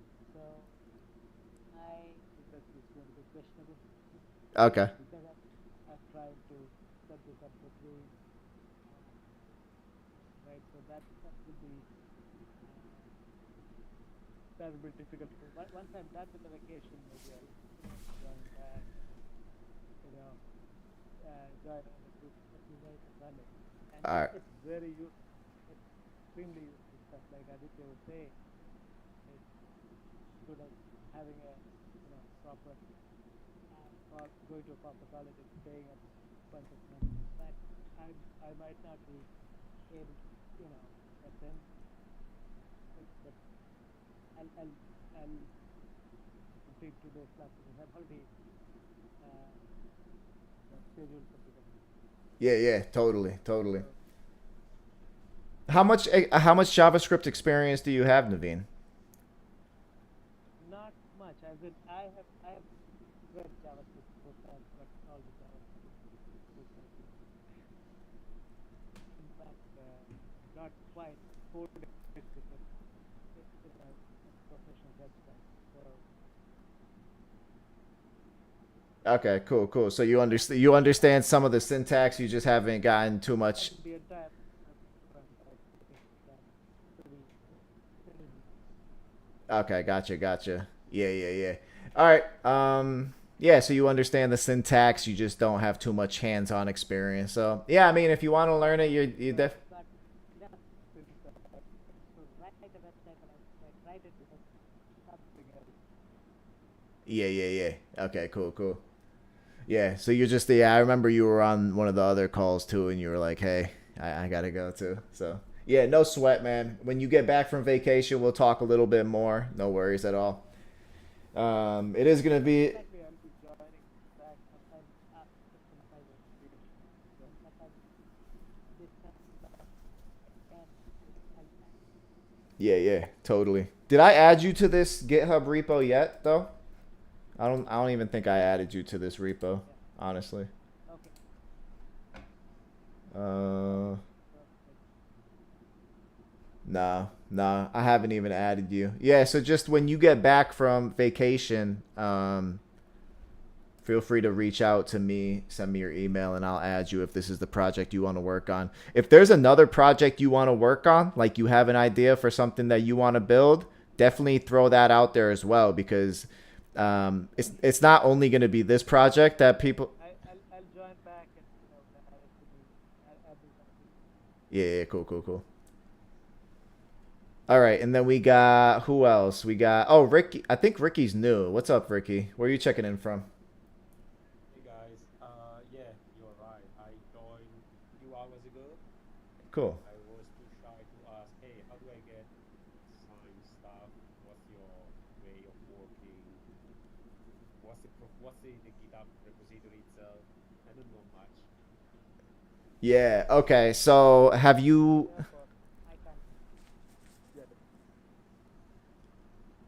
Do you have any HTML or JavaScript, CSS experience at all, Ricky? Yes, I do. I'm comfortable with it. I just wanted to work on side projects or something to get more experience. Okay, cool. Yeah, so we have the first event is just type your first line of code, so you're probably too advanced for that one. Do you have a portfolio? No, I don't. So we have the build a portfolio event, which will get you just some more skills with HTML, CSS, multi-page websites. We're replicating the Boston Dynamics website, so that's more advanced design. And then we have introduction to JavaScript, which might be a little too simple for you, but I'm adding a couple more advanced JavaScript events in the next couple weeks too. So feel free to pop in and just try them all out while you have the membership too. Okay. Yeah, whatever one you like the best. There's a bunch of options. Yep. And then, so yeah, if you want to hop on this project with us, this is a real world project. We're just working on one feature right now. We're working on the volunteer search feature. And yeah, if you want to hop on this one, that's totally fine. Just send me a friend request and send me your email address. I'll add you as a contributor to the repo. Yep. And then we have Harold. What's going on? Good. Yeah, I'm new too. Cool. What's your level of experience again? Beginner. Okay. So maybe some. Comfortable with HTML, CSS, very beginner, and JavaScript introduction. Yeah. Okay. Let me see if I know Parker would be willing to help out as well. So if you want to get some hands-on experience with the HTML and CSS feature, I'd say something like the volunteer details page would be really cool. Would be simple enough. And if Parker will work with you on that issue, then you'll be able to get some HTML, CSS experience on a real project, and Parker's great, so he'll be able to help you out. He's super patient and really helpful. So go ahead, send me a friend request, and send me your email address. I'll add you as a contributor to the project, and then we'll go from there. If it's just like, it's totally cool if this project is just like seems a lot to you too. Like if you want to just start with building your portfolio, or working on like the multi-page website event, that's totally cool too. Like becoming really comfortable with HTML before you jump into a real project, that's fine. Like you don't have to jump straight to this. So I don't want to like pressure you to jump onto a project if you don't want to. You definitely want to get the fundamentals on wrap too. So those events are good. I mean, I mean, I'm okay with that. I'm okay to jump into it if you don't mind, because before doing this, I was actually trying to do some project on my own. I was trying to redo the drive time website, so I started doing that. So yeah. Okay. All right. Cool. Then I'll talk to Parker. I'll create an issue for you two. Let me go ahead and just create that right now. So if I go to issues and yeah, go ahead and send me a friend request and send me the email address, and then I'll go ahead and create this issue for you two. So volunteer details page. Use Figma to create the volunteer details page, and you'll create it. Create in the HTML file. For now, we'll extract and convert into dynamic JavaScript later. Cool. So let me add Parker. And when you send me that information, I'll go ahead and add you as a contributor on this too. And then Aditya, I'll work with you on the API call. So we'll go ahead, just so we could do this properly, we will go ahead and create one more. So API call to import real nonprofit organization data. Cool. And then I will assign myself and Aditya, and we'll work through that one. We'll work through the details of that one together. So we have 22. All right, cool.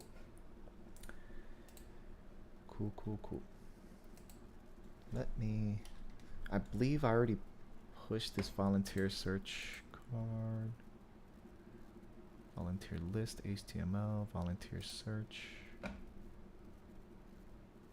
All right, so I already pushed that. Let me go ahead and just delete that branch.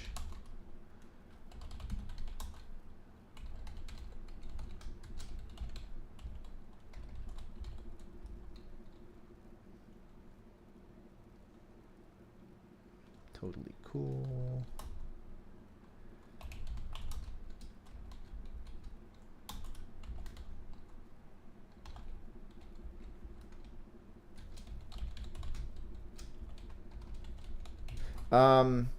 Hey.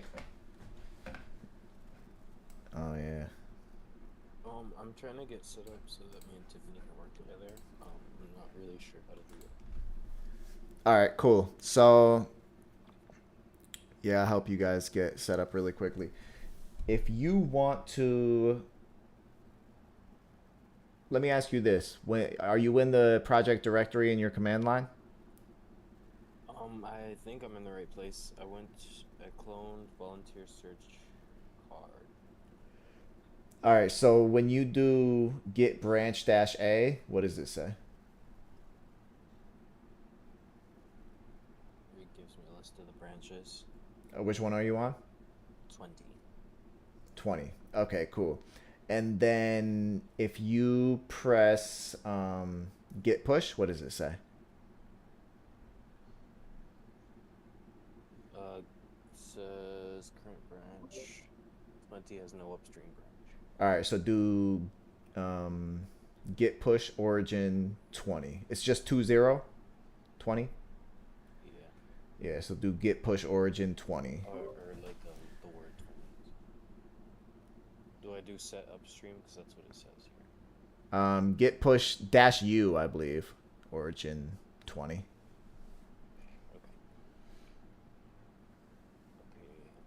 Should I do a git push again? Yeah, what does it say? Everything up to date. All right, cool. What about git pull? Already up to date. All right, cool. So you're good to go. You're good to start working. Okay, I think I shared the link for Visual Studio in the chat there for Tiffany. Okay, cool. You can hop into my thing, and then where should we go to chat? Feel free to drop into any of these channels. So we have like the build a portfolio, type your first line of code, introduction to JavaScript. Any of these will work. We're actually going to be hopping out into the data structure and algorithm channel, the free event, in just a couple minutes, and sharing solutions. So Aditya, when we get back here tomorrow, anyone who's newer, Harold, I'd say Harold and Ricky, go ahead, send me a friend request and send me your emails. That way I could add you to the repo. And then tomorrow when we come back, Aditya and I will be working on the JavaScript. Harold and Ricky can work on the HTML and CSS, that page. And Tiffany and Angel, y'all can just continue your work on that JavaScript there. Yeah.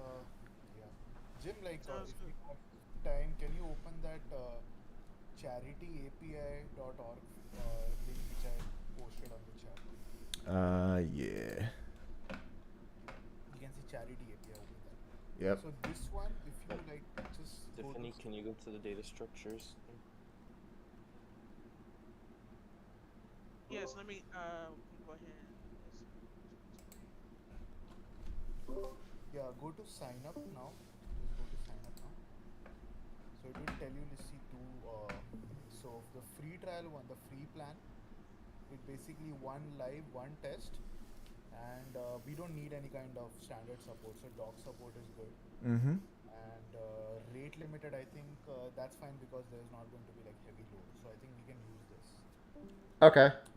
Cool. So you just need to create an account, I think. So one test key, one API key should be enough, and we'll work tomorrow. The only problem is with the API keys in the front end is it's not going to really be safe. So so what we'll do is, so the way we can do is we can try to encrypt. We'll work that tomorrow. We can try to encrypt and then like. Okay. Yep. All right, sounds good. Cool. So then that looks good. I'll sign up, do this, and we'll get going on that. Sounds good. Cool. All right. We are going to hop off. We're going to hop over to the data structure algorithm channel. Does anyone have any questions before we hop off? Yeah, and one more thing, just so since you're worried about like being in the front end, anyways, your website is going to work locally. No one else can access it. So Yeah. only then it is. Yeah. I'm just like kind of thinking ahead for when it is deployed, but yeah, I know. Yep.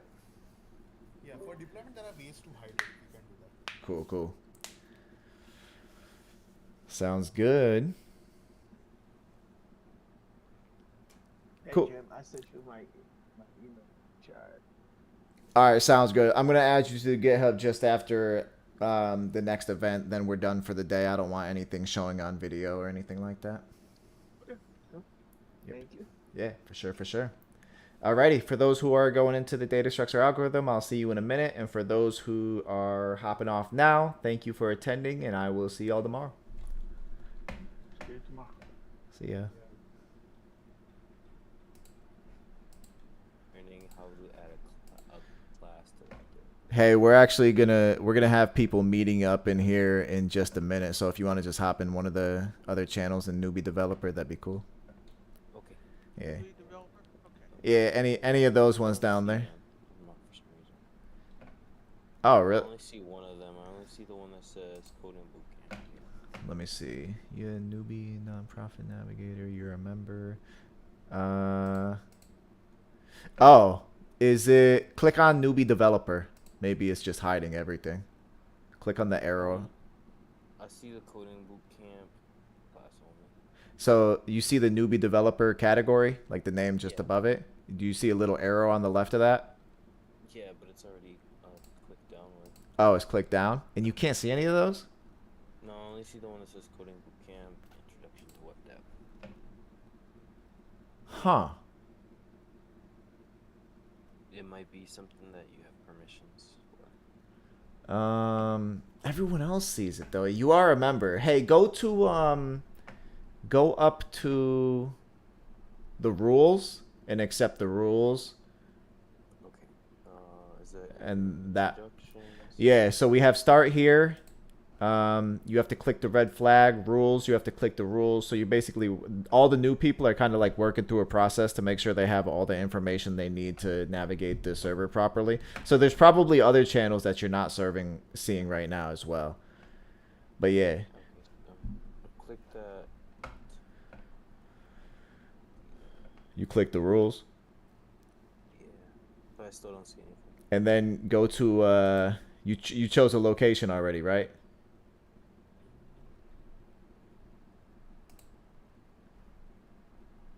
No, you haven't. Not yet. Choose what? Yeah, whatever one you're closest to, I guess. Oh, where do I go for that? Just the choose a location channel. It's just underneath rules. It should be.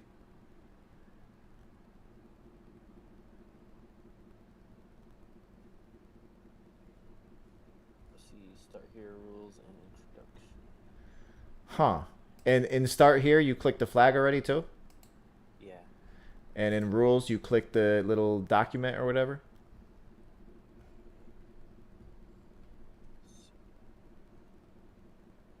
Okay, I see. I think I Yeah, you kind of just like work your way down, making sure you select everyone. And then the last one is more information. It's a globe, and then that should unlock everything for you.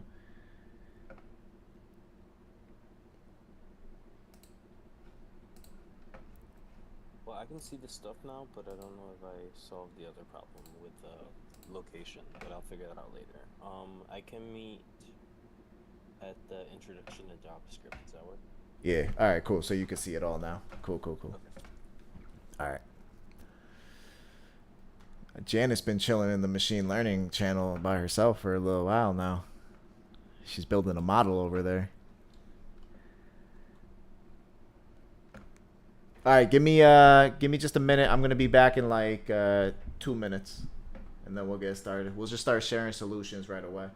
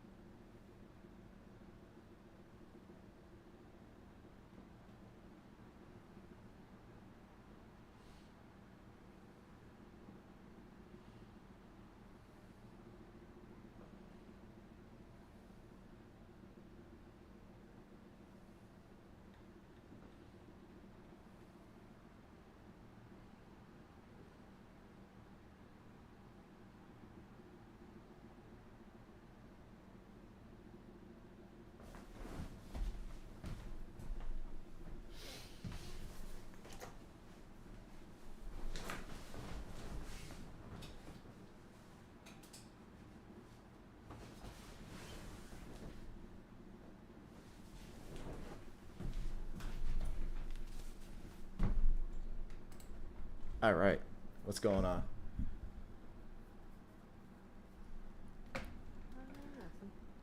Hey. Did not solve Didn't solve? No? the binary thing. Like, I don't understand how turning something into a string makes a like, why does that all of a sudden equate to a binary number? Maybe I just don't know enough about them. Like, I was like, grr. Just a suggestion. So like those who are like new on all these topics, so like binary and all conversion, I'd say like there are like lot of websites like online at Geeks for Geeks and all. They kind of explain you like these basic functions, like how to convert a binary to decimal or like a decimal to binary. So it's better to know that concept, because that concept won't be like the main problem, but would be like just part of any problem which we will solve. So it's better to know those concepts so that you don't get stuck with just that small concept and the main problem is just left behind.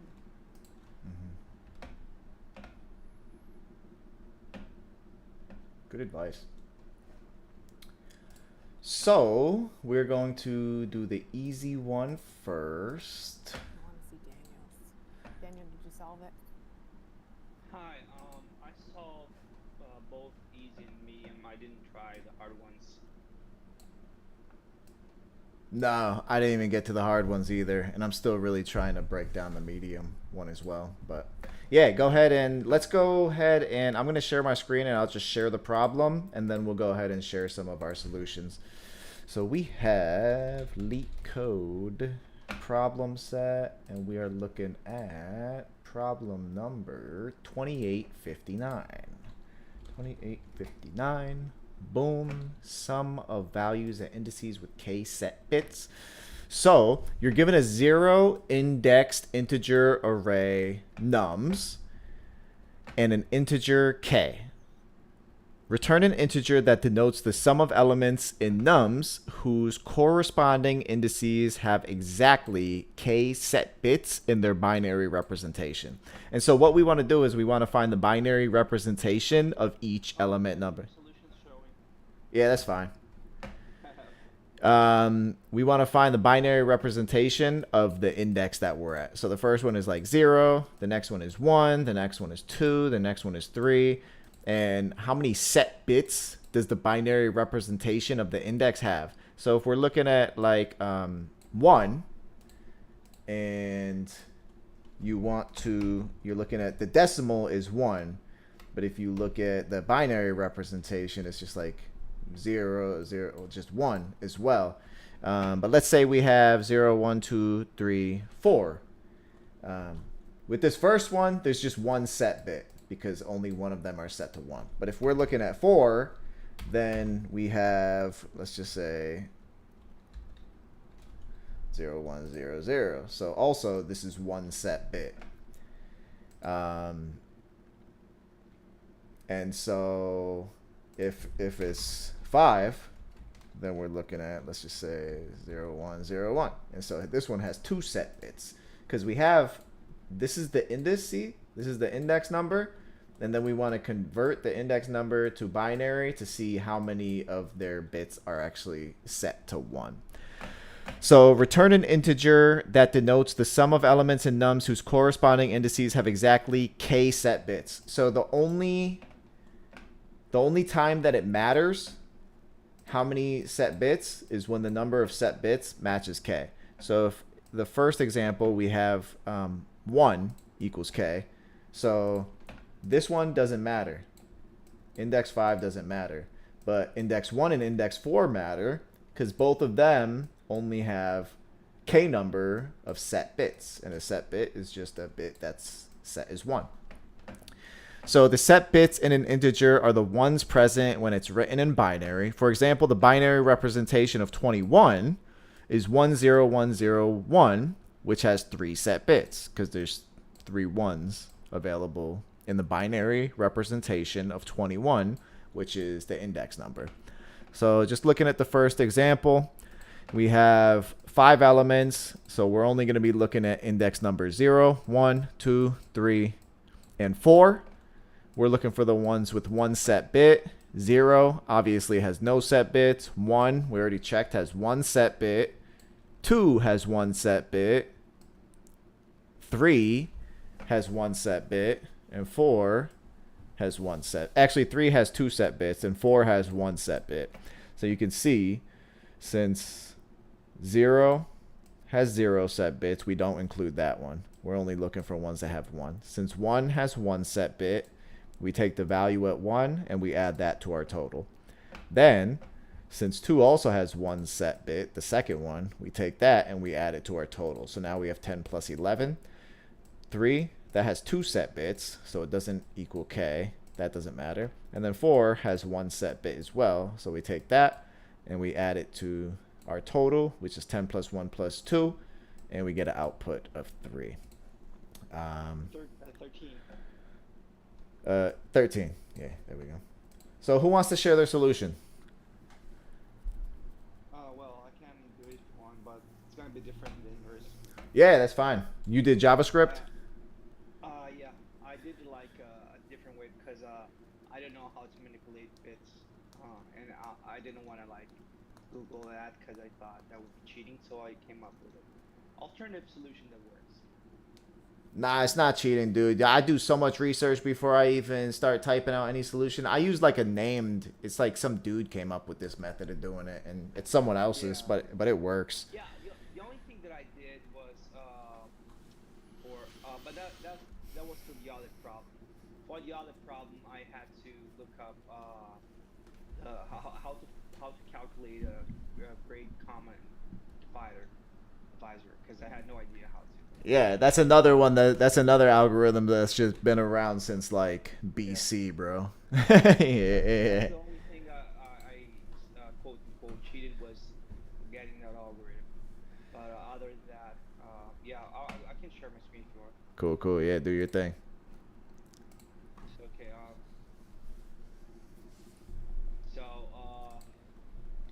So this is the problem, right? As Jim explained, you have. Can you just zoom in just a little bit? Sure. Cool. Okay. That's good. So as Jim explained, you have the indices, right? So you have an array here. So each array, each element of the array, 5, 10, 1, 5, 2, they each come with an index number. So 0 is the index number for 5, 1 is the index number for 10, 2 is the index number for 1, 3 is the index number for 5, and finally 4 is the index number for 2. So what the problem is asking is they want to know if the index numbers are have a k amount of number ones inside of them. So if you convert this to binary, so let's do it. Let's do a conversion here. So that would be 0. This one would be 0, 1. Sorry, 0, 1. Let me copy this. This would be 0, 10. This would be 0, 11. And this would be 0, 100. Just a moment. Because I want to try to explain this as well as I possibly can. So we have here the index. Sorry. The index. You have the binary of I, right? And you have the element, which is the numbers, right? So I gotta say numbers. So what did I do? I did in a way that's probably not very efficient, but worked for me. So there you go. I created an empty result array where I'm going to basically calculate the sum of all elements that I pushed into it. So I created an empty array. I convert the indices I. Those would be 0, 1, 2, 3, 4, right? From number base 10, which is these numbers, to base 2 binary, and also I pass it to a string. So what happened here is like I'm getting the array, right? I don't do anything with the numbers. I completely ignore the elements. 5, 5, 10, 1, 5. I don't care about them. All I want to know is get their index, which I can get by passing a second uh, parameter here to the map method. So what I do is I get the index, and I transform it into a string with a base 2, and that turns it into a binary. So this becomes a binary number. So for I0, this becomes 0000. For 1, this becomes 0001, and there you go. Until of course 4, it becomes a 100. So after that, I thought, okay, so what should I do now? I thought, okay, I need to iterate through these elements, right? Like each string. So what I did was, uh, I did a for loop, which start with I equals 0. By the way, this I is completely different from these ones that I'm talking about here. Like, it's not. I mean, they are related, but it doesn't have to do necessarily with this. It's just a convention. We start from 0, and we want to go from 0 until 4, since that the length of the length of the array would be 5, 1, 2, 3, 4, 5, and we want to go to 4. So it has to be less than 5. So from I to less than 5, so that would be 4. From I 0 to 4. And then every loop we increment I, which is this, by 1. So 0, 1, 2, 3, 4, and then that's it. So what I did was, my idea was, I'm going to replace every 0 inside of these, right, with nothing. So there you go. I got the binary numbers, and the I is just to find, like, 0 would be this, binary indices 1 would be this, binary indices 2, 3, and 4. So I get these numbers, right? And what I'm doing here is, like, this one is going to become an empty string. So replaced. So what's going to happen when I do the next one? It's going to be 1, because I got all the zeros here, and I replaced them with nothing. I don't need an arrow. I need an arrow here. Sorry.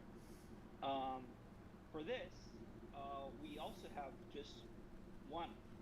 So I replaced all the zeros, and I got a string of 1. For this one, something different happened, because I have 2 zeros and 2 1s. So I replaced all zeros with nothing, and I get 11. Right?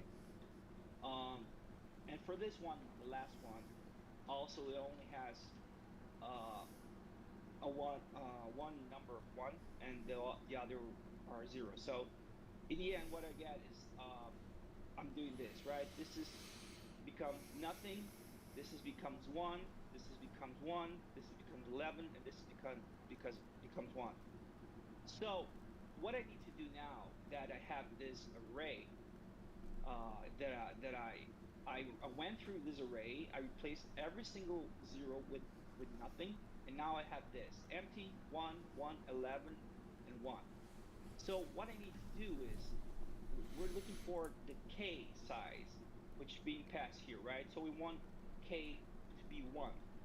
So what I did was, I got this the length of the array, and, like, sorry, I got the, how can I explain this?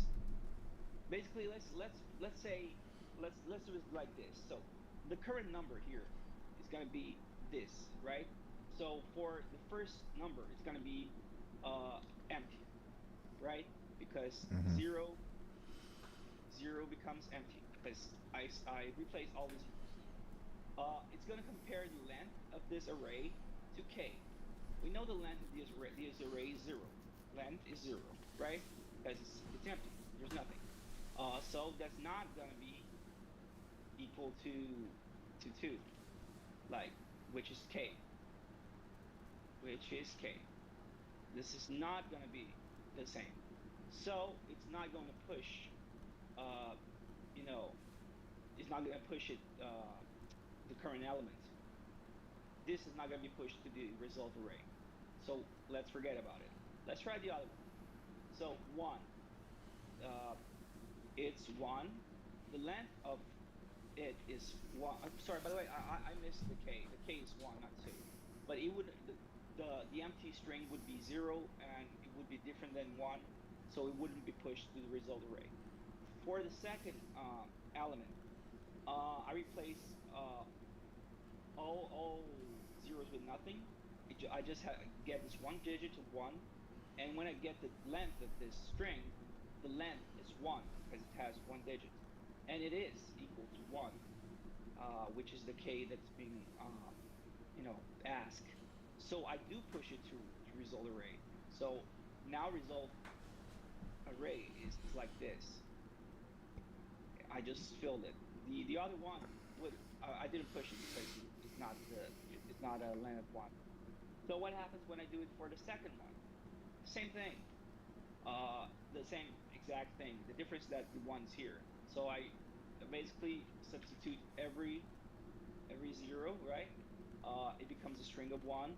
The length is 1, and I push it, and it's 1. And the same thing. Not the same thing. The other one is 3, so it's 11. And when I replace everything, every 0 for nothing, I get a length of 2 because I have 2 digits here, which is not equal to 1. So we're not going to push it to the results array. We're just going to skip it and loop the next one. So this is not going to happen, right? We don't want this because it's not equal 1.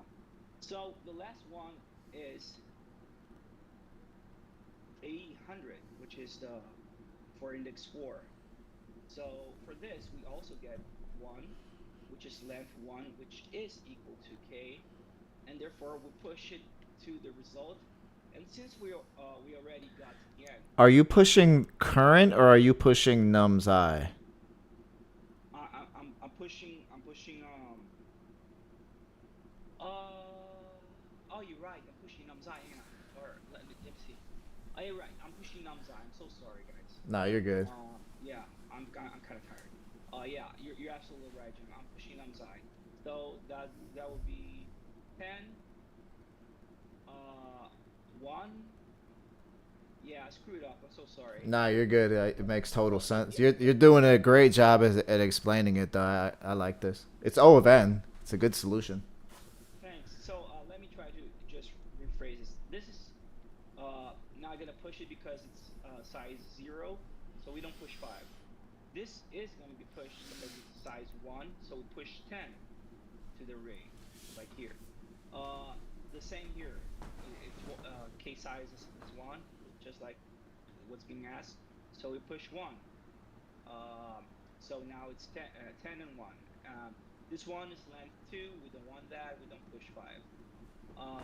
And this one is length 1, which is exactly what we want. So we push 2. So now, as Jim pointed out, we have this array here with the result. So after that, it just runs out of the loop. It's over, and you have this array right here. But you don't want to return an array. You want to return the sum of all the elements that are inside the array. So what I did, I basically used the reduce method in the array, which basically it gets the current element and sums to the accumulator. I don't know if you guys know how it works. I can try to maybe explain if you want me to, or Jim can explain, whatever you prefer. I think Aditya and Fernando probably know. Does Liz, you know what reduce means? Like a high. You don't have to explain it, Daniel. I have like a basic understanding. Okay, cool. So yeah, it's basically that. It just sums everything that's inside. That's what the formula is. This is the starting number, which is 0. and it's only 0 because there are no negative numbers. So yeah, so this is how I solve the problem. Uh, and of course, I can try to run here. Uh, Oh, Matthew's here too. Matthew, do you know what reduce does?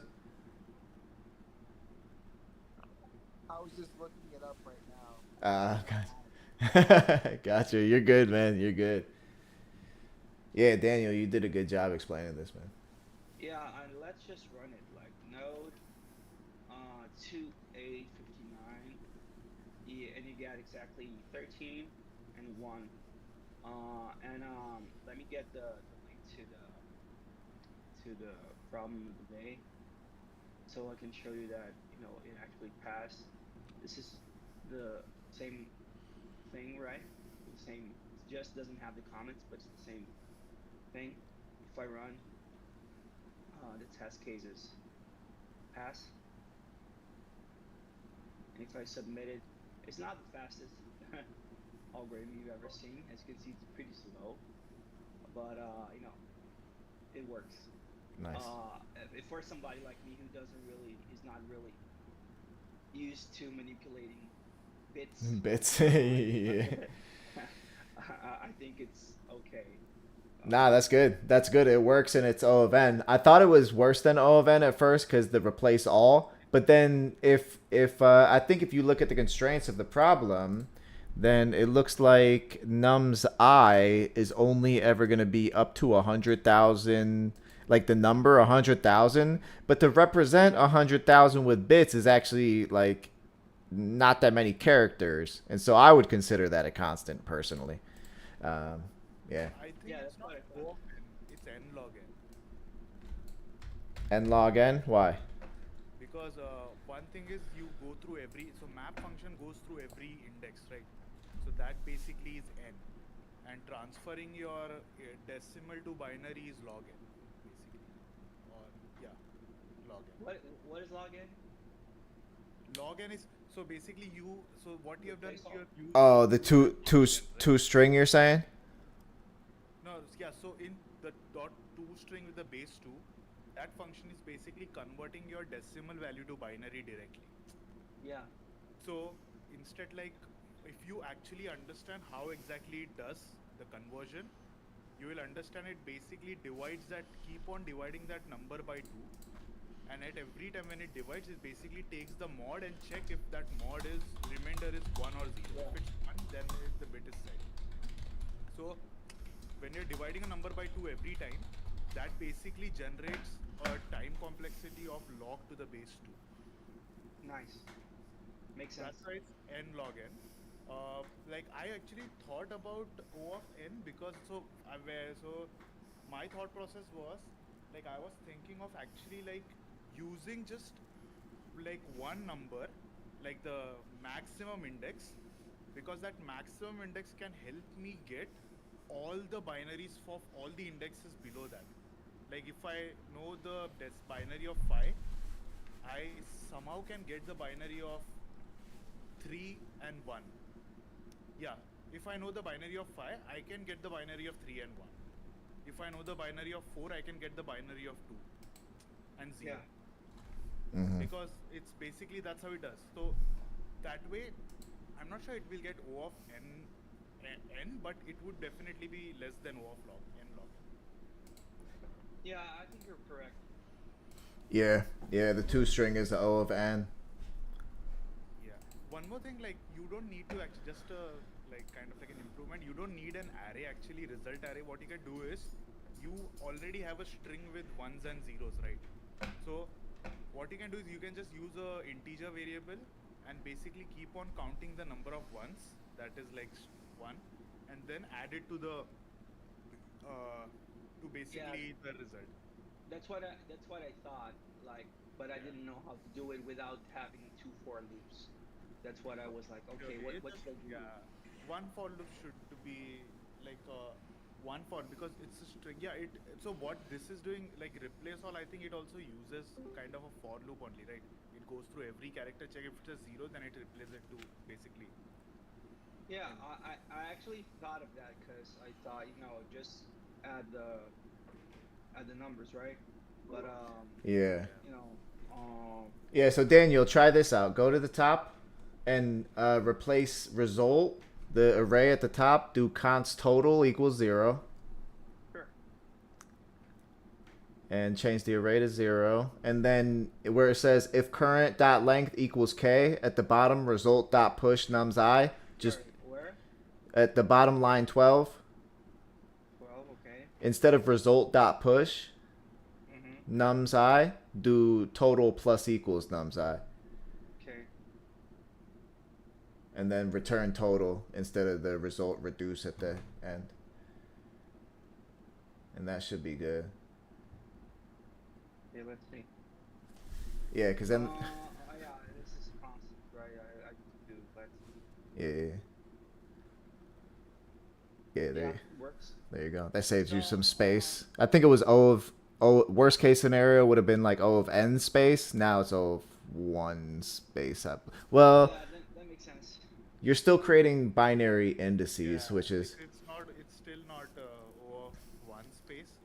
If you like not use that string function and actually like keep on dividing, like doing that actual binary logic, then it will be O of 1 space. Yeah. Does anyone else have a solution to this that's different that uses the O of n? I'm curious to see. Yeah. I have one I'd like to share too if we have time. We do. We have 30 minutes. I'm gonna stop sharing my screen then. All right, cool. Thanks for sharing. Great job, Daniel. Yeah, yeah. Look at that encouragement. I love it. Me too. Yeah, yeah. I'll go ahead and share mine. If anyone wants to see, this is in C, so let me go to some value. All right, so basically, if you look at, I have a function called sum indices with k set bits. This is where the core of my logic is. The main function is just the test cases.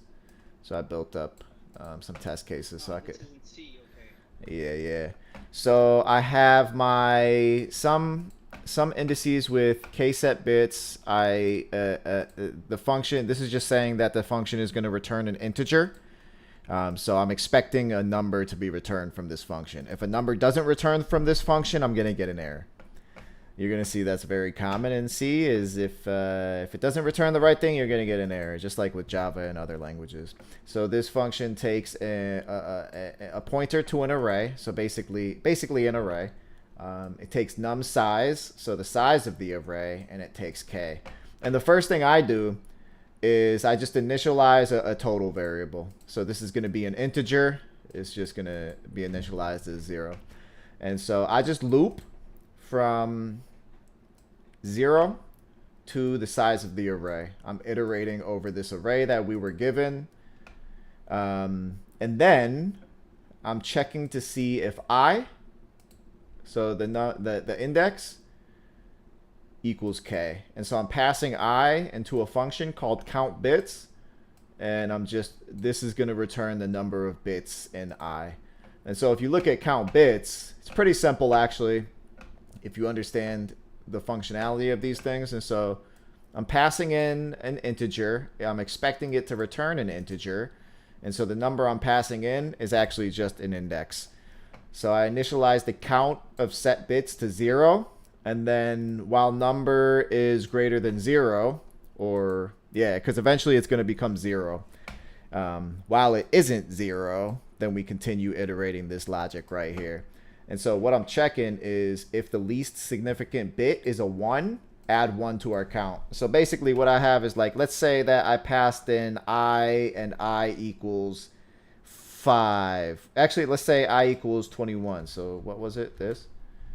We have 1, 2, 4, 8, 6, 16. So 16, 20, 21. Yeah. So this is 21 right here. And so this is my current number. And so I have num equals 10101. And then I have 1. And 1 is just 00001.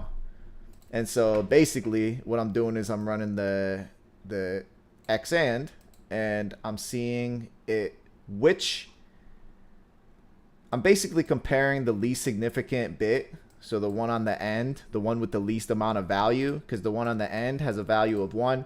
The one here has a value of 2. These ones have value of 4. This one has value of 8. These ones have value of 16. This is the least significant bit because it has the least amount of value. And so by running num with the x and 1, I'm basically going to return the number where there are ones in both numbers. So you could see in my number, I have ones in other positions, but in 1, I only have a 1 in this position. So I'm always just checking with this 1 right here if there's a 1 in this position. And so if there's a 1 in this position, count is going to equal 1. If there's a 0 in this position, like if we're doing 20 instead of 21, then this will actually return 0 because there's a 1 here, but there's not a 1 here. There's a 1 here, but there's not a 1 here. There's a 0 here, there's a 1 here, but there's not a 1 here. It's only going to return a 1 for where there's a double. So basically what I'm returning is 0, 0, 0, 0, 1. So it ignores everything except the spots where there's a 1 in both spots. Like if I had a 1 here, a 1 here, and then a 1 here, and a 1 here, basically we'd return this. Because each one of these two have 1s, so we return 1, 1, 1. But since these ones only have, since num has a 0 here, but this value has a 1 here, you need a 1 in both positions. So basically, I'm using this 1, so this right here, up against the number to see if there's a 1 in the least significant bit of the number. And so once I have that figured out, either there's a 1 in the least significant bit or there's not. If there is, then I increment count by 1 because that's one set bit. And then what I'm doing is I'm just shifting it to the right. So when I have this number of 21, what shifting to the right means is I'm basically just popping that off. And I'm going to do the same thing over and over. And when I pop it off, I'm going to be popping that off. And then I'm going to be popping that off. And then I'm going to be popping that off. And last but not least, I'm going to be popping that off. And now num equals 0, so I'd break out of here. So for every 1 that's in here, eventually it's going to be in the least significant bit because I'm slowly just shifting all the bits to the right. So eventually it's going to be compared against this 1. So I'm just counting my bits that way. And then it returns the count. And yeah, so if the count set bit function returns k is equal to k, then I add num's I to my total, and then I return total. And that's it. Yeah, just one thing. Could you show the example of manipulating the bits with the test case? Like 0, 1, 2, 3, 4. Okay. Yeah, so let's say, let me just take this array right here. So let me just put these right here. So if I pass the 0 index into the count bits function, I have, let's just say 0, right? And just so it's clear that this is binary, let's just say I have 0, 0, 0, 0. And so 0, 0, 0, 0 is passed into this while loop.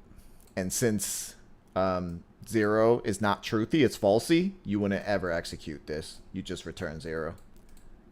So that would return 0. And since this returns 0, 0 is not equal to 1, I would never add anything to it. Then the next one would be 1. Now I'm here. And so what I would do is I'm passing that index into the count set bits. The number is 1. I'm passing it into the while loop. It is positive because this is the truthy value.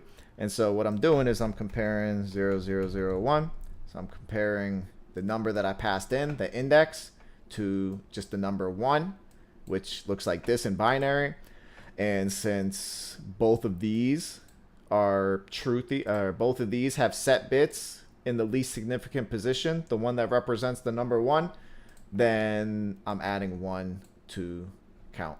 So what these two numbers are going to return is just 0, 0, 0, 1. It's going to return wherever there's bits in the same position.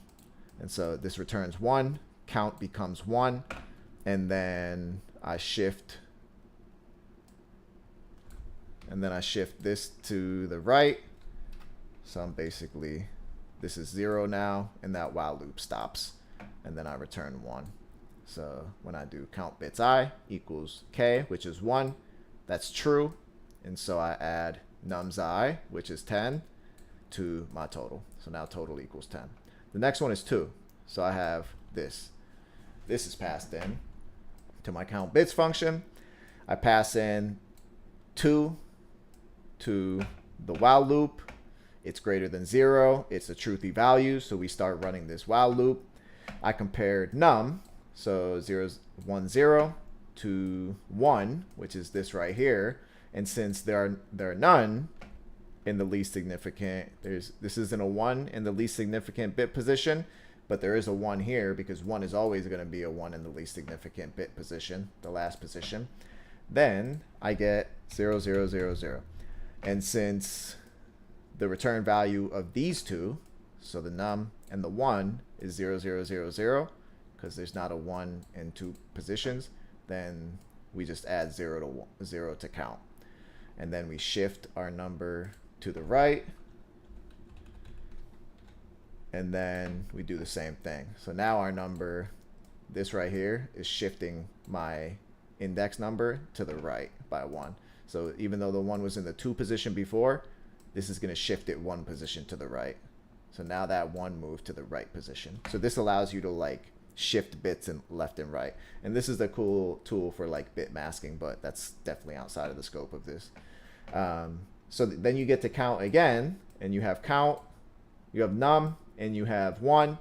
Now there's a 1 in the least significant bit position, a 1 in the least significant bit position. They match, and so you have a 1 here. So this expression returns a 1. So now count equals 1. And then sorry, you mean equals 1 or adds 1? It adds 1 and it equals 1 now. Okay. Yeah. And then we go ahead and we shift off the last bit again. This becomes 0, and so we stop running the while loop. And then we just return count, which is 1, because we only ever started with 1 set bit. We check that 1 against k, and we see that it's true, and so we add 1 to our total. Then So you're not keeping track of how many binary numbers have only one number 1. You're just doing this math, and it just returns the k. No, I'm counting how many bits there are in Hi, Jim. with this right here. I'm sorry. Me and Tiffany are still working on that issue. Should we wrap that up? Nah, you guys are cool. I mean, you could work on it as long as you want, really. Okay. What Yeah. should we do after? Oh, are you guys done with it? We're close. I think we got it. Oh, okay. All right, I guess the first thing we'll do tomorrow is we'll go ahead and do that pull request. We'll pull the code in as long as everything looks good. Okay, then I'll just I'll finish up with her, and then we'll figure the rest out tomorrow. All right, cool. Sounds good. All right, have fun, guys. Yeah, see ya. Yeah, so basically, if we're looking at like, all right, so this 0 index is going to be just 0. It's not going to have anything, so this function is not going to return anything.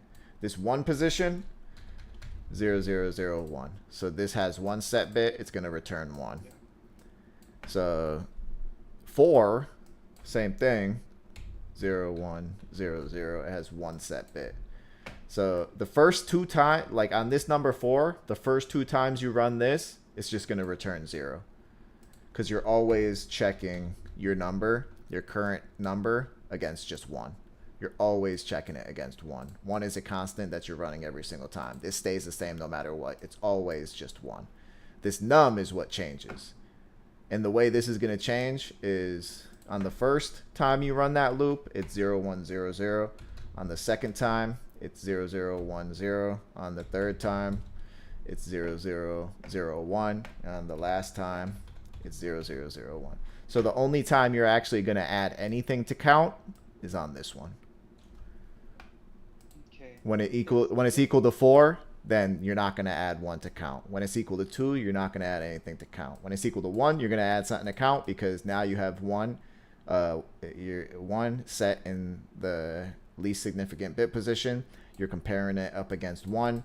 You have 1 in both of these positions, and so now you're adding just 1 to count. And so basically, let me just take real quick. So let's say, so if we have, hold on, let me just show you 21 really quickly. So it's starting like this, and then it's gonna look like this, and then it's gonna look like, and then it's gonna look like, and then it's gonna look like that, and then it's gonna look like that. So with 21, you're gonna do a few loops, and the only time you're ever gonna add anything to count is on this one, on this one, and on this one. So the count is 3 with the number 21, and so you're shifting the binary. You're basically like shifting the digits to the right, and you're getting rid of them. You're counting them one at a time, basically. Okay. And can you go back to the 1 to 4 so I can understand it again, please? The binary numbers. Oh. Yeah, like 0001 or yeah. The first 4 binary numbers.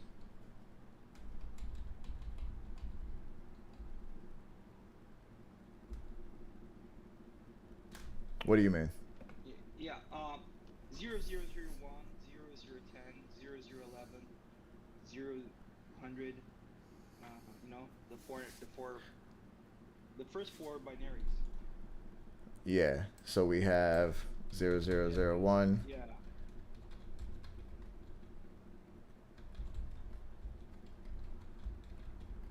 Yeah, that's it.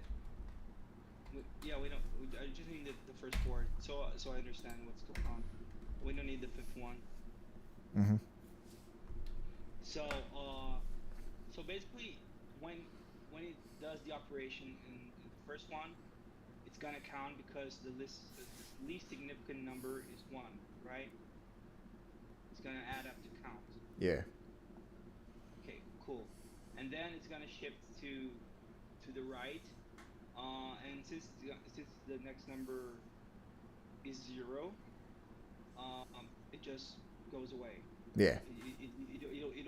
You don't shift every 0. Like you shift once. If it's 0, bye bye, right? Yep. Okay, so now you have a count of 0001, correct? Mhm. Okay. For the second one, you check the num, and the num is positive. So, but you're not gonna add to the count because the least significant number is 0, right? But you're gonna shift.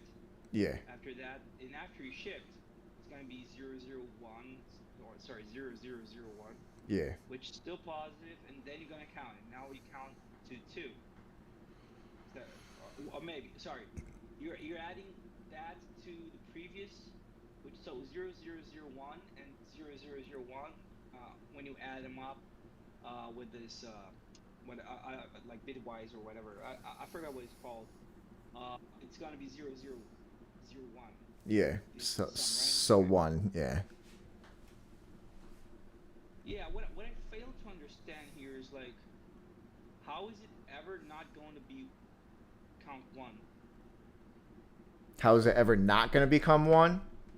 Count 1. Like how is it going to be count 2 or 3? That's what I don't understand. Right here it would be count 3.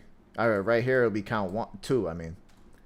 Because you're going to add 1 to the count on the first one, and you're going to add 1 to the count on the third one.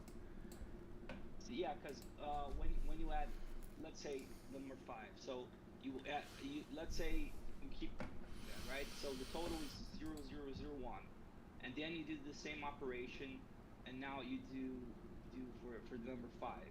So you're gonna count 1. You're gonna add 1 to count because the least significant bit is 1. Then you're gonna shift it, then it's still positive number, but you're not gonna add to the count. Then you're gonna shift it. Then it's a 1, and then you're gonna do the total again. Oh, sorry, you're gonna add to the count. So it's gonna be 3, right? And then you yeah. Am I correct? Yeah. If there's all right, if there's a 1 in this position, you're adding 1 to the count. If there's not, you're not. It's really that simple. If there's a 1 here, you're adding to the count. If there's a 1 anywhere else in the binary representation, you're not. There has to be a 1 in this position if you're adding 1. If there's a 1 in here, then you're adding it. And then every single time, you're just shifting it to the right. So if you have a string like this, then you're just cutting that off. And then you're doing this string. Then you're cutting it off. Then you're testing this string. Then you're cutting it off. Then you're testing this. Then you're cutting it off. Then you're testing this. Then you're cutting this. Then you're testing this. And every time there's a 1 in the last position, you're increasing the count. It's Okay. You're basically just shrinking the binary representation. Yeah. Okay. So let's say for number 2, 0, 0, 11, right? Yep. So the while is gonna run because it's a positive binary number. Yeah. The count is gonna be added 1 to the count, or rather, is it 1 or is it like 0, 0, 0, 1? What's going on there? How many bits are set here? 2. So count is you're gonna return a count of 2. Okay. How many bits are here? 4. So you're gonna return 4. You're just counting the ones. You're just counting the ones. But you're adding to the previous total. You're adding to the count. You're counting the ones. That's literally what you're doing. You're just counting the ones. Yeah. Sorry. I'm lost. Yeah. So what I would do is just copy this, just paste it into ChatGPT, and have it explain step by step exactly what this syntax is doing. You'll probably I don't know how to explain it any better, honestly, and I want other people to be able to share their solutions too. So. No, or else the best way for if you want to do it, like instead of like trying to go it over and over, just copy this code and just print every value and see what it gives value. Only then you can understand. Sure. Like if you want to go, what are you saying, Aditya? You mean like right here, just printf count every single time? No, so print num ampersand num and 1, and secondly print when you do that num right shift left shift 1, just print that and see every time what the num value is coming, and you can do that math of converting to binaries, right? So then you can understand that how exactly it is shifting the value. I mean, basically, so every time when you shift the value, you can see that the num value is changing. It always like trimming the last significant bit, like the last bit, and that way you can see what exactly every time the number it is generating just for like one index. Just Jim, just print like 5 for index 5. Don't print for 0 and 1. You won't understand the main thing. Like 5 it will actually explain you how it is doing. Like do it. Yeah, I understand what the shift is doing, and I understand what the ampersand there is doing. It's like bitwise operation. So I just want how to count the number we want. Oh. So like num ampersand 1 is basically it's either returning 1 or 0. If the bit is set, then it is returning 1, or else it is returning 0. So when you are doing count plus equal to num ampersand 1, it will be either count plus equal to 1 or it will be count plus equal to 0.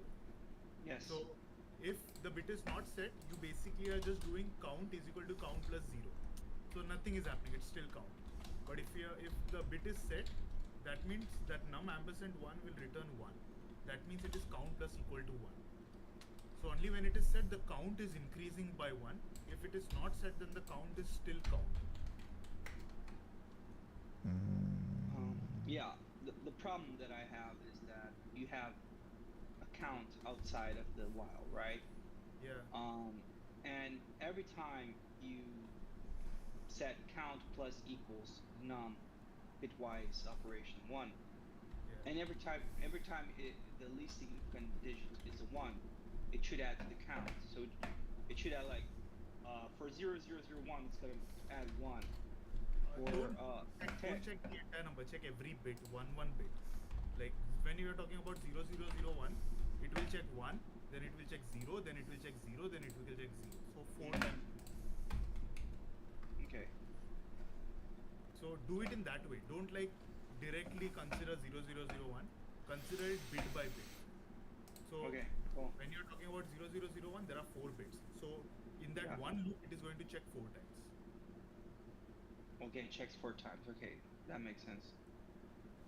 Yeah, yeah. Just number 1, and that's what it's added up to count. Correct. This concept is a super difficult concept for most people to understand too, so don't even sweat it, dude. Honestly, like the shift, some people never learn this stuff and they survive and they become like good programmers and all that stuff. But you're hungry. You're hungry and you're curious. I respect that, man. Explain to me. I understand now because he explained how it works. Yeah. I was considering like each operation on a single number. When he says that, and now he explained to me that the count operation with the bitwise, it does like the least significant number to the most significant, and just at once, right? Yeah, that's what I was confused. Within that one while loop of while num, all the bits within that number, for example, when 0001, there are 4 bits. So that within that while loop, every bit is checked, basically. Yeah, I think that was my mistake. Because that was my mistake because I wasn't thinking in terms of the 4 digits and also the while. But yeah, if you want to see other people's solution, by all means. I don't want to take too much of the time. Nah, you're good, man. All right, so we got 5 more minutes if someone wants to. Actually, honestly, y'all are welcome to chill and hang out and share solutions. As far as like, if you want to keep sharing mediums and hards, that's totally fine. But I've been in here since like 4 p.m. just in all these different events. So I'm like, I gotta sign off and hit the sheets sooner than later. So I'm limited to an hour with this event. But y'all are welcome to continue to share solutions. But is there anyone who wants to share either another solution for the medium or another solution for the easy or a solution for the medium? I'd be curious to see one of them. I have a solution for the medium, but if you guys want it, we can do it next time. I don't know. Yeah. Does anyone else? I want to see if anyone else has, because me and you already shared. So. I have one for the medium. All right, let's check it out. And then Daniel, feel free. I mean, when I hop out, y'all can definitely feel free to just hang out and do your thing. Like if you want to, Daniel, when Aditya shares, if you want to still share your medium, feel free to hang out. I know Aditya and Fernando and probably Liz is curious. I know people are probably curious to see your solution as well. I just want to try to give everybody an opportunity to share it too, you know? Absolutely. Yeah, because I was asking questions because I know sometimes my questions could be someone else's questions too. But of course, if someone else has questions, you can cut me now. Otherwise, I'm gonna ask them forever. Yeah. Nah, you're good. I enjoy your curiosity, man, because I'm the same way, honestly. Okay. So, Aditya. Okay. What did you solve this in, Aditya? It's in Java. Okay. But I mean, I can explain it. It's pretty clear. The thing with linked list is, it doesn't matter if it's in Java or any other language. Basically, it's pretty straightforward because if you know the concept of classes and objects and variables, then you would understand the linked list. Otherwise, it might be a bit difficult. If you need to know this concept, that what this classes concept is. If you don't know this concept, like how a class and the variable are defined and how they are called, then the linked list concept itself might be a bit difficult.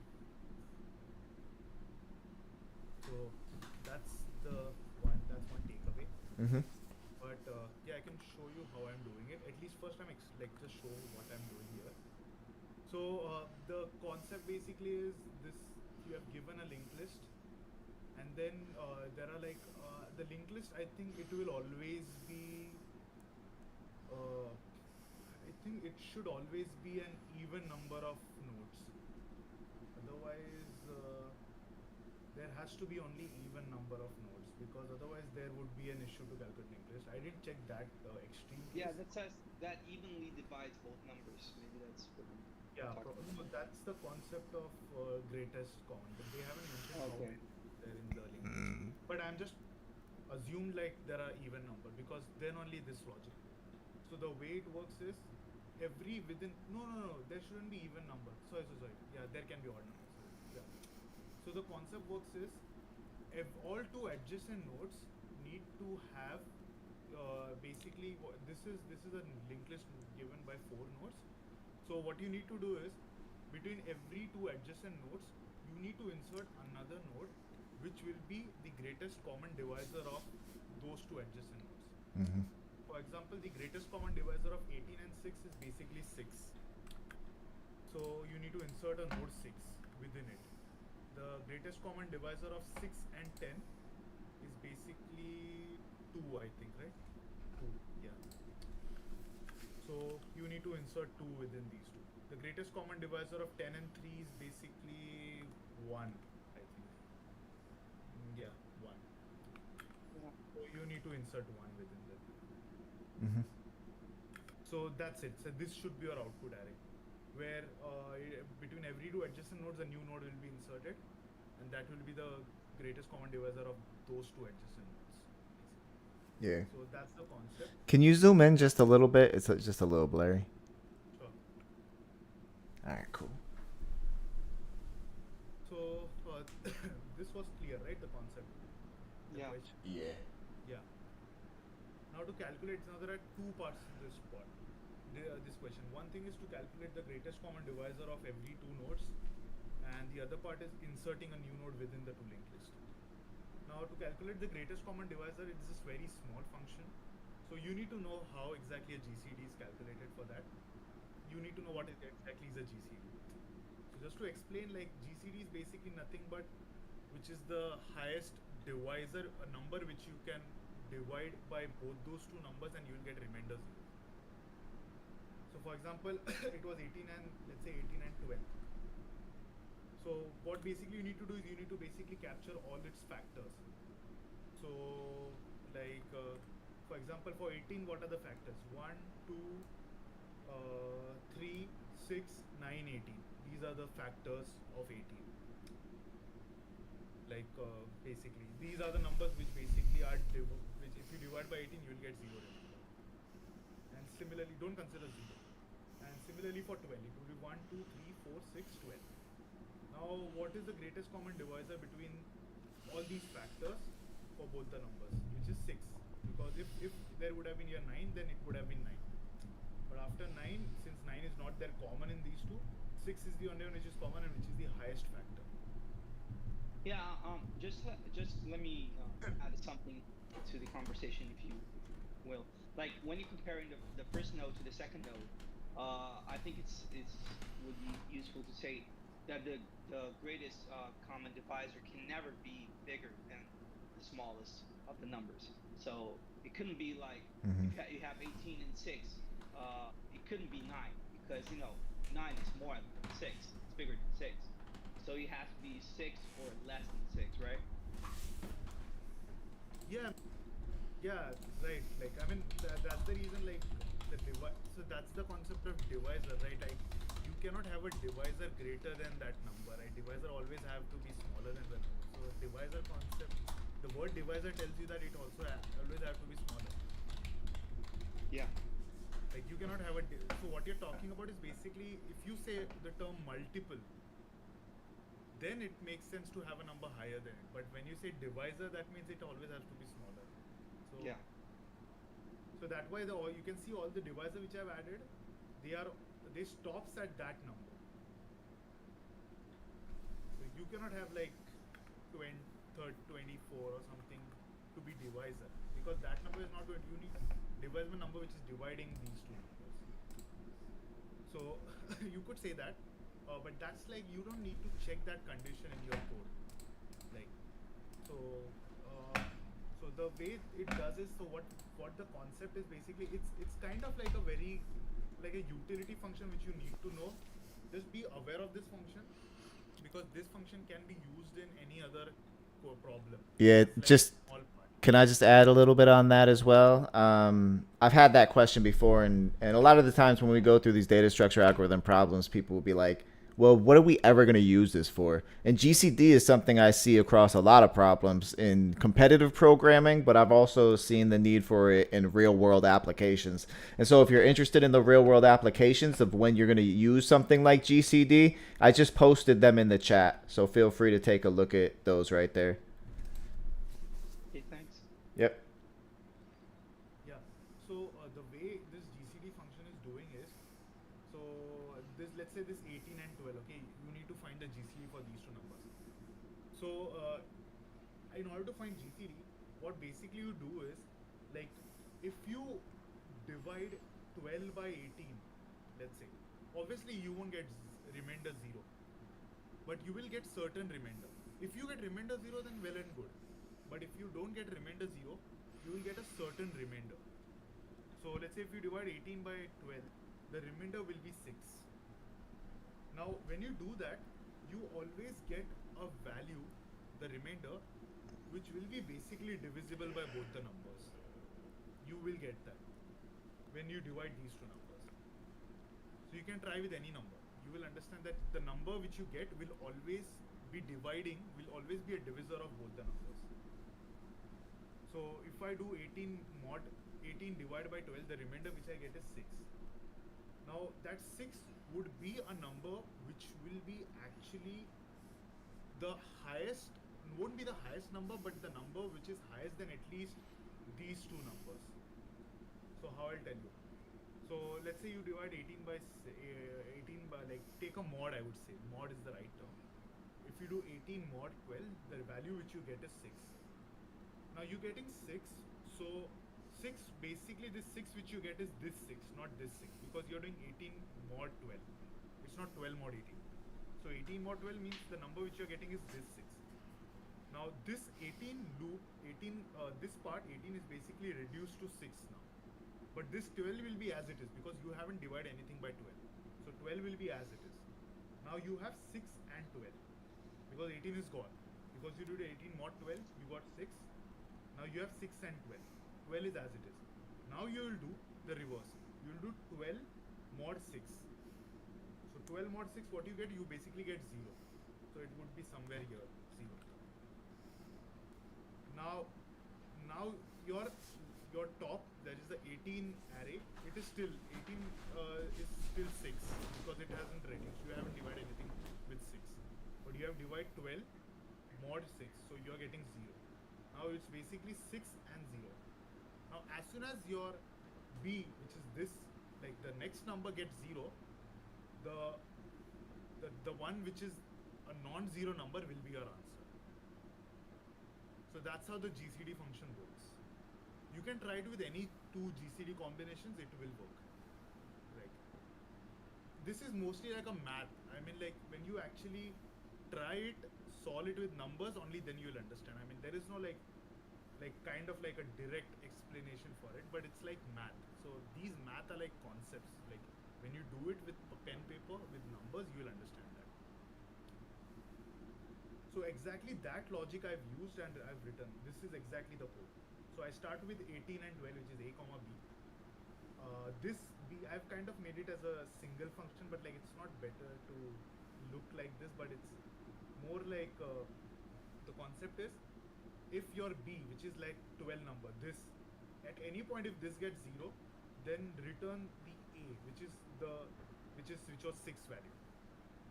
But if it is not 0, let's say if it was 12 like before, and this was 6, this was 18, sorry, this was 18 and this was 12, then what you do is basically you call a recursive function. So it's a recursive function because I am basically using the same variables and using the same logic every time. Go on. Sorry, I was just talking. Yeah, so the logic is the same. I'm always taking mod of two numbers. So in that case, using a recursive function is more efficient because you don't have to like it's a recursive function. It will go, the same logic will run again and again. So exactly it's the same logic. So what the next two A and B? So this was A and B, which is 18 and 12. What would be the new A and B? So the new A and B is going to be, the A is going to be B, which is it will reverse the roles. So like I did 18 and 12, 18 and 12 are my A and B. Like 18 and 12 are my A and B. So what I did was I basically, now my B will become 12. Like my A will become B, which is 12. Because I have to divide the next number from 12 because I've already used 12 to divide from 18. So the role will reverse. The 18 value is reduced to 6 now. So the role is reversed. So now I'm going to divide that 6 with 12. So I need to make my A, which is the dividend, which is basically getting divided, to value B, which is 12, and my B, which is the one which is divisor, which is dividing, will basically be A mod B, which is 18 mod 12. So that's the logic. And it will keep on doing till B gets 0. As soon as the B gets 0 means A is my answer. That is 18, 12, 12, 6, and then 6, 0. You can try it with any number like 15, 12, 12, 3, 3, 0. So as soon as 0, my answer is 3. Mm-hmm. So that's the greatest common divisor concept. Like, okay. Now, how exactly I am doing it in my linked list? So in my linked list, basically I am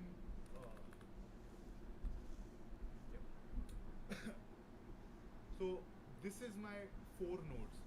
So initially what I'm doing is I'm basically just like checking the base case, which is if I only have one node and if I have only like nothing, then it's basically the base case, head null or head dot next equal to null. So return the head because that there won't be any GCD. So the answer is the same as what before it was, the linked list, the original linked list. But let's say I have at least 2 numbers. So what I'm going to do is I'm going to use a before and after term. So before basically means the one before the node which I'm going to insert. The before node is the node before that new node, and after is the node after that new node. So let's say I define it as A, this is after, AF, and before. Before means BF. Sorry, BF and AF. So these are the 2 terms, okay? Like before and after.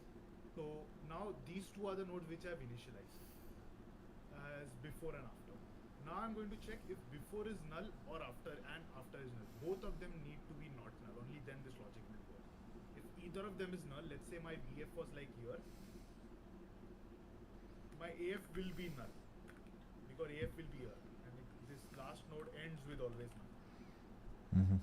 So this logic won't work. So I need to stop at this point when my BF is 10 and AF is 3. So that's when my loop stops. So that's why this condition. Now what I'll do is I'll basically capture the value of these 2 numbers because I need to get the GCD, so I need the values. So I'm going to define like A is equal to before BF dot val, which is 18. And my B is going to be AF dot val, which is 6. Now I'll get the GCD as per this logic, what we saw. This logic, and then as soon as I get my GCD, my answer, it will return 6. Now what I'll do is basically, this is my new node. I have to create a new node. So the function to create a new node is basically you need to create a new object. So node is like a new object of that class, of the class list node. With the value, so I need to give a value to that node. So that value will be GCD of 18, 6. So that's this function which is basically getting called. And as soon as I get that value, which is 6, this basically is the kind of the important part of linked list. So as soon as I have this node, currently my new node is going to be like this. Just an empty node. There is nothing connected to it, just like a separate node. So I need to put this node in between. So what I need to do is I need to basically connect this arrow from here to here. So basically my arrow is going to be like this. Like this arrow. So sorry. My arrow is like this. I don't know how to put that thing, but yeah. Yeah, like my arrow, this will get vanished and my arrow will connect to this 6 because this I need to put in between. Now this 6 will have an arrow which will connect to this 6. So basically it is going to be like this. 6 connect to this new node 6 and this new node arrow will be connected to that after node 6.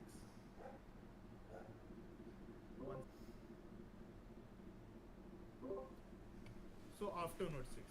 Now I have so my after will be here because after will be the after node and before. They will still be like that only. They won't change because I've inserted a new node. So my new node is now ready. Now I'm done with these two before after. Now I need to move to the next before after combination. So what it will be? It will be this 6 and this 10. And how will I do that? So you can see before is here. I need to make this before here. This before. So what's the, like you can see there are 2 arrows, right? So I need to move 2 arrows to come to this point. So in order to move 2 arrows, I basically need to write this term. Dot next, dot next. So dot next means I move to next arrow. And again dot next means I move to the next after next arrow. So that is I've changed 2 arrows. Now my before will be here. Could you do before equals after? No. Before is equal to before dot next. I just did. I mean, you can do it like before is equal to after. And then after equals after dot next? Yeah, that does also work. Okay. Yeah. So you could do, because like there are many various ways to actually do in linked list. You can see your after node is already here. So what you can do is you can do after equal to before, because after is the right. But or else you can do like, you are always going to know that you're going to move always 2 steps. Next. You're going to do before is equal to before dot next dot next. Yeah. Now after need to move only one node. So you're going to just do after is equal to after dot next. That's it. Now again the same logic what you did, because it's a loop. So again, like creating a new node, calculating the GCD, putting inside and then moving 2 steps. So again I'll put here 2, the same steps. Now here I'll basically move to 10 because 2 nodes, and then I'll basically move to 3. I'll basically insert 1 in between. Now you can see here I'll move to B here, and then my after will also after dot next. Now after is null. Now since my after is null, like actually I don't need this condition, I just need after not equal to null, because my before my after gets null, my before is, this term is not going to get null. This term has to get first null always. So I don't have to worry about this condition, but just put it, and then as soon as it's null, my solution is done. It will come out of this loop and it will return the head. Now the concept is called as referencing. So this referencing, you need to know that when you are basically assigning head to before, like your before will keep on changing but your head will still be there. So your head won't change, your head will still be here. So you, whenever you work with linked list and when you're making any changes into these nodes, never use head as like the one to actually manipulate. Always assign head to some other node, manipulate that node, because you need to have to return the result to start the node. You have the start of the node, and start of the node is always head. So you can return the result as always head, even if you manipulated other nodes or anything other in the linked list. But you can return your start. So you remember that. Yep, that's it. Nice. Can I? That was a nice explanation. Thank you. Can I show mine really quick? It's gonna take like 5 minutes, and then I'll hop off. Yeah, do your thing. Do your thing. I'm gonna hop off anyways, but feel free. I'm interested to see it too. So go ahead. Okay, so everybody seeing it? Okay. Yes. So this is given to you by the problem to you, so you don't have to do anything except if you're running on VS Code, you just have to have it here, otherwise it's gonna fail. So this function I just totally copied off the internet because like Euclidean or whatever. Like I said, function of some algorithm I totally did not copy off the internet because I'm a math wizard who just came up with it on the spot. So yeah, I just came up with this. There you go. I'm a genius. So actually, A modern day Euclid. yeah, exactly. So the first thing I do is like check if the head is empty or null, right? And if that's the case, if there's like the head is false here, nullish or whatever, just return null. Um, Here's a helper function that I created just to visualize the linked list. We can ignore that. So I set the head to current, and that's where we're gonna manipulate. I'm gonna iterate through the whole linked list while there's a next node that is null. And this is what it does. It checks current and checks if there's a next that isn't nullish. That's what this thing does. Because if it's null, it's gonna stop, right? So to calculate the greatest common divisor, I just ran the function that we copied off the internet.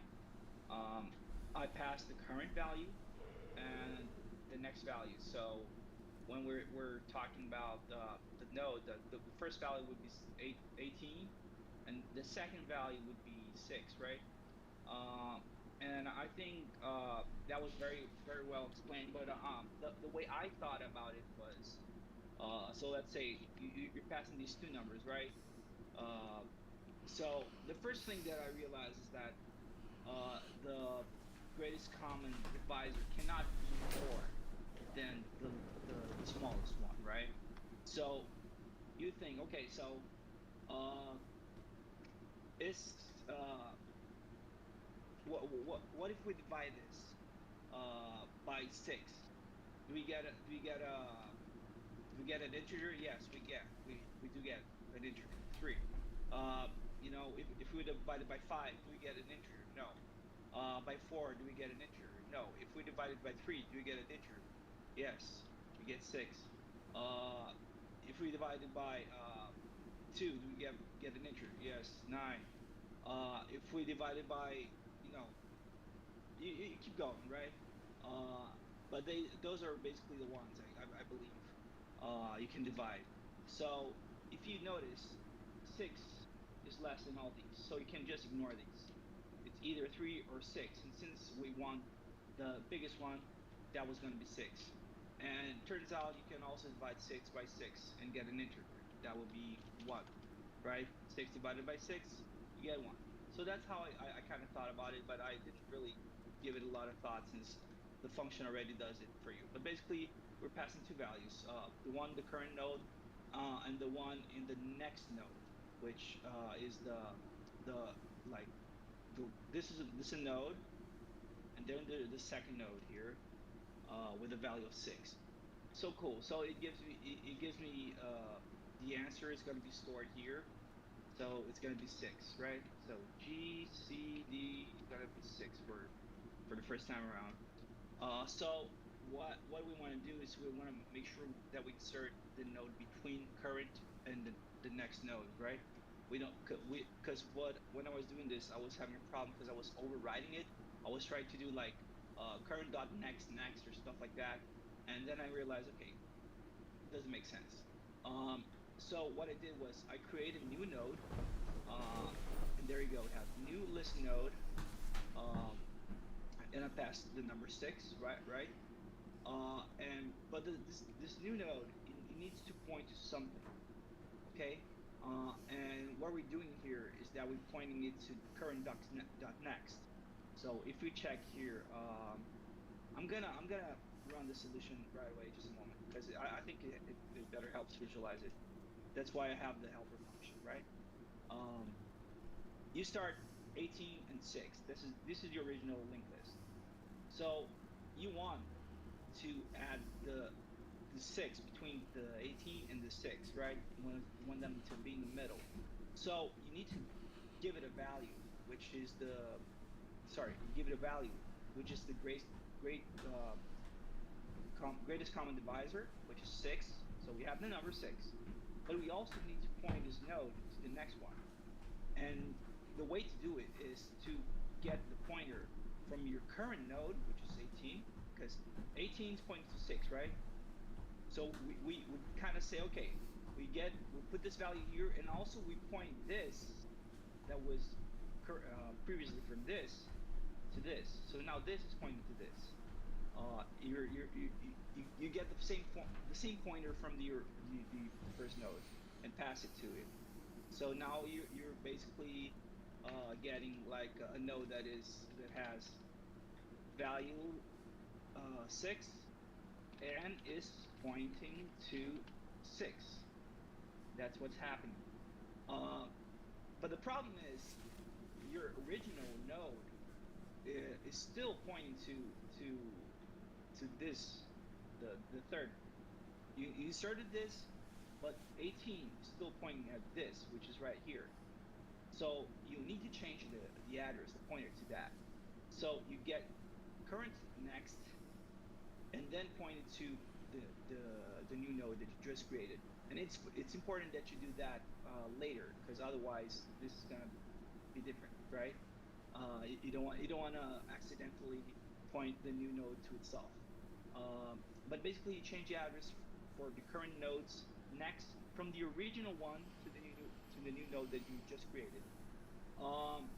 And then you need to make sure that you're moving on. So you skip. And where do you want to skip? So if you're here, you don't want to. Sorry, if you're here and you created 6, you don't want to run 6, because otherwise you're going to run this forever. You want to skip the 6, right? So how do we go from 18 to 6? If you were here, you would do current.next, but that's not possible here because current.next would go to here. So what you do is you do new node.next. So what is new node.next? It's this. So current from 18 becomes 6 and start the operation again. And I could go on and explain how it does everything again if you guys want it, but I think you get a point, right? Basically, it finds the common denominator. Let's say it's 6 and 10. So 6 and 10. The greatest common denominator is 2.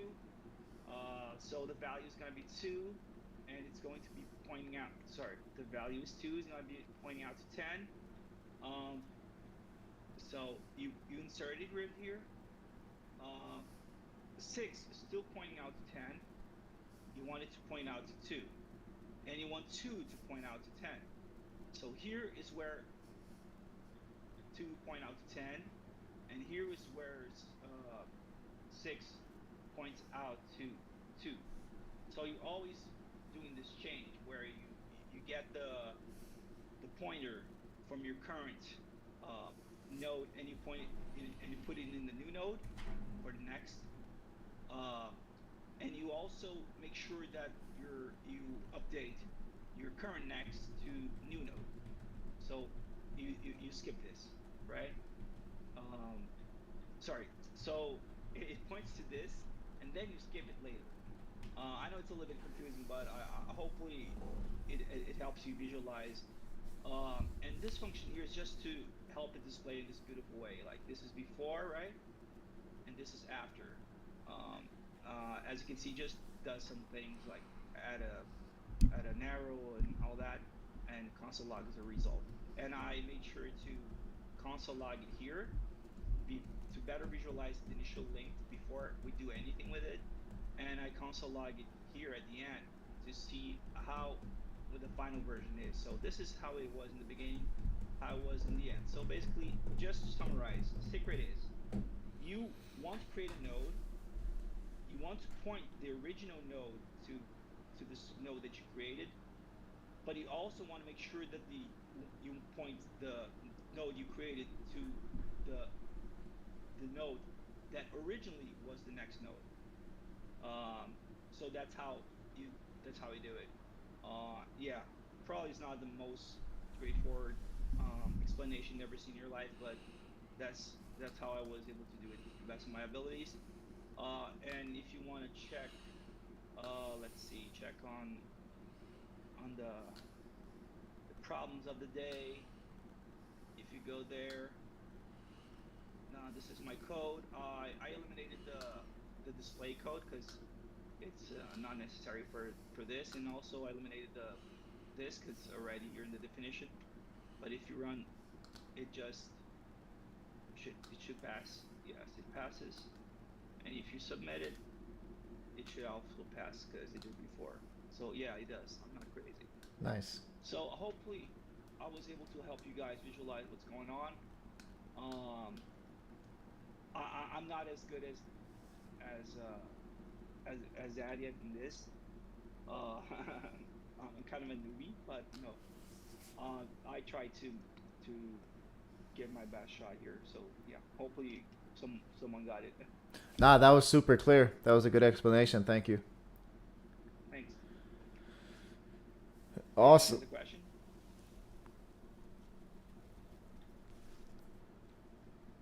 Okay, so I'm gonna take this as a good sign. Yeah, no, that was good. That was good. Clear. That wasn't your first medium problem, was it? Yeah, I think so. Like, it was my first medium problem with you. I did a medium problem before, but it was a long time ago, and it wasn't really a medium. It was like an easy one. This guy's a medium. Yeah, they got those sometimes. Yeah. Does anyone else have a solution, easy or medium or hard, that they want to share? I'm gonna be hopping off, but curious. Yeah, I couldn't do that hard one, the logic which we decided. I think there is some issue in that. So I'm going to like see some solution. So the way I've done it is like I think I saw a solution which was like pretty similar to my thought process, but I think they added a binary search to it as well. So I think Fernando was talking about adding binary search to it, and it made kind of sense to add a binary search because ultimately it's going to be about a sorted array, because non-decreasing is a sorted array. So I felt like binary search would help. I just need to see how. So I would go through a solution and then solve it tomorrow. Yeah. Okay. Yeah, I'm kind of like hopping off. Yeah, thanks for everyone who did a good job explaining. Yeah, thank you. Concepts and for your patience. Yeah, for sure. Thank you. Okay. So yeah, have a good one, guys. Cool. You too. And girls. Good night. Bye. Good night. Night.